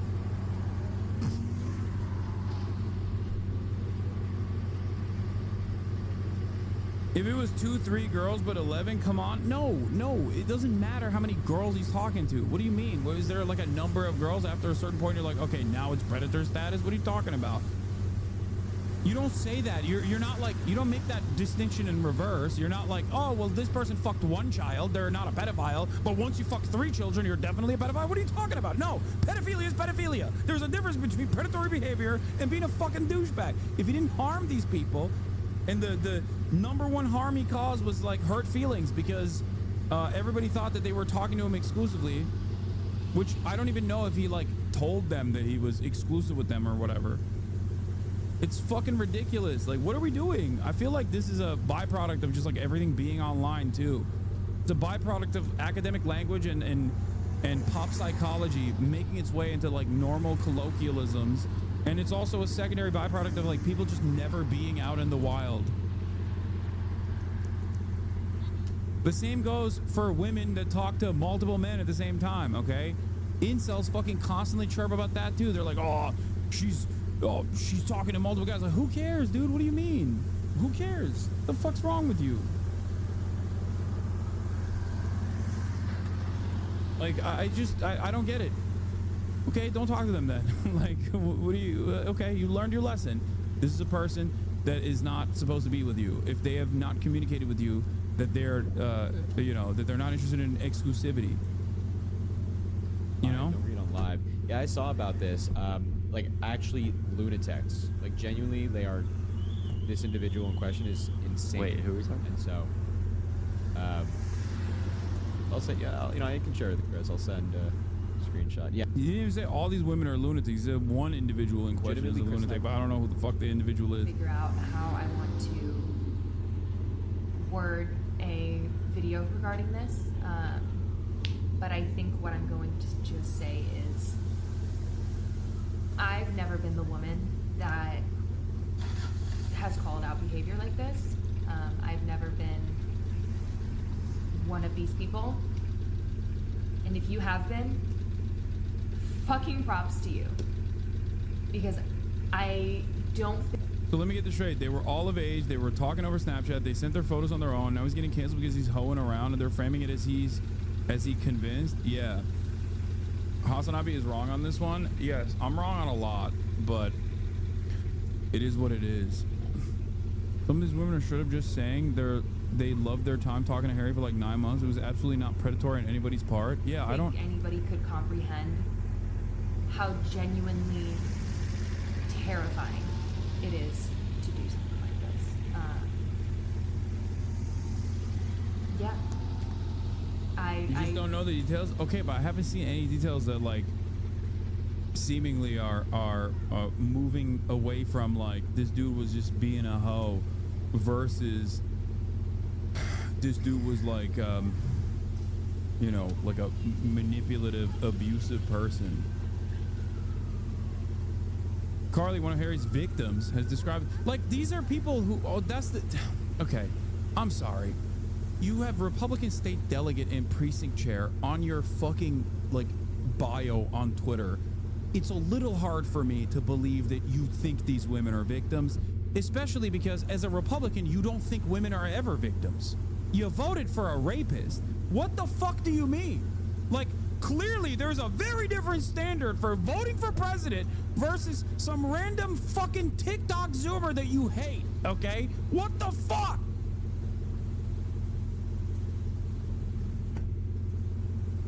What do you mean? What do you mean? What are we doing here? I hate this shit.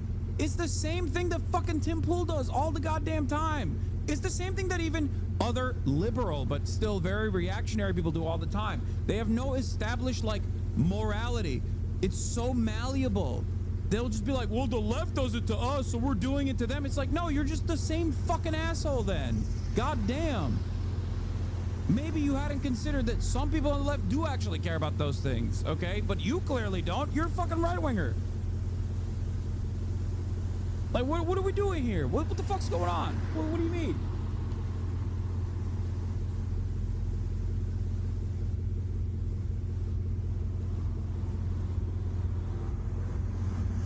I mean, let's be real. This kid got propelled to the front of the Democratic Party during one of the most violent elections of our life. If you think he wasn't using that clout to get cheeks at 21, you either never chased Taylor or you're an idiot. Yeah, I mean, it's like, it's the other aspect of this too. Is like I don't know. Maybe my standard for abusive behavior is beyond just someone being like, I want to fuck you raw after a wine tasting, you know? Which is like reciprocated in the conversations that they're posting as they talk about how abusive he is.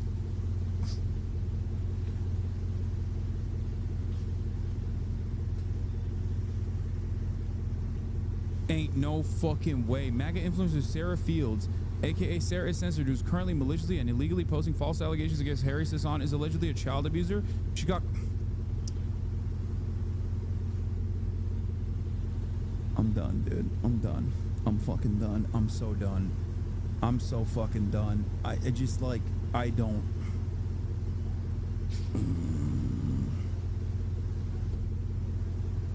It's every, why is it every time? Does it have to be every time? Can it not be like maybe 10% of the time the person is not like convicted of child rape or child abuse or some sort of like abandonment issues?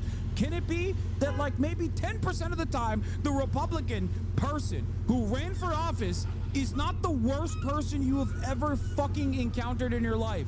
I swear to God, it literally feels like your ideological convictions do not matter for the Republicans. It's like, have you done a rape? Is it against a child? If so, yes, please join the party. What the fuck? This person also did child abandonment, okay? That's it. That's abandonment, endangering a child with intent to return.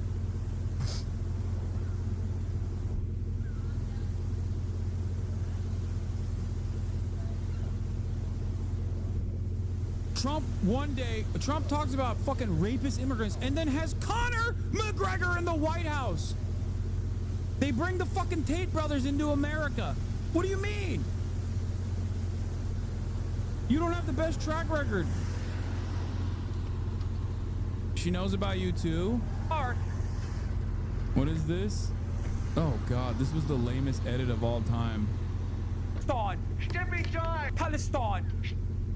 I hated this edit. It was so whack.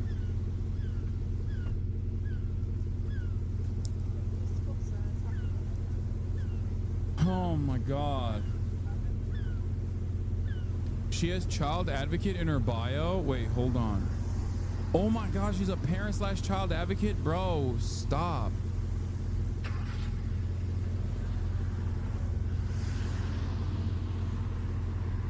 I agree it's not that serious, but why you and other men were defending him got to baby him so much? He looked and sounded ridiculous in those messages. I'm not even defending him. I don't give a shit about Harry Hassan. He's a fucking DNC operative who's yelled about me quite a bit.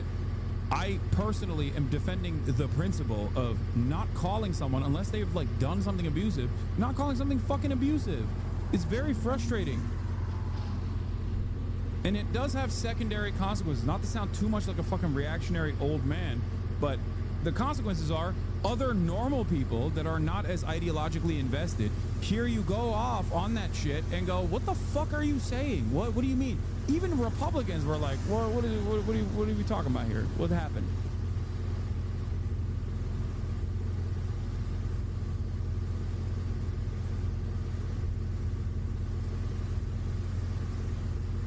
Gaslighting women is abusive. I know. Yes, you're right. Gaslighting women is abusive. When the fuck did this turn into? This is what you just did the thing that I was joking about. I hope you know that. Are you aware? Like, are you doing this as a joke, or are you just like honestly saying this? There's a difference between someone being a fucking douchebag and someone being abusive. There's a difference between someone lying versus someone gaslighting, okay? And the distinction is important to recognize.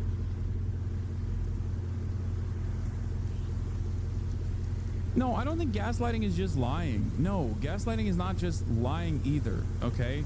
No, there's a separate term for it for a deliberate reason. Gaslighting is when you aren't just lying. You're lying about it so aggressively that your goal is to basically make the other person refuse to reckon with reality beyond, like, it's extra lying. It's something more than just lying. I don't know how else to describe it. But you do it in a way where you make the other person feel like they're insane.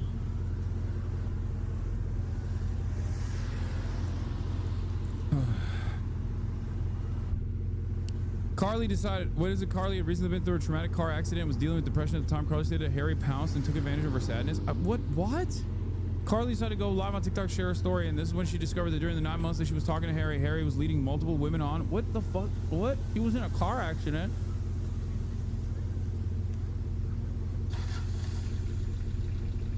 According to Carly, Harry wooed her from the very beginning, convinced her that he respected her far more than her physical appearance. She said even though she's embarrassed to admit it, she created a private chat, the chat with Harry, that was meant for his eyes only. where she shared explicit photos of herself with him. He loved it. He loved that I was not entertaining anyone else in the way that I was entertaining him. Harry told her that she was wifey material and was sold on her wife applications. So he never even said like he was exclusively in a relationship with this person.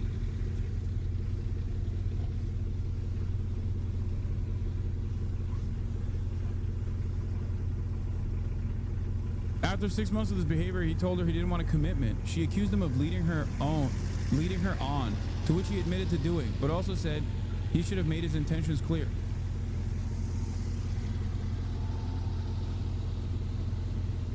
He said non-exclusive specifically. Yeah, when you got Sean defending Harry Hassan,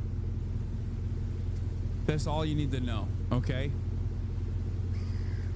At least on this issue, not any other issue. Make no mistake, I'm not defending Harry Hassan's political opinions or actions, but like this seems to me like an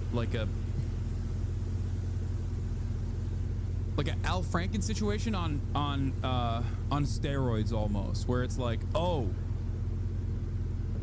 let's just fucking go after this guy because his audience is woke and use terminology that they will respond positively to, and some people do eat that bait hook, line, and sinker.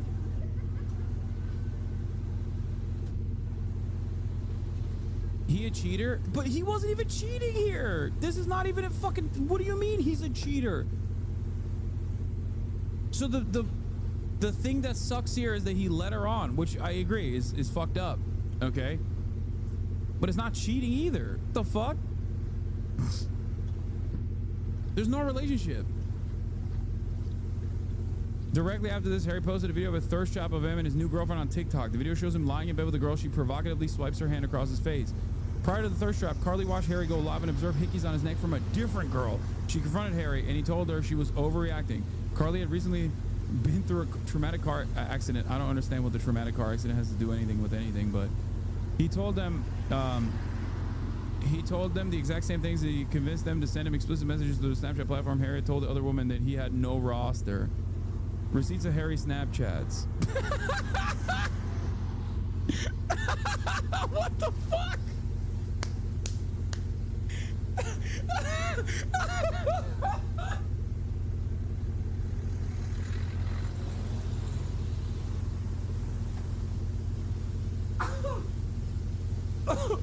Oh, even if he was cheating, yes, that does not mean he's a predator. There's a difference between cheating and being a fucking predator. Holy shit. But it doesn't even seem like he was cheating anyway.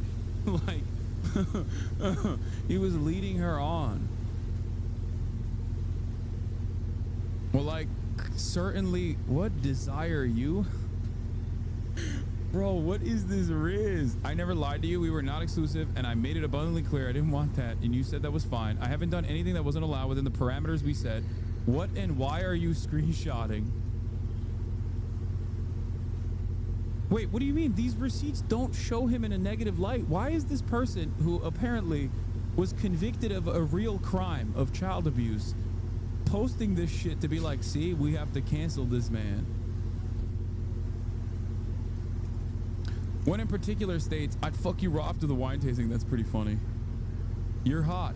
Feels pretty great. I can't lie. The verdict is you look sexy as fuck. Court adjourned. This is fucked up. Dude, first of all, I want to say no one looks good when their sexting material is revealed. No one is cool when they're sexting. I've yet to encounter a singular instance where someone is sexting and they look fucking sick. Okay? But this, like, if you were to tell me, Hasan, write a joke where Harry Hassan is rizzing another TikToker, how would he rizz them? This is what I would arrive at. Like, without knowing anything else, this NPR style, you the viewers are the sponsors of this broadcast ass fucking message, dude. The verdict is you look sexy as fuck. Court adjourned. Ah! It's so good. Mine is, yeah, okay. Okay, Nick, yeah. Here are other receipts of Snapchat provided by other accounts. It's unclear who these Snapchats were sent to. This person thought she was doing investigative reporting. Lemao, see, your opinion is the only one that mattered. God, that ass is fat. Looks amazing. Couldn't agree more, beautiful. What the fuck? Quote from Carly, I'm fighting for accountability, not only for myself, but on behalf of everyone who believed this guy was someone he's not. To this day, he has yet to acknowledge that he did anything wrong, and that's really sad. However, I have to say I am beyond blessed and frankly shocked to have connected with so many amazing people over this horrible experience. What's the attitude that people have on TikTok over this? Are they canceling him? I bet they're fucking canceling him. Zoomers are so crazy. This is like... I bet Zoomers are going nuts over this. They're like, yeah, Harry Hassan, your days are numbered. Liberal TikToker Harry Hassan currently being exposed by 11 women for playing them at the same time. They call me Mao the way I be laying Zedong. Another victim of Harry, Sarah, provided a long detailed video of her experience. I clipped it for the sake of time, but you can find her full video on the TikTok platform. Sarah's a domestic violence survivor. She has posted about a domestic violence experience on October 24. Receipts are of her and her ex. Following this experience, she was convinced by Harry to share explicit photos of her. Wait, what? No, that's a fucking gross way to mischaracterize what. No, that's disgusting. She's literally saying, she's making it seem like Harry was like, oh yeah, this is a domestic violence victim. It's time to pounce. Like, that's fucking insane.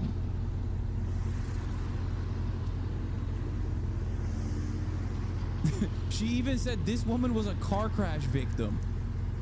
Harry took advantage of her car crash. The fuck?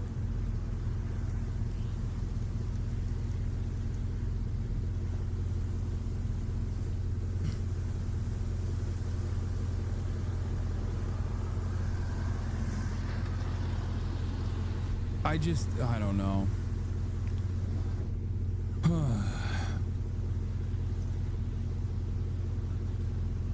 This is Hannah. Unfortunately, many content creators on X embedded her video from my thread last night and misconstrued the truth about what she said.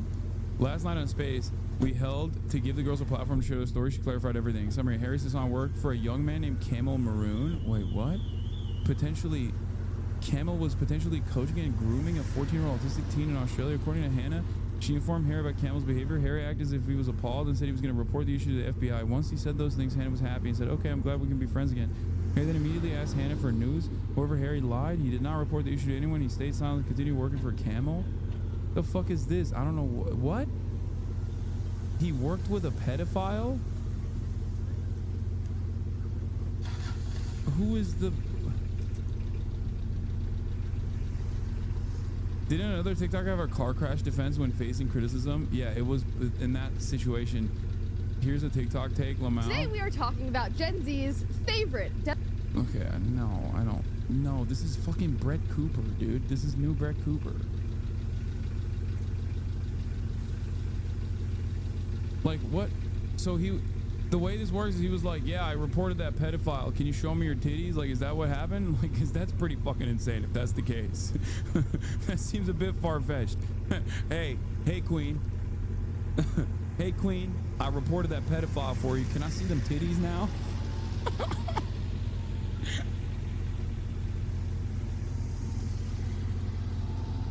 It's a bit far-fetched, I'm sorry.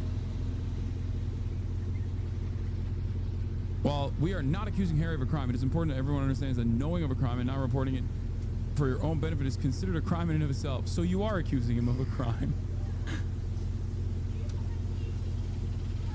This one was so all over the place that I couldn't even figure it out. From what I understand, they were already in an intimate relationship.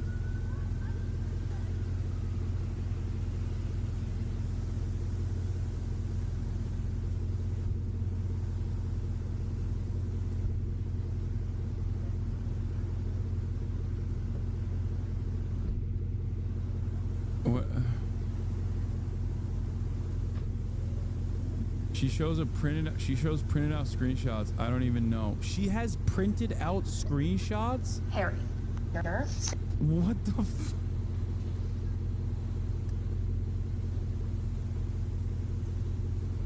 I'm not saying anything. Okay, that's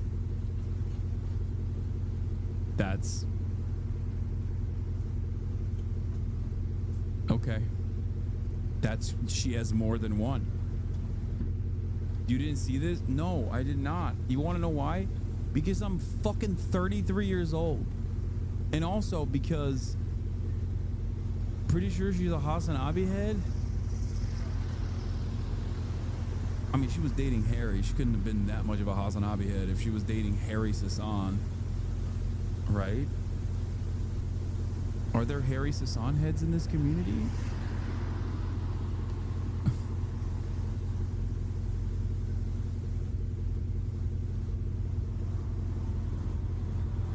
Are there girlies in the girly pop nation that are sending news to Harry Hassan?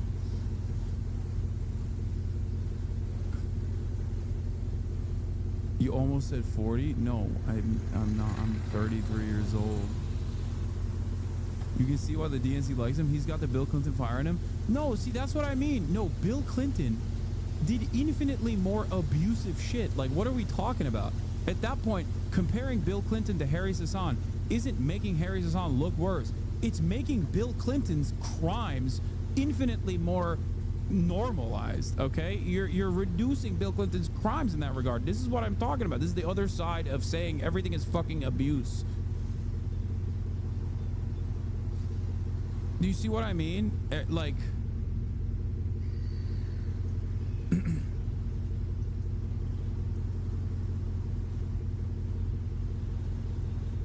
what is the pedophile thing seems like to be the most significant and more most severe of the allegations, other than all this stuff. What is this? This is Camille Thomas Maroon, owner of Impulse, previously thought to be the girlfriend of Harry Hassan based on his name. In the video below, Harry's ex refers to him as an employer, implies that he has an inappropriate relationship with a minor and Harry's aware of it. What is these? Dude, I'm sorry. A guy that fucking ats cat turd? What are we doing? What are we doing? What are we doing here? I don't know. I don't know what the fuck this is. I feel like we're diving into like... This is the issue when you got like right-wing Twitter blue checkmark power farmers that are doing investigative reporting. Yeah, also, Harry's a DNC operative. He's worked for tons of pedophiles. How is that news? True. I didn't even think about it like that.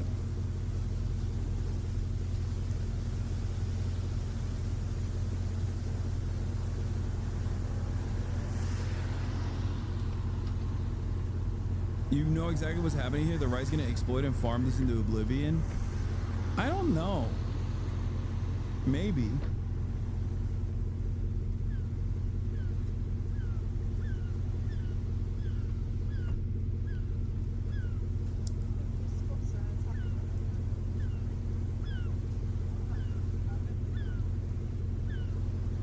This is the kind of story that would do numbers at a high school. Yeah. Well, that also does make sense, to be fair, because, like, we have devolved pretty dramatically. So, like, we are trapped in a high school mentality. Harry's video on his thirst trap isn't clear that his new girlfriend is aware of the other women, but after today, I'm pretty sure she will be made aware. Harry's not apologized for his behavior. He called all these women insane as seen at the top of the thread. I think he just called one of the women insane, but that doesn't really matter, especially if that person has a valid claim, and calling her insane is inappropriate and completely unacceptable. Yeah. The thing that I think is the most fucked up is if true, the whole working with a pedophile is ridiculous. Completely unacceptable. You already know Candy Owens is covering this for 2 weeks? Doubt it. Maybe. The biggest political content creator on Twitch already made a video on it? Wait, no. Asmongold covered it? No, you're fucking lying. Let me go to my favorite. Let me go to my favorite political content creator. No, he hasn't. You guys are such fucking liars, dude. Nah.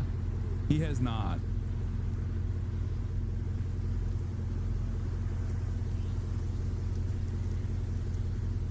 He covered it?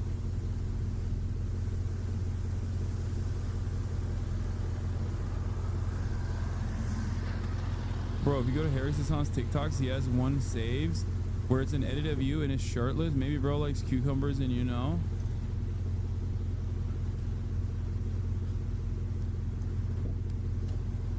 What? It does seem like he's taking advantage of women in vulnerable situations. I don't think he did anything specifically abusive, but it's an alarming pattern if true and could signal more nasty behavior. Why? Because one of the women he was talking to inevitably got into a car crash, and another woman he was talking to at a certain point in her life was a victim of domestic abuse. That is an insane way to design a pattern of seeking out victims that are vulnerable. Oh my God, he did. So basically... Oh my God, he did. Oh my God, he did. Oh my God, he did. Oh my God, he did.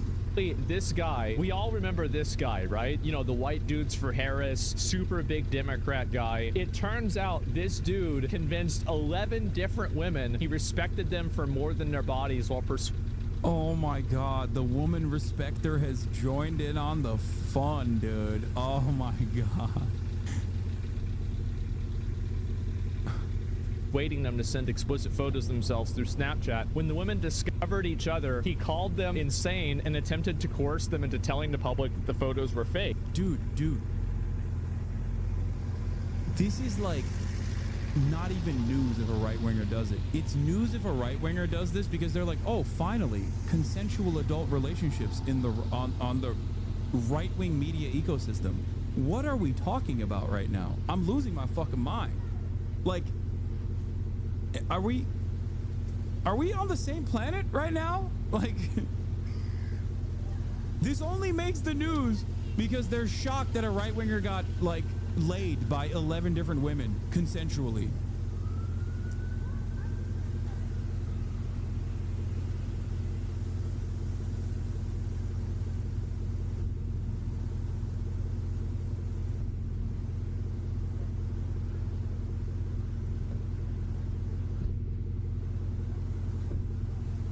A right-winger doing this is dog bites man, a lib man doing it is man bites. No, a right-winger doing this is not even dog bites man.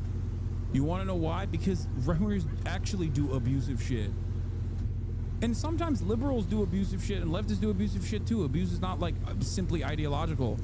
The difference is there's like, this doesn't meet the standard of abuse in my opinion, unless I'm like missing a key detail of this entire thing that everyone else is seeing here. Because if your thing is like, oh, he's woke, but then he also was like sexting numerous women at the same time without being in an exclusive relationship with a single one of them, then that's not abuse. Like, what? That's not abuse at all. What the fuck?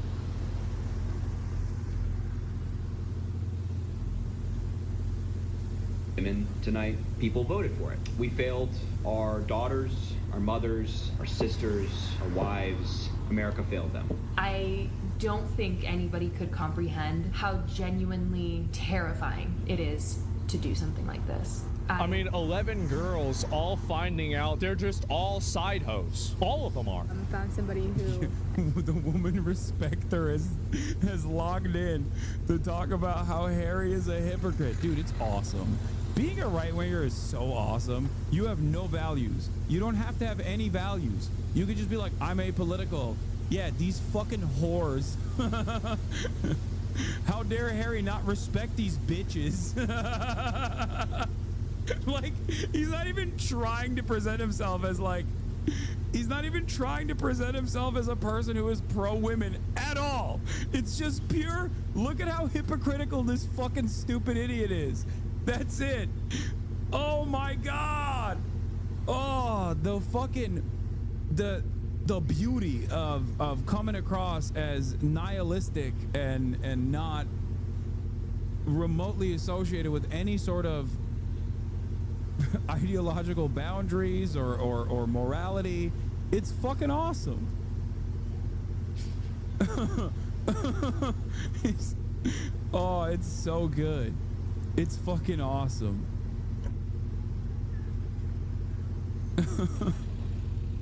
Yeah, guy who tweeted about hoflation, talking about how devastating this is. I'm sure he's gonna, at the end of it, be like, these women are being crazy or something, At the time, right? I thought it respected me for more than my physical appearance. Yeah, he's manipulating them. I care about women. I respect women. No, you don't. You say that so you can find more of them. It's like, you know, the angler fish, they have like the little light in front of them. When we asked, when all like a fucking dozen of us asked, hey, are you talking to anybody? He lied and that he was not talking to anybody. Like, have you ever had like a girl you talk to like in text a lot? This guy is doing that 11 times. Okay. Asmongold, I don't think people in your audience have girls that they talk and text to a lot, unless it's their mom, and it's usually just sending the same text message at the same time every day. Hey mom, where are my dino chicken nuggies? Or hey mom, the dino chicken nuggies were a little cold in the middle today. Can you please fix that problem? Outside of that, I don't think there's a lot of consistent texting of women that you want to fuck going on in your community. Oh no. Oh. That's like doing 11 sets of daily quests every single day.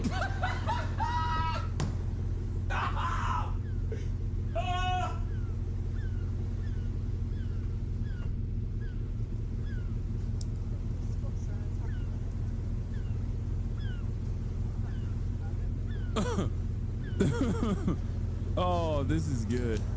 Yeah, no, definitely. A community that understands that reference definitely is talking to women to have sex with them. Talking to women is just like a daily quest that you gotta do. And WoW.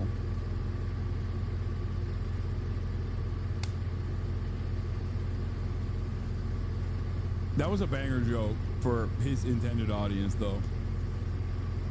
This guy was farming. This is like 40, 50 hours a week he's spending talking to these girls. Oh, man. White dudes for Harris are breaking up. You know what this really reminds me of? COVID Minecrafters. The moment that one of them gets exposed, everybody else immediately in that group just instantaneously roaches out on them. Okay, this is also funny because, like, you're shitting on the dude, and then you're shitting on other dudes for also shitting on the dude. So what's the expectation? If he actually did do some serious, like, crimes or whatever, why is the expectation to double down and protect him? Like,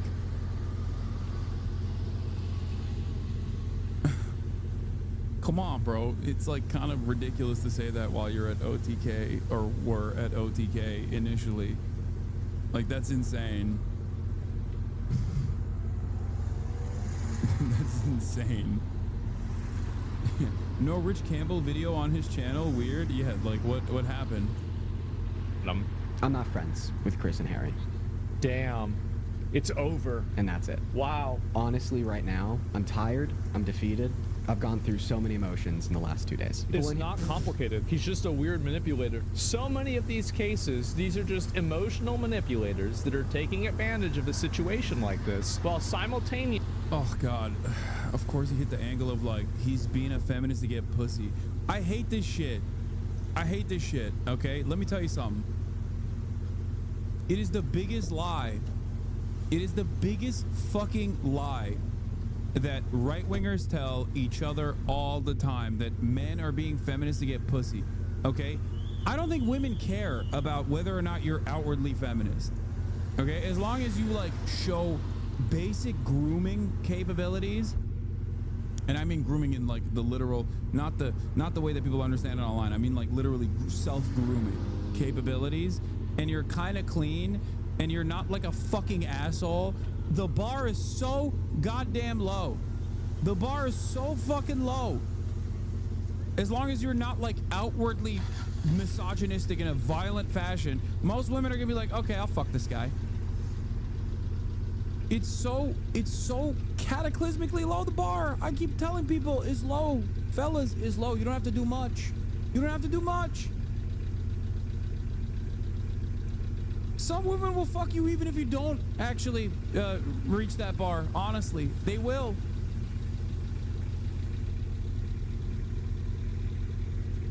It's so crazy.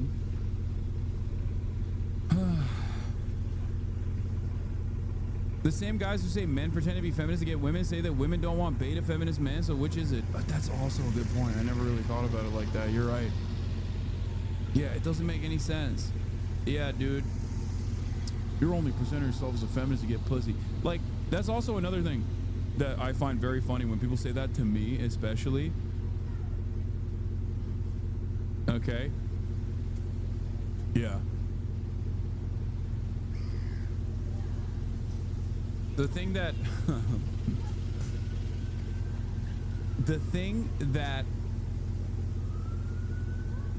I find especially funny is when people say that to me. It's like, no, I think it'd be okay. I think I'll be all right. I don't have to be a feminist for that reason.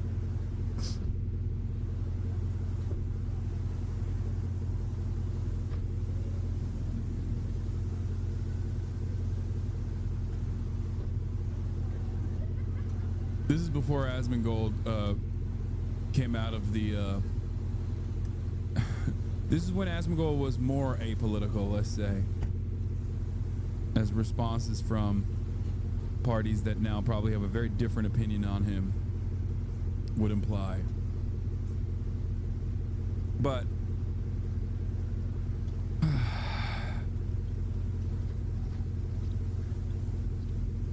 Hasan, please stop saying how the bar is low. We need to get that bar higher and not just get a bunch of guys to start barely clearing it. Okay, first of all, if guys were to barely clear that bar of don't be a fucking asshole and like demonstrate basic, basic grooming capabilities, you would be happy, I promise. The dating pool would be better than it's ever been. Because they're not even fucking clearing that bar. Most dudes refuse to clear it.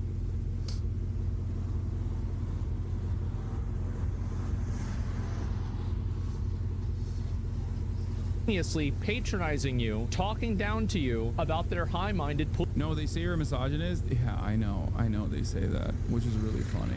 Yeah, sure, I'm a fucking misogynist. I don't. It's like, I wish misogynists actually thought I was a misogynist. I get so much fucking clout. It's only fucking rap fams that say I'm a misogynist, and then it's right-wingers that want to shit on me that say I'm a misogynist. I'm like, if I was, you'd be a fan of me. The fuck do you mean?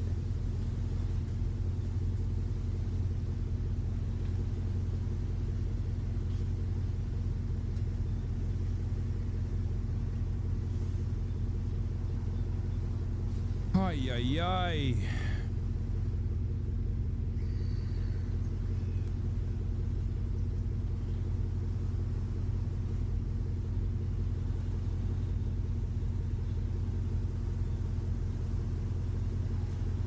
Political values, they only hold to attract more of these girls. If you're talking to 11 girls at the same time and lying to all of them, you don't give a fuck about women. Like, what are we talking about? America failed women tonight. So Chat, wash your balls, they smell sometimes. Yeah, I'm proud of you, Nick. That's a good message. Sorry by what may come.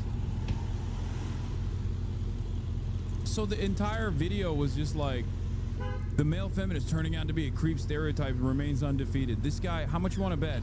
Dudes who write stuff like this are in the fucking DMs of every sex worker on Twitter being like, come on, please, let me get a smell of your coochie, queen. And then, like, when they don't respond, they go, I'm gonna fucking find your house and I'm gonna kill you. I'm gonna kill you dead.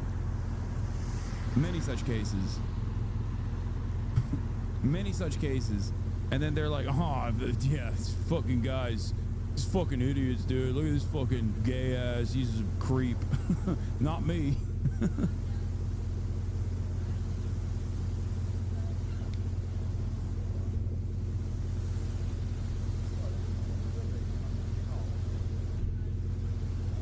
Shuan said recently the biggest red flag in the world isn't a guy being right-wing, it's him saying he's a feminist. Also, for the record, there was a real meta in like 2016, like around that time, when I was branded woke bay as well by BuzzFeed. Even though I was not the biggest fan of that moniker. The idea of like over the top male feminists that were just like rapists and shit. And that was a real phenomenon for sure. Like I will admit that. There was definitely a lot of dudes who were just like straight up rapists, and they would masquerade in public as though they were huge allies of women or whatever. Having said that, I mean, as far as I understand, there's not even an inclination here that Harry is a rapist, so I think that's fucking insane. Buddy, if you're a socialist, please be consistent. Stop buying expensive things, Louis Vuitton bags, pack up and go to Turkey, your home country, and fight for socialism there. If you want to, you can come to me in Russia. Here you are also need to fight for socialism, and please don't forget to bring a Louis Vuitton bag and Dior pants. But dude, I wear a lot of branded shit. It's just funny that you're pointing to two brands that I never purchase. It's just that we have an average salary of $680 per month in Russia. I can't afford this.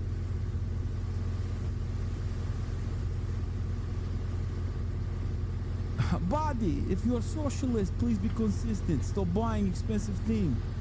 Louis Vuitton bag, pack up and go to Turkey, your home country, and fight for socialism there.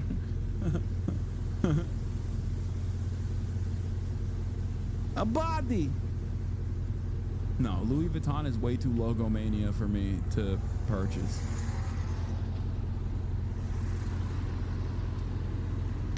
Yeah. He's trying to fly me out, but he doesn't even. He makes $680 a month. How's he gonna fly me out?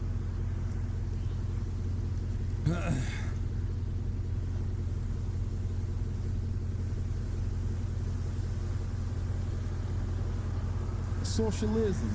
Wait, if socialism is about being poor, and you're saying that the average salary in Russia is $630 a month, doesn't that mean Russia has socialism? Maybe the dumbasses were right. Russia is still Soviet. Russia is still socialist, I guess, because, you know, you just said you're broke. So I guess you guys have true socialism in Russia, it seems. Oh, I didn't know. I didn't think so, but maybe that is the case. Body. What about Golden Goose sneakers? I work there. Let me hook you up. I'm not a big fan of Golden Goose.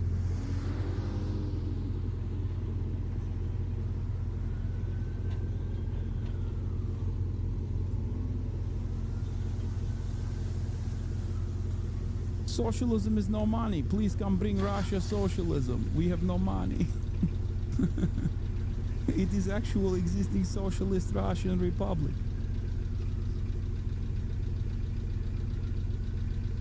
Pre-trash shit is a little whack. I mean, I have some pre-trash stuff. Like there's, you know, you got acid wash and stuff like that. When's the Yoji collab with Ideology? That'd be so sick. That'd be fire.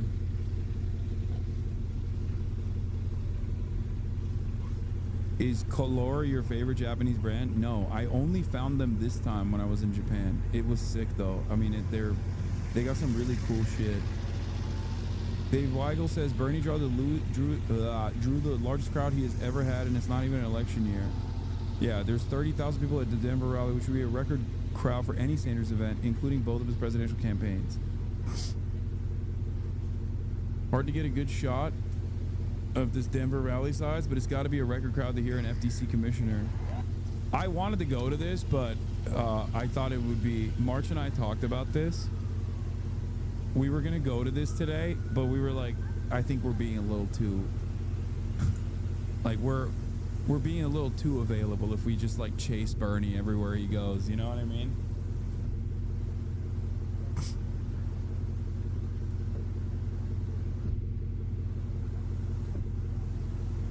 He also said most people are not already Bernie fans. One thing I noticed talking to attendees that was many hadn't voted for Sanders in the primary. Sure enough, Sanders told me half the RSVPs for these rallies are not from their very large supporter list. Yeah.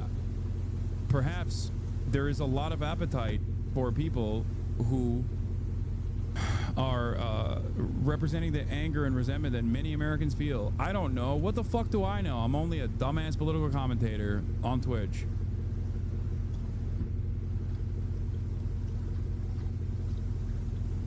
The Chapo boys chased them around during the 2020 primaries. Yeah, I did too. I was there with the Chapo boys. It was very sad, especially after the Nevada stop, because it was very good after Nevada. It was very good at Nevada. It was like the peak.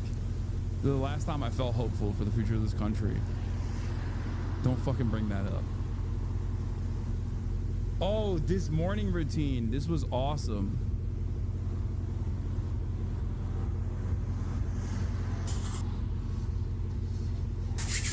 Dude, people are becoming freakish in really funny ways, and I'm here for it, okay? First of all, if you got titties that look like that, put a bra on, okay? I'm sorry. I don't make the rules, except I made that rule just now, okay? You got titties looking like that, you have to wear a top. That's illegal, okay? You cannot be free in the nipple. That's number one. Number two, this is the funniest video of all time. Let's take a look.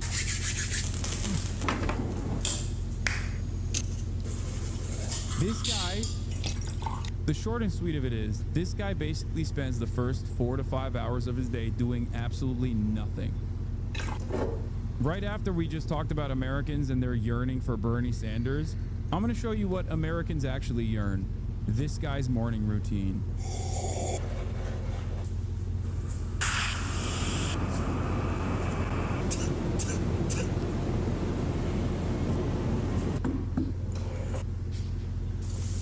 Of meditation. So we're gonna be serious about the Lord's business. What? I guess that's like, is that a digital sermon? Is that what it is? He's just like listening to a... About the Lord's business. I like that he also exclusively drinks this water, which I suspect is very expensive. It looks very expensive. Isn't a anne? Nah, obviously. Uh-oh. Uh-oh. Uh-oh. I'm oh, you're gonna take her on a walk? Okay.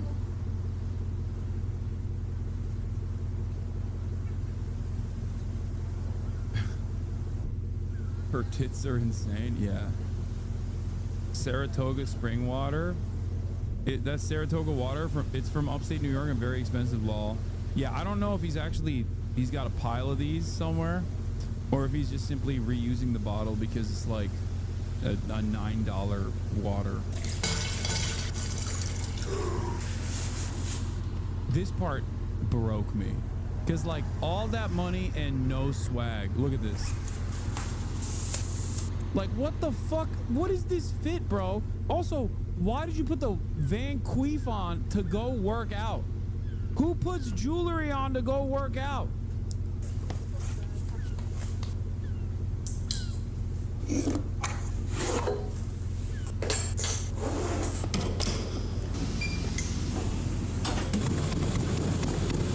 Like, he put a fucking nice watch on to go run and sprint on the treadmill.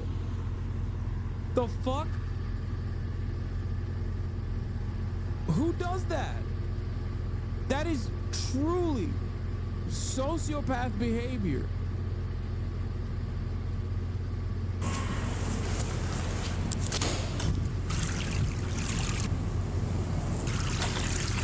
Oh, now you took the fucking rollie off, dude. Oh no, he still has it on. He still has it. This dude, bro.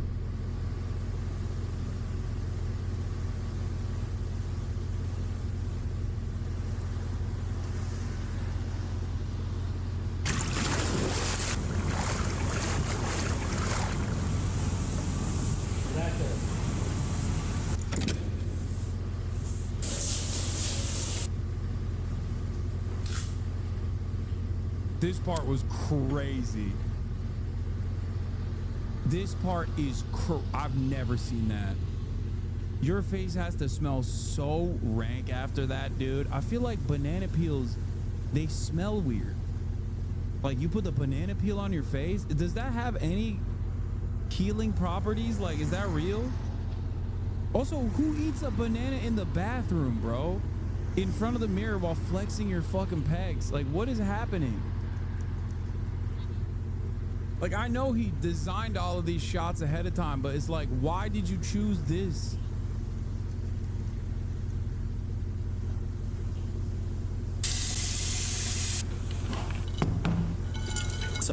His wife brings him another bucket of ice to put his face on.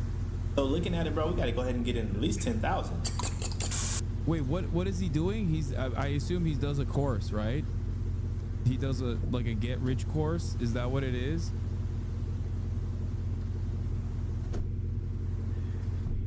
You don't choose this. This chooses you. Looking at it, bro, we gotta go ahead and get in at least 10,000.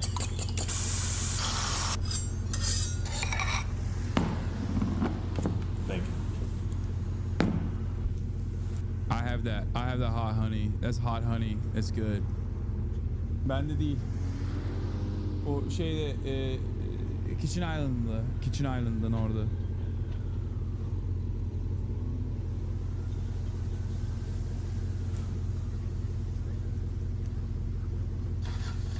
This is like the girls that do the get ready with me to start in their underwear, or they start with peeing like something should be private. No, this is like the Patrick Bateman Sigma Grindset lifestyle. I think you're a real fucking freak if you're waking up at 3:52 a.m. and he's got the nose tape and he's got the mouth tape. God, I fucking hate this shit so much, by the way. The TikTok is constantly serving ads of this shit. And I hate it. Like, I assume that it's like it pegged me as like a self-help guy because of, I don't know, my interests of like working out and stuff. But I can't stand this shit. It's such a dumb trend. It's a mouth tape thing because it has every healing property of on the planet. If you breathe out of your nose while you're sleeping, you become a Sigma Grindset. You will become a Chad. No, it's not anti-snoring. No, it's not just for anti-snoring. Maybe it was initially for anti-snoring, but the way these guys sell it as like tremendous healing properties, okay? They say it fixes everything, the mouth tape. Everything. Like, it makes your jawline more pronounced is what TikTok tells me.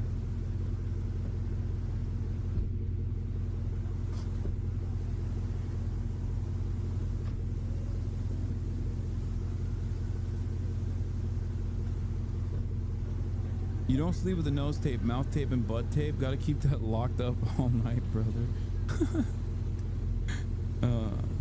This one's from a woman. It's insane.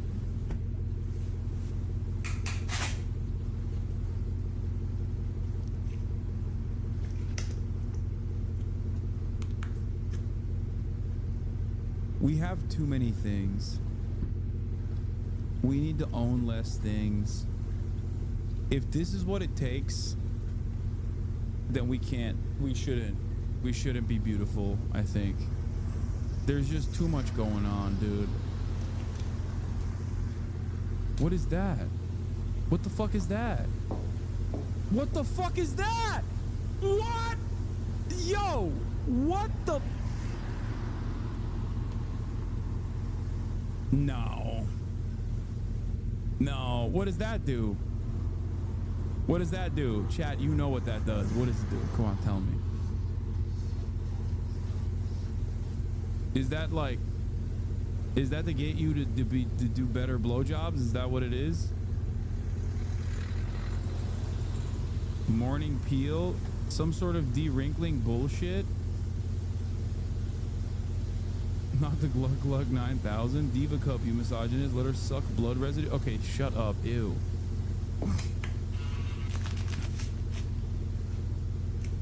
What? What was that? What? She has fake bills? She has fake bills to wipe her face with?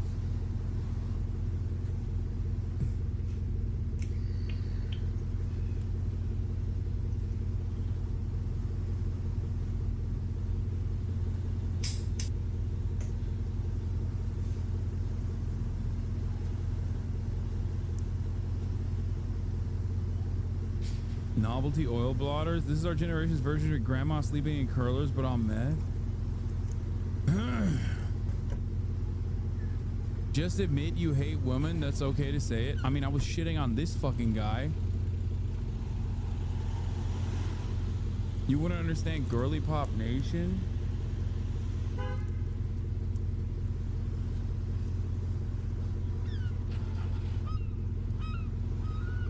I see something similar from The Ordinary. It's probably an AHA cleanser she used. Yeah, I think self-care has moved beyond like actually taking care of oneself. It's become something entirely different. I just don't like I don't even believe this guy does this every day, by the way. Especially because there's no, I hope he doesn't do this every day, because what utility is there? He doesn't have to do any of this. Why does it take him so long to do all of this stuff? And also, like, he starts work at 9 a.m. and his work is just the Discord server that he operates with the boys.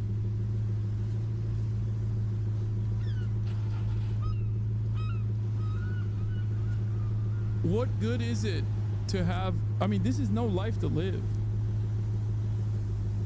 He does, I fear. This is the blueprint to success. There's people who are already killing it, people who are already doing well. You don't need to reinvent the wheel. You need to go see what's making them pop. You study their game. You don't take their entire game. You get the inspiration and you apply it to yours. You can use a bit of their strategies, but just make it true and authentic to yourself. I see so many people trying to reinvent the wheel. The wheel is already there, bro. Just do.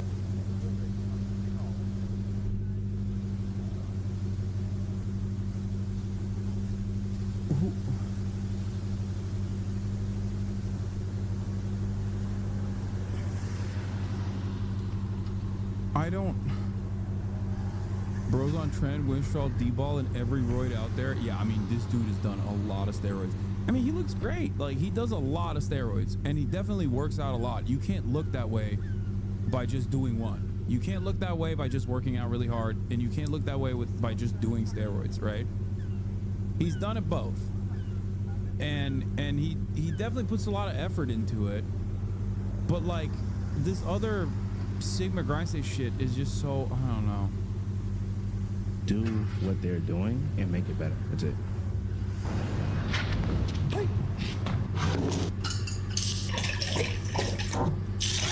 Like, why the expensive bottle of water? Like, why can't it be just like regular water that you dump your face into one time? I don't understand.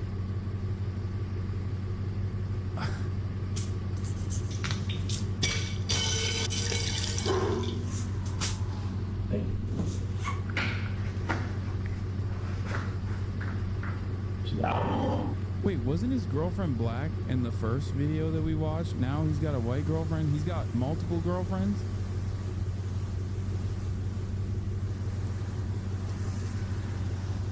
Yeah, no socks is gross.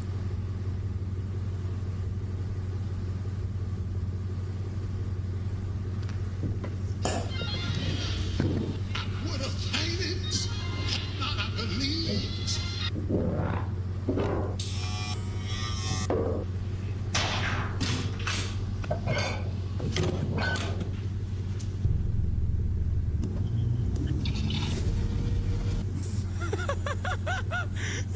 He's in the car. He's in the car with his homie, and his homie is like, he's making it seem like his homie is his servant for some reason, and his driver as well. And he's in the car watching TikToks. Like, watching TikToks. Bro's an iPad kid? Yeah. What is he? He's just constantly watching TikToks.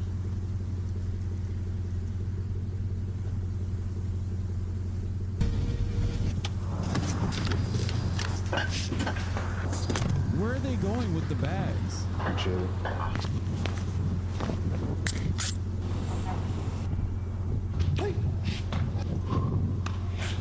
Appreciate you, bro. Hey, jump. Backhand, you got it, you got it. Appreciate you, bro.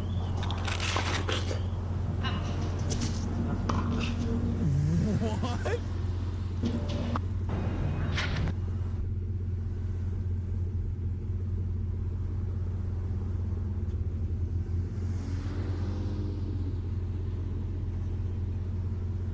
Oh my God!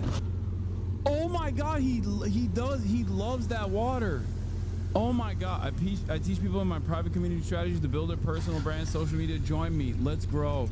Link in my bio on IG.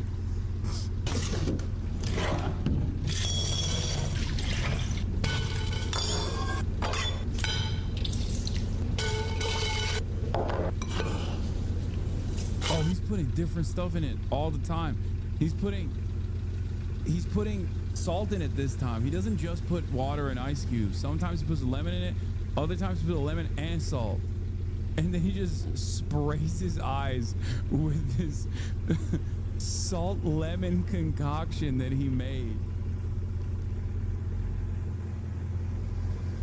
What the fuck? Dude, I love this guy. Thank you. We used to do this all the time. I used to look at guys like this all the time. What happened? We got to get back to that. Thank you. He never wears socks. Oh my God, the shirt is so tight. It's so fucking tight. He looks so stupid.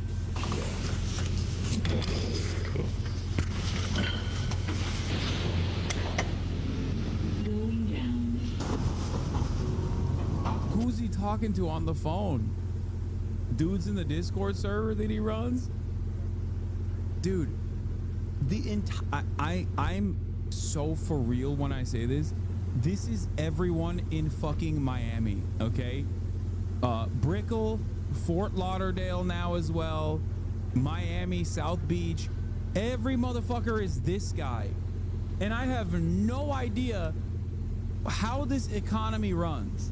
It does not make any sense. Like, these dudes who just don't do anything. Nothing at all. You're asking, is he from Miami? Yes, bro. He is 100% a Florida guy. This is the most Florida-ass behavior.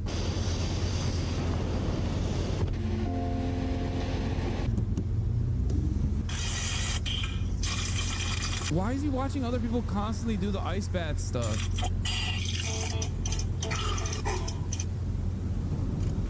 That's all he does is just watch other people. Wow, we got a big day ahead of us. It's the same design and everything. This is $2,830. Oh, big day today. Gotta get my servant to drive me to the fucking Louis Vuitton store so I can buy all cash a Louis Vuitton bag. And I will also make sure to film the person saying the price so you know how fucking rich I am. 10K didn't look like anything. He's always talking about 10K. Look, 10K is his thing. He's always got a $10,000 deal on the line. Which 10K didn't look like anything. Which is funny because, like, that's not saying much for a guy who's that wealthy, right? Like $10,000, who gives a shit? Why are you having a phone call about $10,000? A guy that is that wealthy is not doing a phone call over $10,000. You know what I mean? It doesn't make sense. So we'll go silver again.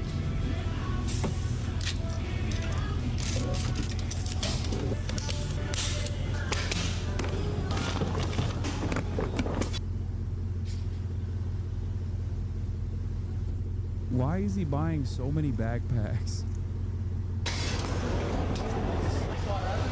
Much love, bro. Thank you, bro.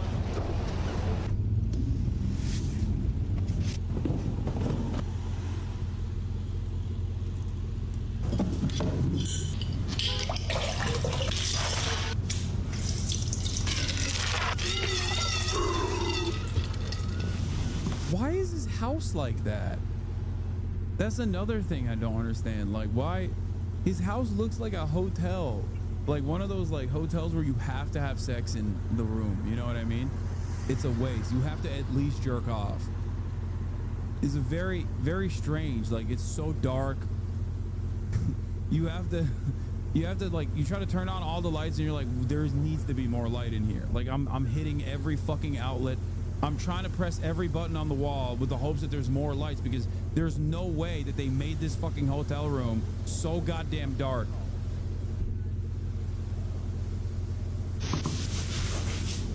Thank you. Oh, he finally has socks. Oh god, the Amiris. Oh my god.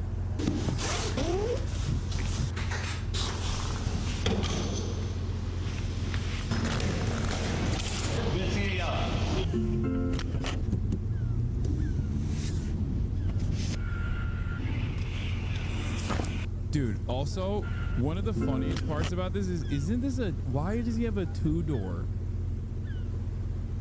Like, why did he not purchase a different car if he's gonna have someone drive him around? Of course it's Miami. Wait, this is an EV? No, it's not an EV. You can hear the fucking engine. What are you talking about?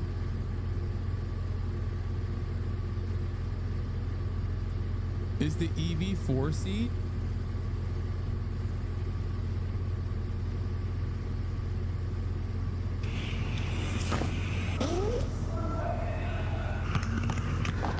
Oh, he balls in Amiris?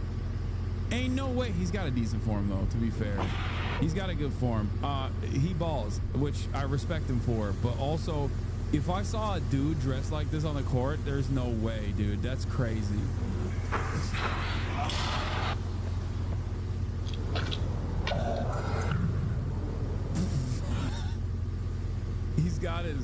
He's got his water boy waiting for him in the suit.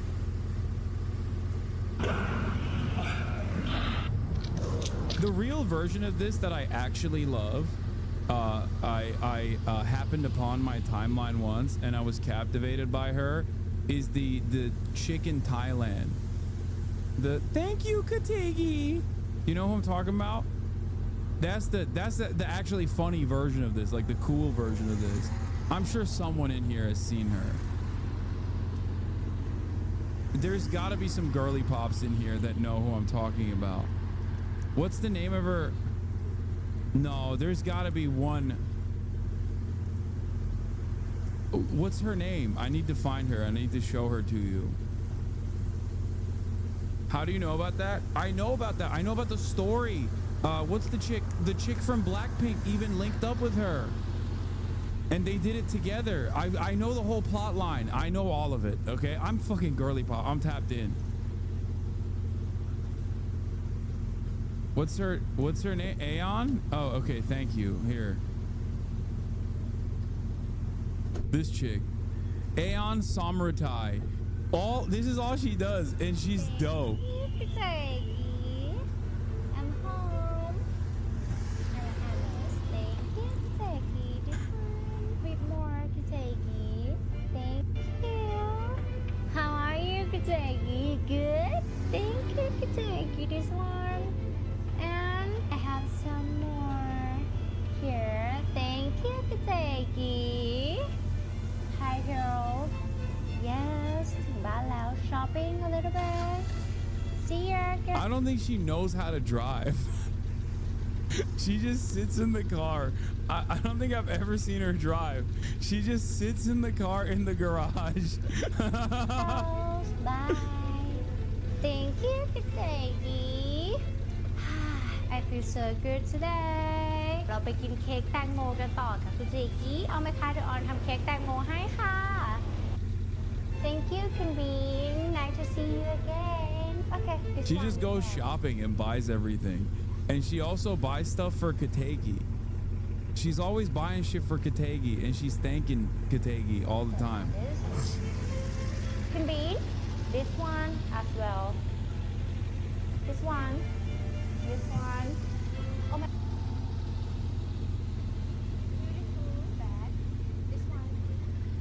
This is all she does. Oh my god, hi. I don't know why this video is so captivating. It's so stupid. Peggy, I wanna try this one. So nice. Wow, I like it. Can I try? Here, I take this one. This one too, green color. So like this, I take all these shells, okay? And green and blue, I take all. Oh my god, it's very good price.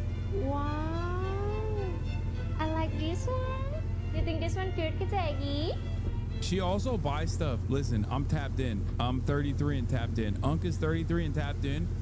Unk knows ball. Okay, she sometimes will buy stuff for Kategi. That's the first one I ever watched. Was when she was like walking around with her servants, and she was just like buying them all bags. Bags very clearly meant for her, but she was bags very clearly meant for her that she was just buying them as well. But anyway, comments say Kategi's been replaced. Yeah. Oh, this is the one. Look, look. Are you ready to shop today? So she is Lisa from formerly of Blackpink. Also was a fan of Aeon Samrutai, and I've done a deep dive. I've watched numerous AI videos from indecipherable Indian AI TikTok accounts that have that noticeable AI pattern to try to figure out oh, not formerly, sorry, she's still in Blackpink. I thought Blackpink disbanded, but I'm wrong. But in any case, apparently, god damn, everybody got so mad at me. Okay, I'm not that tapped in. Okay, Unk is not that tapped in. Unk tapped out. Calm down. My bad. But I did a deep dive on Aeon to be like, what is her deal? Like, who the fuck is this person? And the videos that I watched gave me zero answers. There are hundreds of videos describing her background and like what the suspicion is that whether she has a rich husband or what her deal is. Is she that rich? Is she actually that rich? Or is she not that rich? How was that brothel asshole? Wait, what? Why? You're trying to go to Artemis, the legal brothel in Germany that is still in operation? It was all right. I mean, it's not the best experience overall. Is that why you're asking? Because it's kind of a rude way to ask.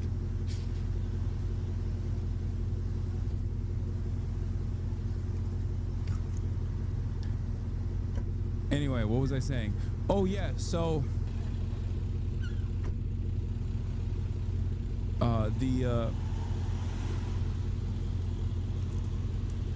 he's been saying this, bro. I don't know what you're talking about. Bro's in the brothel with you, Lamau.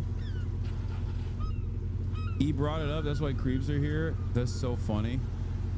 Cause like, I'm pretty sure he openly talked about it on Leftovers in the past, back when he was woke and he was pro sex work, about how we talked about how like the brothel was raided for tax evasion. All these fucking weird Nazis constantly say it was actually raided for like sex trafficking or whatever, and that the brothel actually successfully sued the police department and the city for defamation and won.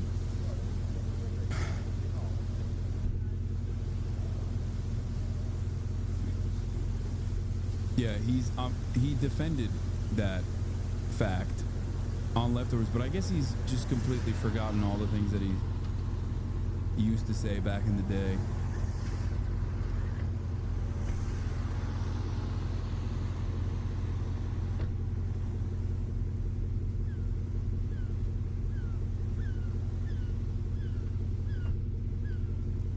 Anyway.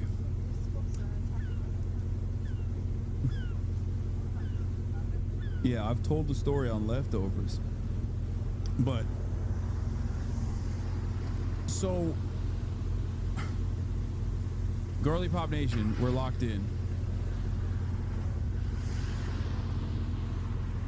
So Lisa is a fan of Aeon, and has like done the like thank you Kategi stuff on TV before. So they finally got together and did this video together, and it was a big deal. And that's what I wanted to tell you guys, Girly Pop Nation. Kategi, you want something for today? I can buy for you. We can buy. This is so cute for you. You want? What's E? I want R. I want R. You take R? Take R. Oh my god! Look at that. So beautiful. Oh my god. Man, did it caught you off guard? Man, that caught you off guard, didn't it?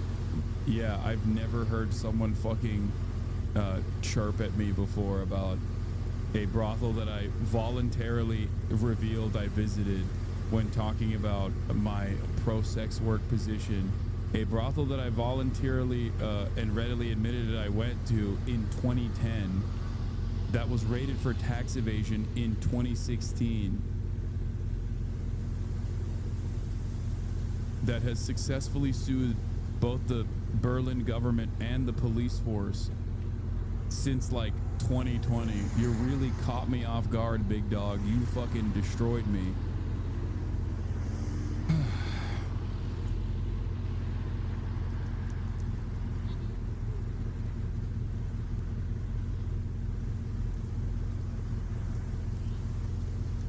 There was a chatter who was talking about how they were 10 in 2016. And yeah, there was a chatter who was talking about how they were 10 in 2016, which means that they were 4 when I went to this place.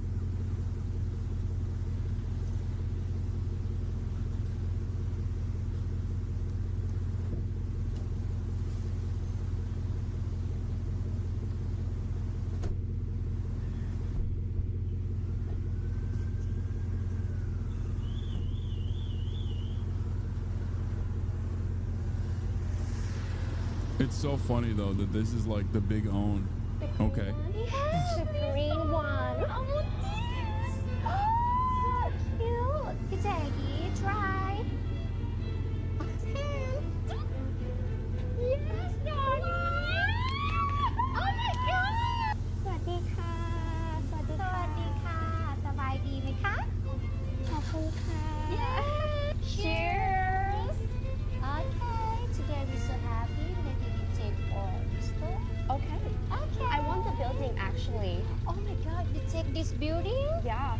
Donnie, can we call Alice? Write the check now. Cheers. So happy today. Ooh, you prepared this one for me. So cute. So beautiful. Okay. We take? We take. Okay, maybe we take R here. We take R. Okay. Thank you. Lisa is a main character in the new White Lotus. Yeah, I know. And I'm very worried about her relationship with the best boy.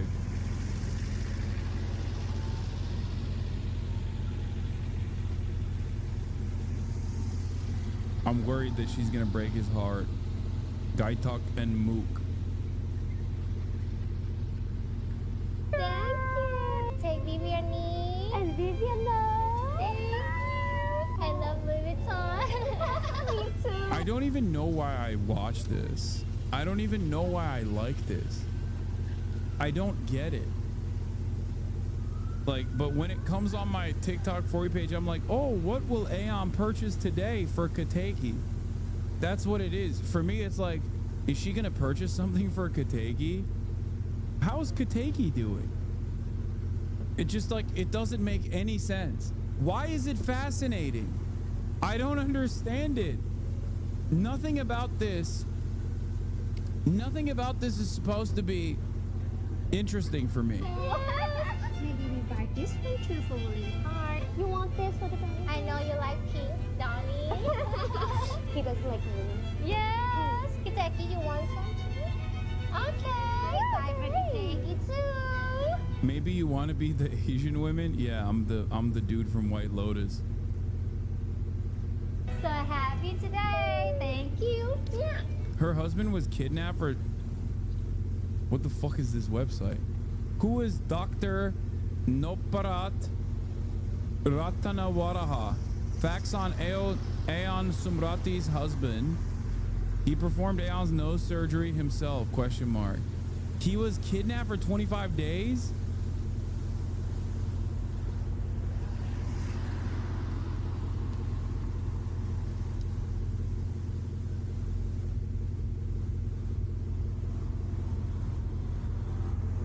He proposed to Aeon in New Zealand.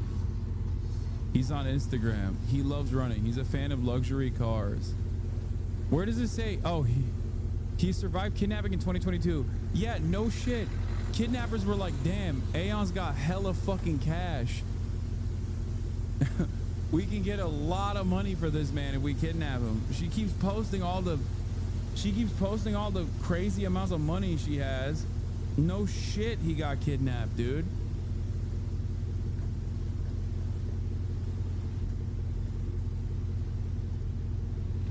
If I was a kidnapper in Thailand, I'd kidnap this guy too. What do you mean? It's like you got to kidnap someone with money. She's flaunting it around.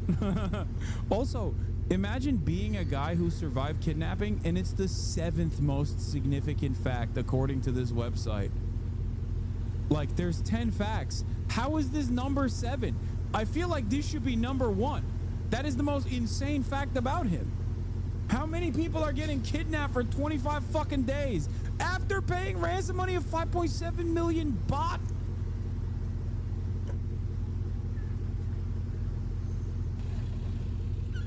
That's crazy. It should break top 3. You know what I mean? Like, it should break top 3. If you're getting kidnapped, you should be in the top 3. That's $200,000. Damn. He got, dude, that's a lick. That's nothing. $200,000? Bro, she buys more shit for Kategi in a week.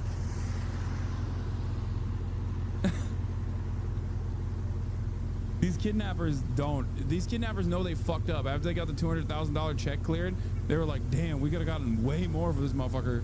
Kategi gets more just by being her security guard.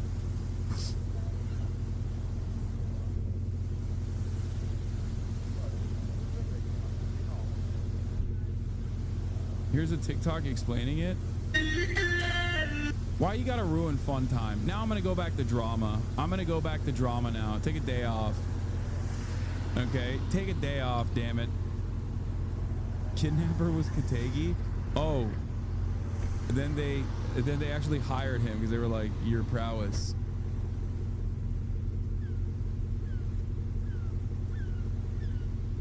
This is so funny. Dude.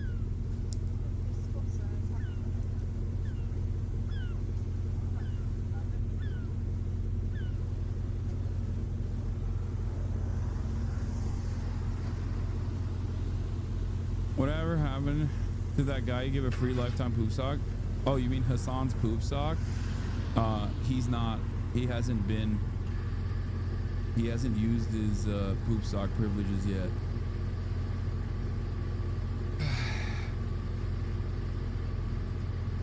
In Shadows news, oh yeah, I was gonna talk about Assassin's Creed Shadows. Here's where we're at, by the way.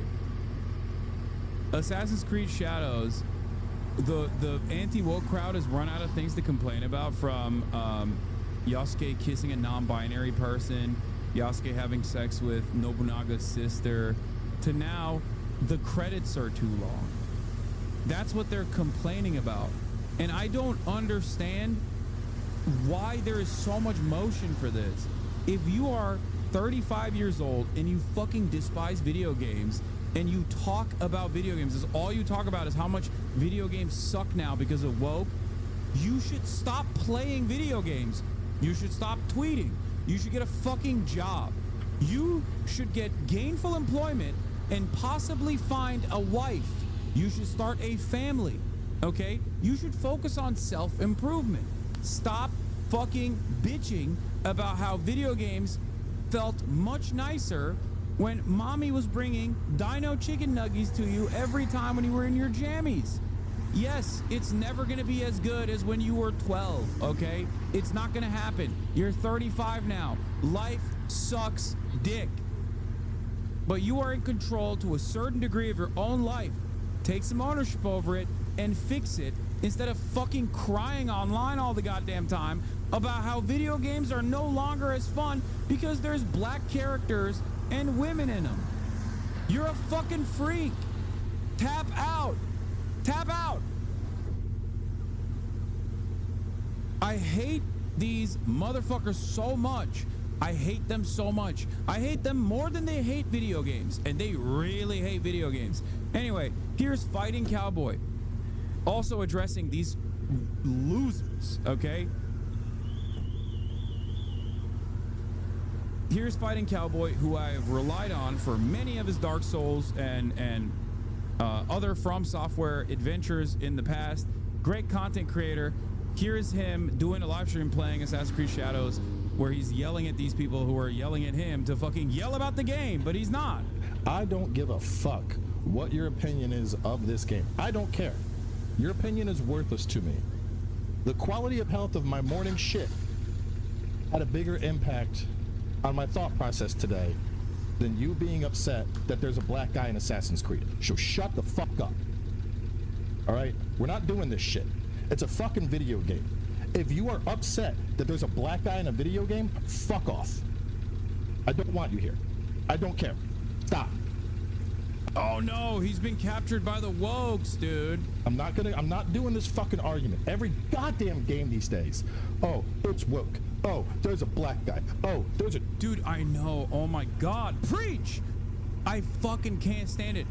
Every video game release has to have some outrage dedicated to it. Kingdom Come has a gay character. Kingdom Come has a black character. Ah, it's not sufficiently anti-woke. Shut the fuck up!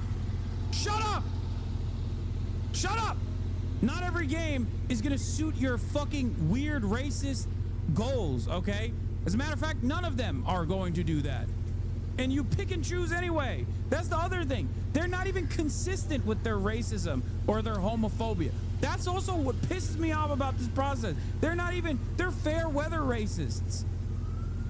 They only get mad when some 60-year-old fucking loser who has never been able to finish his video game successfully, Grums, Mr. Breast Milk Enjoyer at Blizzard, formerly, will come out and be like, this game is gay, it's woke, it sucks, and then they get mad because there was no smoke for Baldur's Gate. That was the gayest fucking game of all time. You could be non-binary, slinging dick, fucking goddamn bears and shit, and everybody loved it.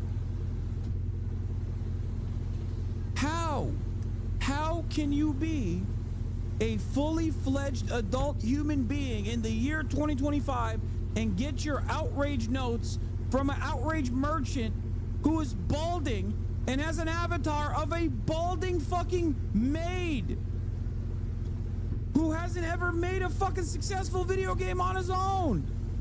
He's a scammer. You're a fucking moron. You're even a bigger loser than the 60-year-old who's constantly talking about fucking how video games are woke and gay now. Imagine getting your nose from a 60-year-old man who's constantly chirping about video games, dude. God, you are so fucking pathetic. You are such a goddamn loser, and you know it. That's the other thing. You know you're a fucking loser. You know you are a fucking ginormous loser, and you got no motion in your life, so anything you spend every waking moment trying to fuck up other people's lives. That's all you do. All you do is run around and try to ruin other people's enjoyment, ruin other people's fun. Oh my God. Go to the gym, dipshit. Go fucking work out. Fix your life. A trans person. Shut the fuck up. Either play the game or go the fuck outside, bro. It's not that hard. Thank you. Yes. Oh, damn. I've been on this earth 37 fucking years. When I was a kid, guess what? If a game came out and I didn't want to get involved with it, I didn't fucking play with it. I didn't go on the internet and cry like an entitled little child, wah, wah, wah, wah. The game doesn't have stuff that I want. So shut the fuck up and leave, bro. Are you that much of a fucking loser that you're seeking out streams of a game you don't like just to be like, wah, I don't like this. There's a black guy. Shut the fuck up. Nobody cares. Nobody cares. That's all. This is the only rant. I'm getting this shit out of the way now. Stop. Because any comment, any fucking comment, I'm just gonna ban you. I don't care. I'm just gonna fucking ban you. I don't care. I don't have time for it, bro. I'm here to play a fucking game, not listen to you cry about a black dude that existed in history that was brought over to Japan as... Yeah, ironically enough, Assassin's Creed is historical fiction. And until this game, you've never actually played a real historical figure. That is the inherent irony here as well. Every other game, you play around historical figures, which you can, you know, beat the fuck out of, obviously, which is, you know, not what happened in history. Like, there was no fucking Leonardo da Vinci flying machine that you could actually fucking fly in, right? Nobody complained about that shit. That was awesome, because I guess he wasn't black. What's hilarious about it is, like, this is the one time where you do actually play a historical figure, ironically enough. Fist fighting the Pope, I'm fine with that. That's historical fiction. That's appropriate. Black guy that actually existed in Japanese history? Oh, absolutely not. Why would you let me play this?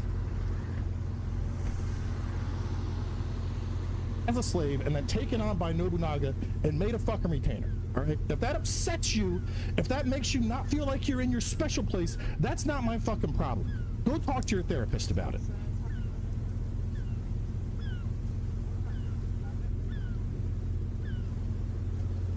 It's so annoying. It's so fucking annoying.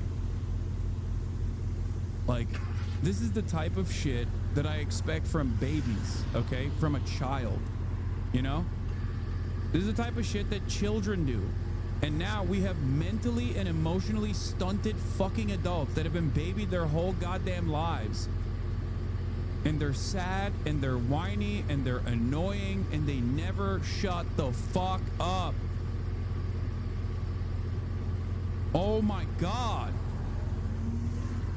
And it's a cycle that they desire too. Like, they want any kind of fucking reaction they can get out of it, where they lose their minds. They're like, oh, like they misinterpreted a LDP Japanese politician who's an upstart trying to fucking make a name for himself, which ironically I mentioned as well to the JCP guys when I was there. Remember when I talked to the Japanese Communist Party and I was like, does our brain rot actually make its way to Japanese politics and actually impact Japanese politics? Turns out, yes, it does. That was my suspicion, and apparently that is the case. There's a dude in the LDP named Kato, okay? He's trying to make a name for himself. And in the process, in a Diet session, he gets up and he talks about Assassin's Creed because he's seen so many people on Twitter talk about it. Japanese people love Twitter. They use Twitter quite frequently. It's more popular in Japan than it is in America per the population percentage. Like, there's more active users in Japan on Twitter in comparison to the rest of the Japanese population than there is in the United States of America in comparison to the United States population. Okay? So he comes out in a Diet session and he brings up the Assassin's Creed thing. And the Prime Minister responds to it. And in the response, he basically says, like, yeah, okay, yeah, sure. Our concern is that maybe people will get their notes from the game. You can deface Japanese landmarks in virtually every fucking video game, by the way. It's not new. The Prime Minister basically says, we hope that we take it very seriously to deface our real cultural landmarks in the real world, not in the game. And we hope that people will not do that. We hope that people won't try to, like, scale the walls and do parkour on our fucking shrines and shit. That's it. And you know what's interesting? Ubisoft patched it out immediately on the day one patch. But it didn't end there. Every single disgusting Angloid piece of shit with a lolly avatar fake Japanese account that LARPs as a Japanese teenager online, and there are many accounts like this. There are so many people that have ironically never even been to Japan. They just live in, like, England, and they LARP as though they're Japanese conservatives in English. Every single one of those accounts mistranslated the Prime Minister's statements to make it seem like Japan was taking a strong stance against Assassin's Creed Shadows. And these fucking tweets have thousands of likes. Thousands of likes. Because nobody fucking cares about the truth. I'm losing my mind. Okay? I'm losing it. It's just, it's something so innocuous and so marginal and so inconsequential in the grand scheme of things, but it still pisses me off because it goes along with the broader trends that I see all the goddamn time all around the internet. Here's what I'm talking about. Hold on, let me see if I can find it real quick. Where is it? Yeah, fuck around and they'll find out. Tomorrow, Japan, Mr. Hiroyuki Kata, a member of the House Councilors from the Liberal Democratic Party, will address the AC Shadows issue in the National Diet. This will be broadcast nationwide as well as live streamed. Like, this doesn't make any fucking sense. Like, they have literally invented a completely alternative reality. And they think that this reality is where, like, the Japanese government is genuinely fucking mad. They think you're defending it because you took the ad? I know. I don't care. I don't care that they're fucking thinking that. I hate people who lie like this. I hate it. I hate it so much. It might be a little bit neurodivergent of me, but when I see something like this, I can't let it go. It makes me so mad because I can't stand how fucking stupid people are. I can't stand it. It's like they just, and then that lie materializes and turns into this, like, this thing that can actually impact the real world, like developers getting harassed as a consequence of this. Like, that shit pisses me off so much. I hate it.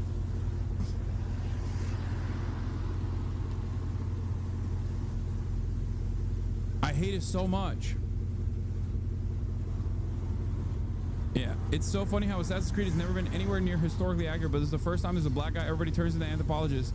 You fist fight the Pope in these games. Yeah, a black samurai with a relationship with a non-binary person, yuck. And it's like, you don't need to do this. This is your own personal choice. Except, I know for a fact you didn't even you ripped this video off of someone else. Someone else who was also an outrage merchant. You know, because I know you didn't play the game.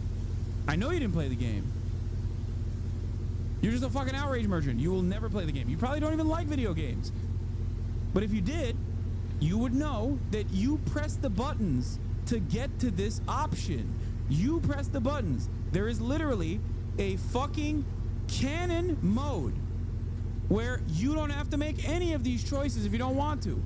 You don't have to fuck anybody as Yasuke if you don't want to. You chose to rizz up the fucking non-binary person, and now you're mad that you can do it. You didn't accidentally arrive at the sexo run. You chose it deliberately, and now you're mad that it exists. Yeah, this is the guy I'm talking about. Colonel Otaku Gatekeeper, educating Westerners on Japanese politics and gatekeeping anime and manga from censorious Puritans, Japanese nationalist, anti-communism, Shintoist. He's not even fucking Japanese. He's never been to Japan. Many such cases. There are so many Ian Miles Chongs now online, and it's very frustrating. It's a unique phenomena. It's very strange. Back in the day, you just had Ian Miles Chong, who LARPs from Malaysia as a guy who lives in Portland, Oregon. He's never stepped foot in the United States of America. Okay? Everybody knows his background. These guys now are all anonymous accounts, and they act like they are Japanese right-wing nationalists. This dude is a pedophile living in the UK, okay?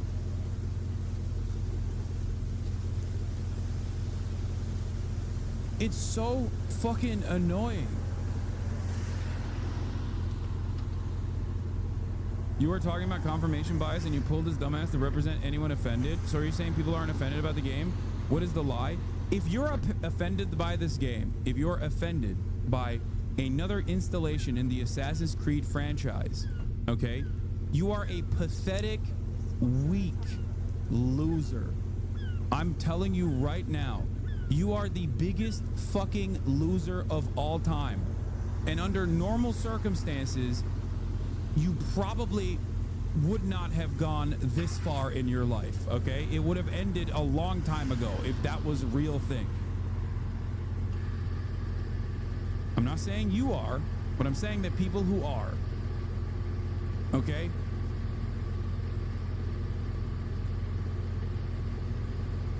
Nobody is forcing anyone to play the fucking video game.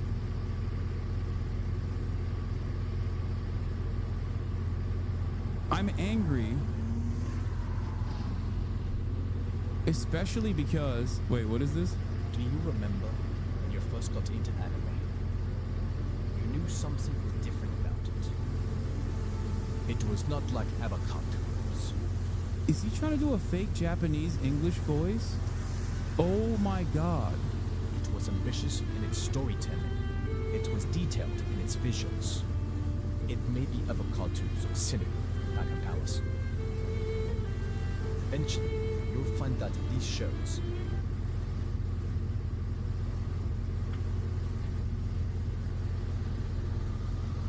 Dude, I can't. It's so hard for me. It's so hard for me to not use some of the previous tokens that I've collected because we unfortunately still don't live in a world where you have kill yourself tokens. Okay? Because if we did live in a world where you could get kill yourself tokens whenever someone sent one to you, I would be using so many. Okay? And because we don't live in that world, I can't use the kill yourself tokens, and therefore I can't cover the story with the real feelings that I have in my heart. You know what I mean? It's genuinely, this is one of the hardest things. It's genuinely one of the hardest things where I have wishes in my mind, I have passion in my heart, and there's no way for me to openly communicate how I feel about this.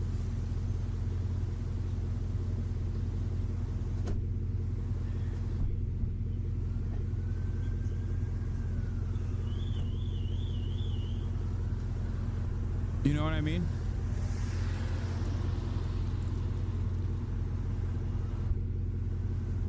There was a time and place when people used to fling the R word freely, okay?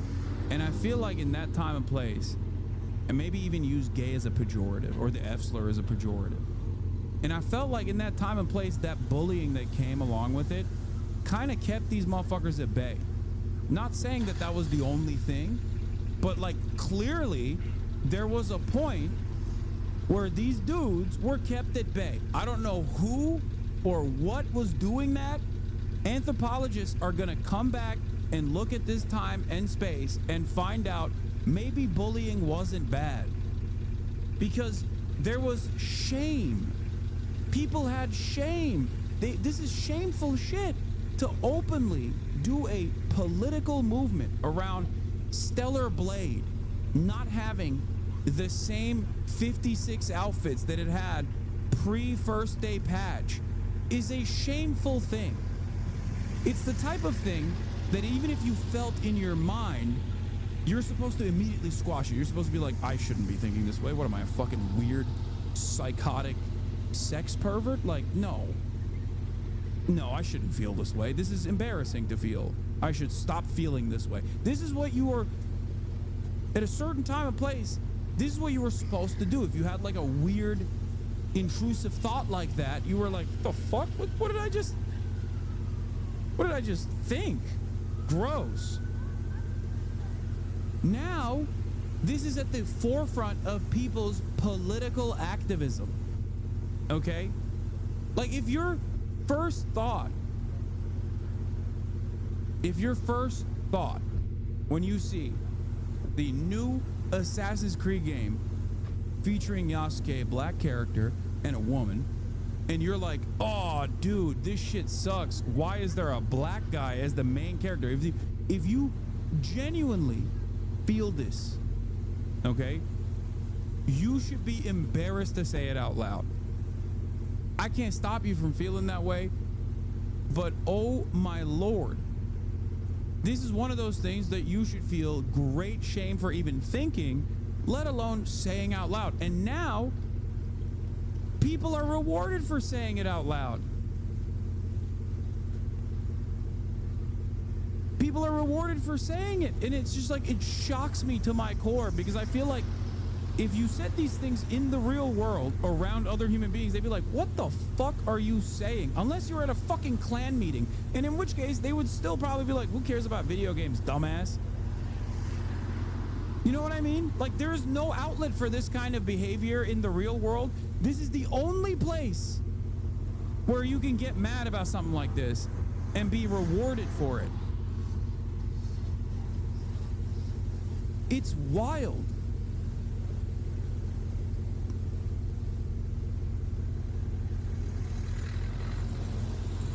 That's what shocks me to my very core, is that these guys get their notes, once again, from a genuine fucking loser. Okay? A guy that is 60 years old who said he wanted to make his own video game and has failed spectacularly at making this video game. He has not been able to successfully make it. It's a Gundam style game. I didn't even need to know about this dude's existence, and now I know because he's an outrage merchant that other people actually follow on. And then guys like Asmongold will hype this shit up.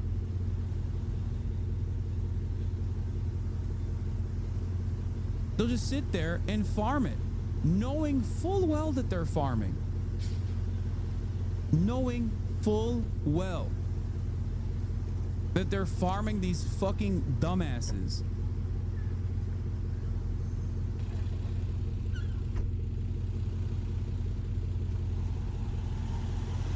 I saw something funny though, because Asmongold, I think, also started playing it, and he liked the game, and his audience wants him to hate the game.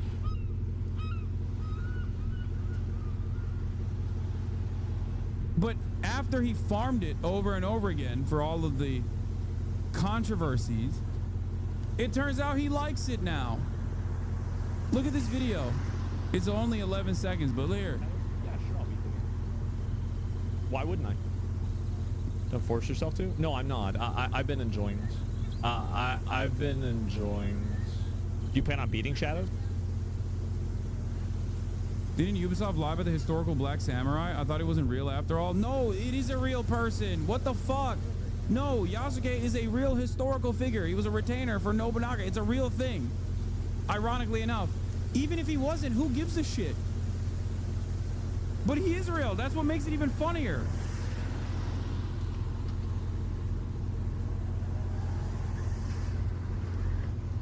Props to him for not fake hating it. That's props to him. He farmed it for months. What the fuck are you talking about? No.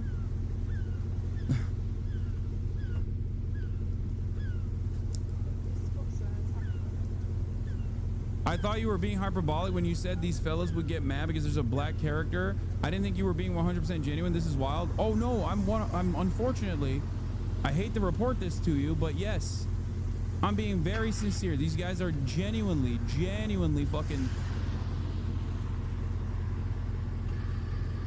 They say the wiki page was fake. What?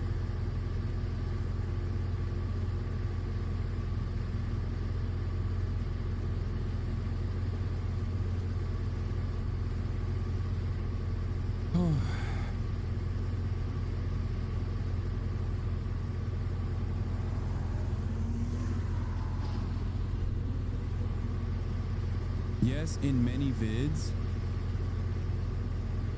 Oh my god. Oh my god. Dude, I swear to God, it is. People are violently stupid, bro.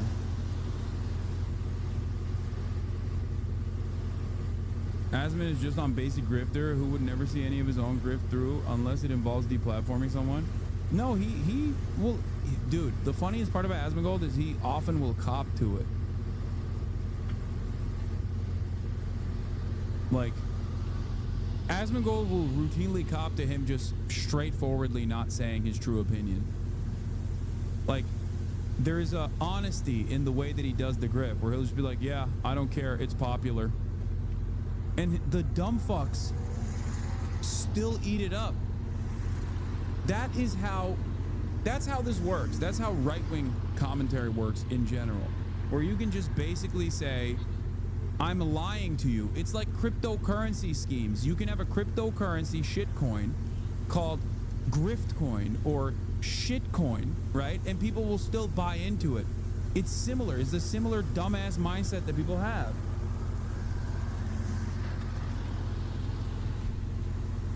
It is literally the same mindset where people are like, oh, am I being grifted to by this guy who doesn't have a genuine take on this issue? Well, as long as he's repeating the talking points, I'll still could keep consuming it.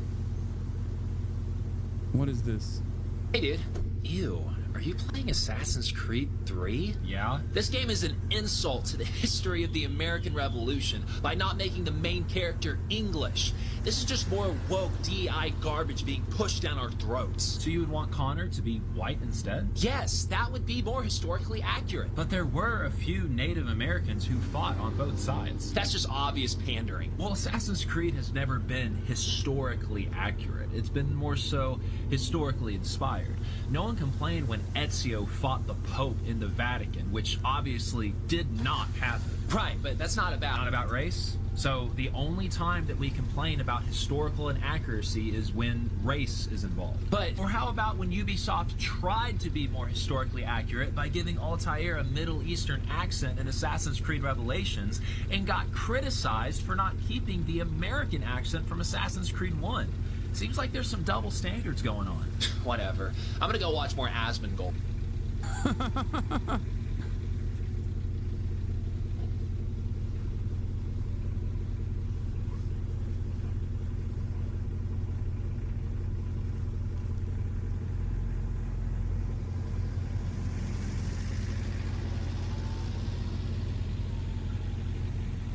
Are we sure he's not a flesh suit stuff with the roads to control it? I don't know.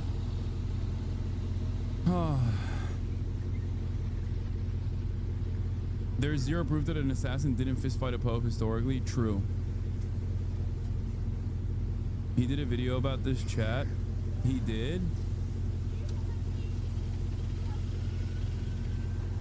It's wild how the right is just the annoying SJWs of yesteryear. I remember these exact rants, except from those who woke scolded random people for playing problematic games. Girlfriend reviews had to make a public apology because she didn't enjoy Last of Us 2 because Radlibs called her a bigot.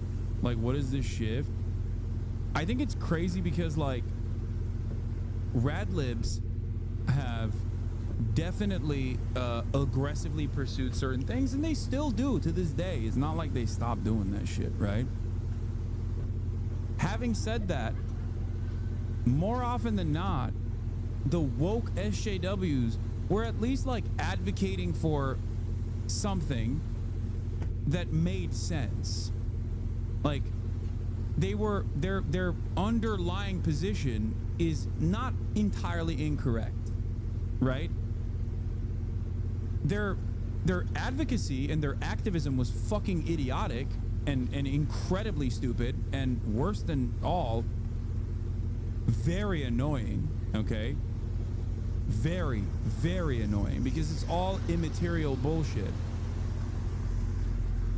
But at least it was, one, consistent, and two, it was on issues like systemic racism, which is real. That's a real thing, right? Systemic racism is a real problem. You're not tackling systemic racism by fucking complaining about a video game that doesn't have like sufficient representation. You're not.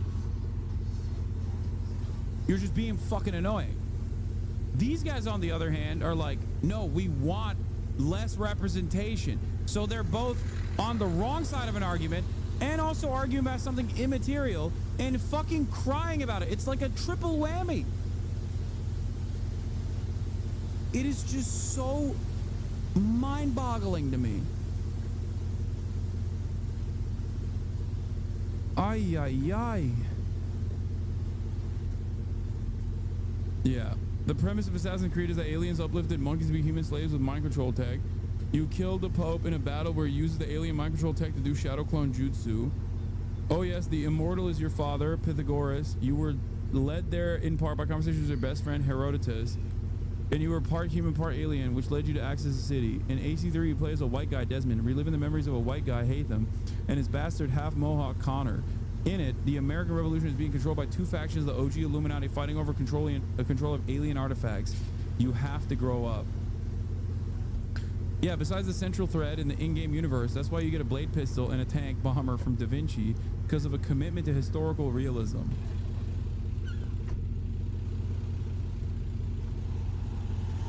I love Assassin's Creed, clearly, but you're huffing sewage if you think there's any fidelity to history in these video game series. You don't play this game as it's historically accurate. You play it because it's an open world simulation with historical skins. There is exactly one game where you play a character who actually existed. Does anyone want to guess which one that is? It's Yasuke.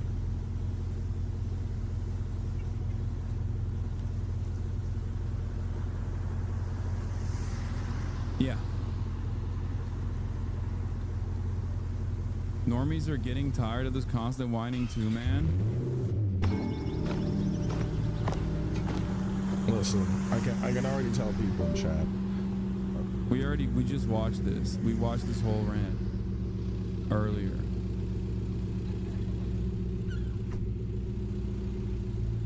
I don't understand. Like, I truly don't understand why this is even a meta. Like, what is this? You're just like sad and angry all the fucking time, dude. You're just so upset all the fucking time. It makes no sense to be this upset over such immaterial things all the fucking time. Like, I get it, you're racist, but like, I don't know, use that energy for something. Like, go find a racist congressperson and like door knock for him or something. There's plenty of them in the Republican Party, and hell, there's some in the Democratic Party too. Like, why are you doing this instead? Like, be racist the normal way, please. I can't believe I'm saying this, but it's just like, be racist in a way that matters, at least. So I don't have to see it. I hate this fucking whining.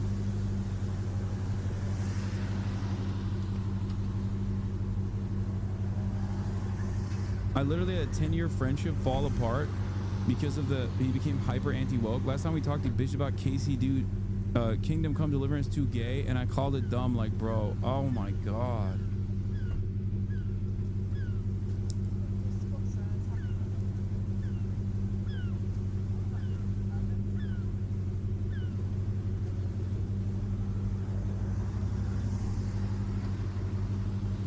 It's easier to turn your self-hatred against everything around you than it is to address the fact that you hate yourself in your life and do something to fix it. That's why these people are such losers.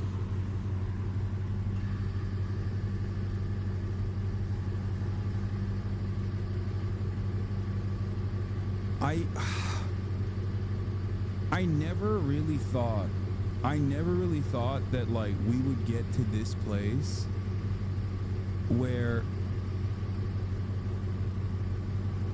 people would genuinely think that this is like a political cause that they're on board with. Like, it is so fucking immaterial and so embarrassing.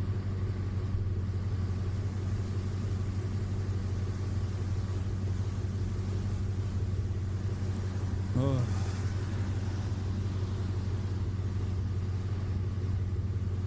Anyway, yeah, from the party of common sense, folks. I guess Gamergate never actually ended.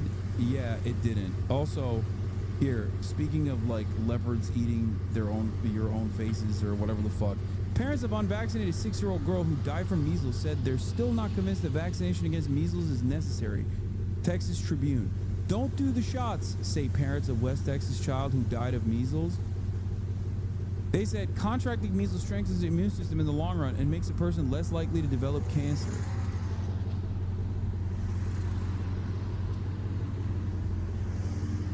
Recently saw a conversation between some people who were from Southeast Asian, Eastern European countries.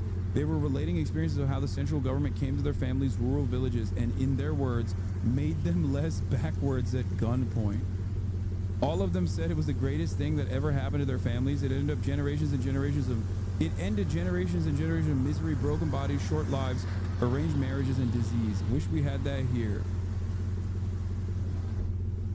No, straight up. I mean, we did it in America. We did it in America. You want to know what's crazy? We did that in America. We literally would go to apartments where people have smallpox, and we would fucking lock them down, slam them into a fucking chair, and forcibly inoculate them.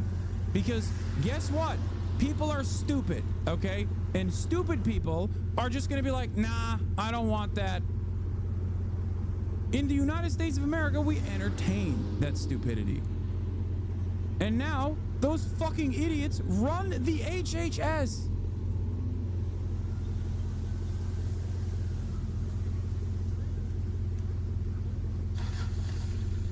It blows my mind, dude. Sometimes you gotta trick these people. That's it. You gotta trick them. They're stupid. Trick them, okay? Maybe not at gunpoint. Just trick them. Just be like, hey, look over there. There's an elf. Oh, what? Boop. Immediately hit him with the fucking vaccine. That's it. Trick them. They're stupid. They're fucking dumb. Be like, this is a vaccine against homosexuality. If you take this vaccine, you won't be gay. Okay, give it to me.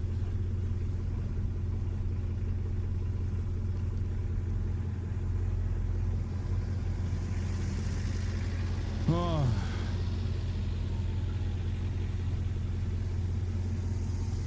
Yeah, it won't save the dead child now. Yeah, that fucking baby's dead.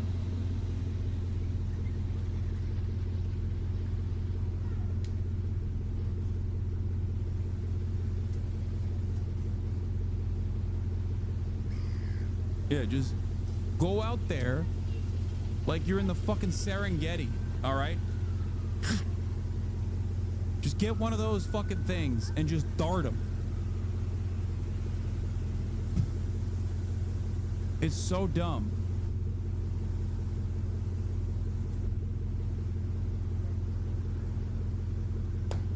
I think you underestimate how many hogs would literally rather die than get the vaccine. I don't care. There's a reason why the government has seatbelt rules, okay? That's it.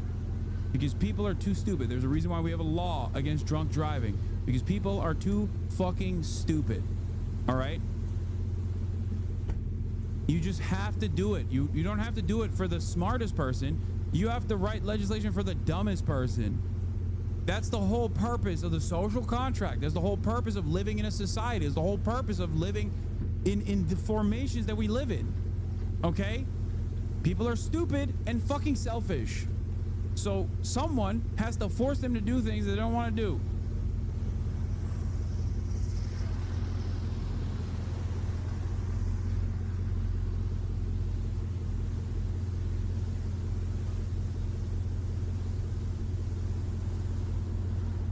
They would probably end it after realizing they got a vaccine. Okay, well, who cares?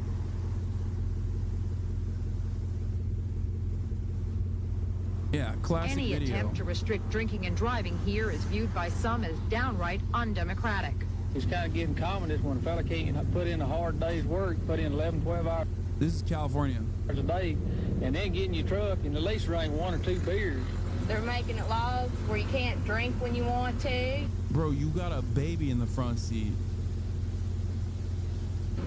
You have to wear a seatbelt when you're driving. And pretty soon we're going to be calling this country.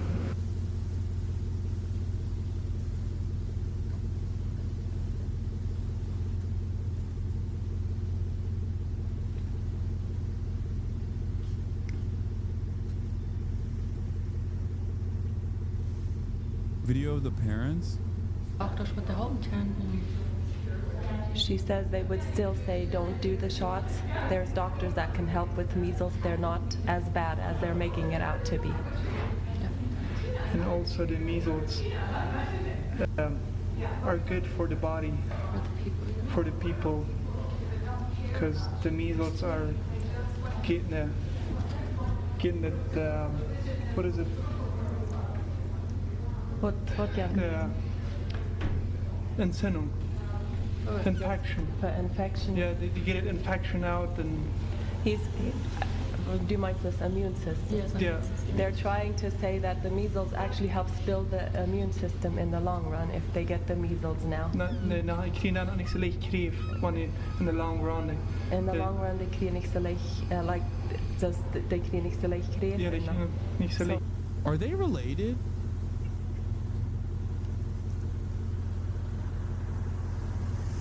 Am I crazy? They look related. What's going on here? I didn't know they were like also, what are they, German? Are they some kind of fucking Scandinavian? What is going on here?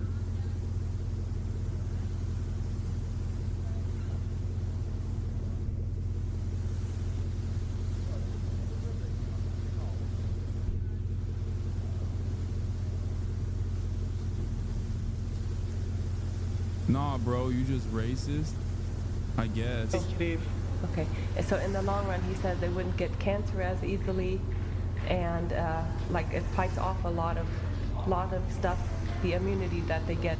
Oh, they're not tourists. They're just straight. They're Amish. They're Mennonite. I think they're Midwestern Hutterites like Amish.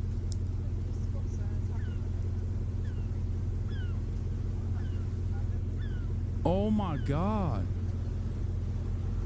Plautdish, a low German dialect with Dutch influences. From the measles.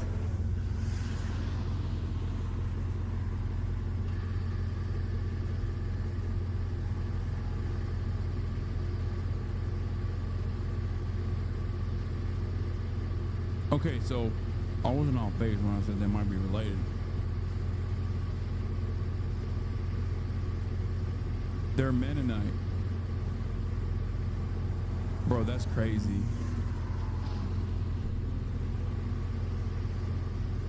That's crazy. West Texas measles outbreak, one of the biggest in the state in 30 years, has infected more than 270 people and hospitalizing dozens of them. Public health officials have reportedly told Texans that studies have said time and time again show that the safest and most effective way to avoid contracting the very infectious, life-threatening diseases is to vaccinate with the measles, mumps, or rubella MMR shot.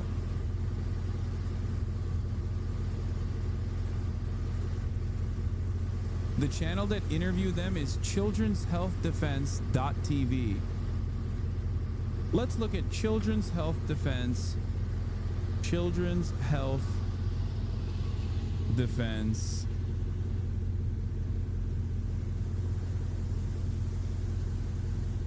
Breaking. Hospital workers in Texas measles death released to CHD. Our mission is ending childhood health epidemics by eliminating toxic exposure. We will restore and protect the health of children by eliminating environmental exposures, holding responsible parties accountable, and establishing safeguards to prevent future harm of children's health, protecting children, exposing harms, seeking justice. Tell Mark Zuckerberg to restore our Facebook account. Vaccine mandates and exceptions. Oh! So I guess that the entire purpose of this was it was an anti-vaxxer front. Oh, got it. It's a fucking 501c3, by the way. Look at his page on the site. Robert F. Kennedy Jr. is the founder.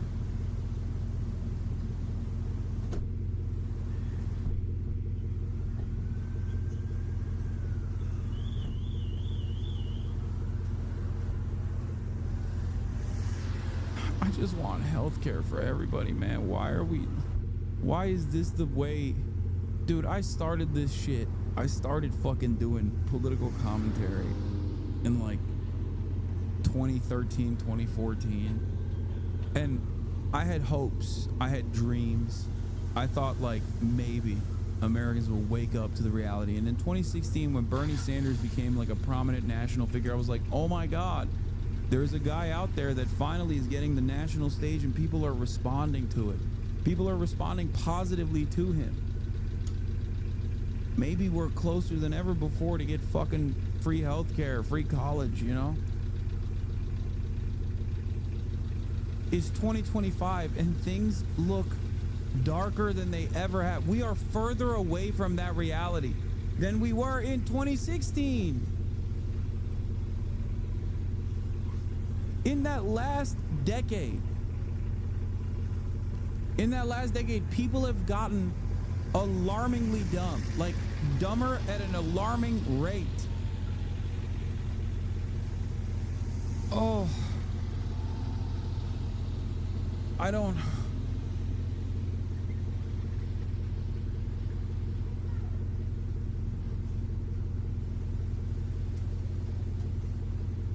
What is this?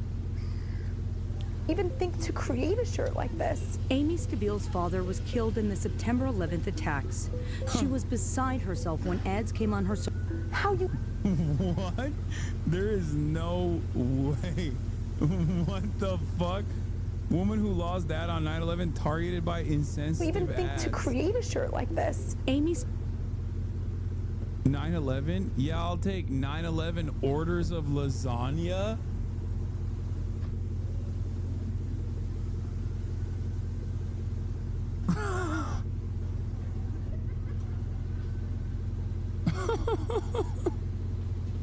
What the fuck?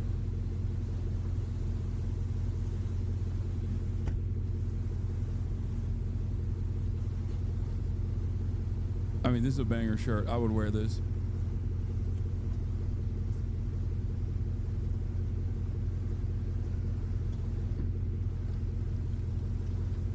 Don't laugh. Come on, bro. It happened in 2001. What are you talking about? Don't laugh.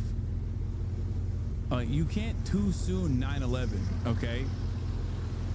Once 9/11 was eligible for alcoholic beverages, is a wrap. It's been not too soon.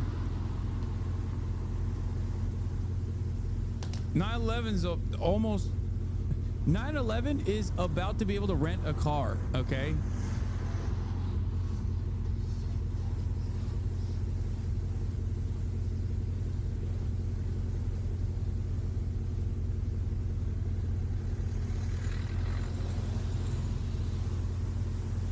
Also, this is the funniest thing to get upset about. You're laughing. A second Garfield has hit the lasagna towers and you're laughing.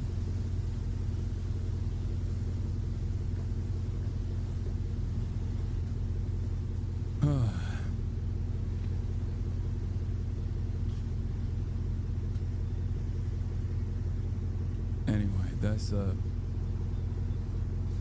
fact that a child's health boils down to the ego of the parent is wild. Only in America, man. This is truly a unique American phenomenon where selfishness and idiocy is seen as like not a vice but virtues.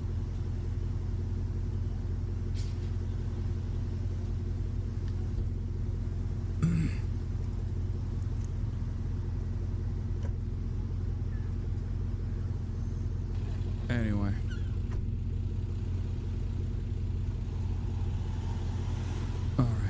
I'm done for the day. I wanted to watch the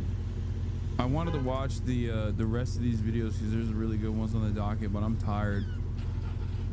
I still got some sleep debt from yesterday's shenanigans. So I'm gonna end it. I'll get back to gaming tomorrow. I'll play more Assassin's Creed. Don't worry.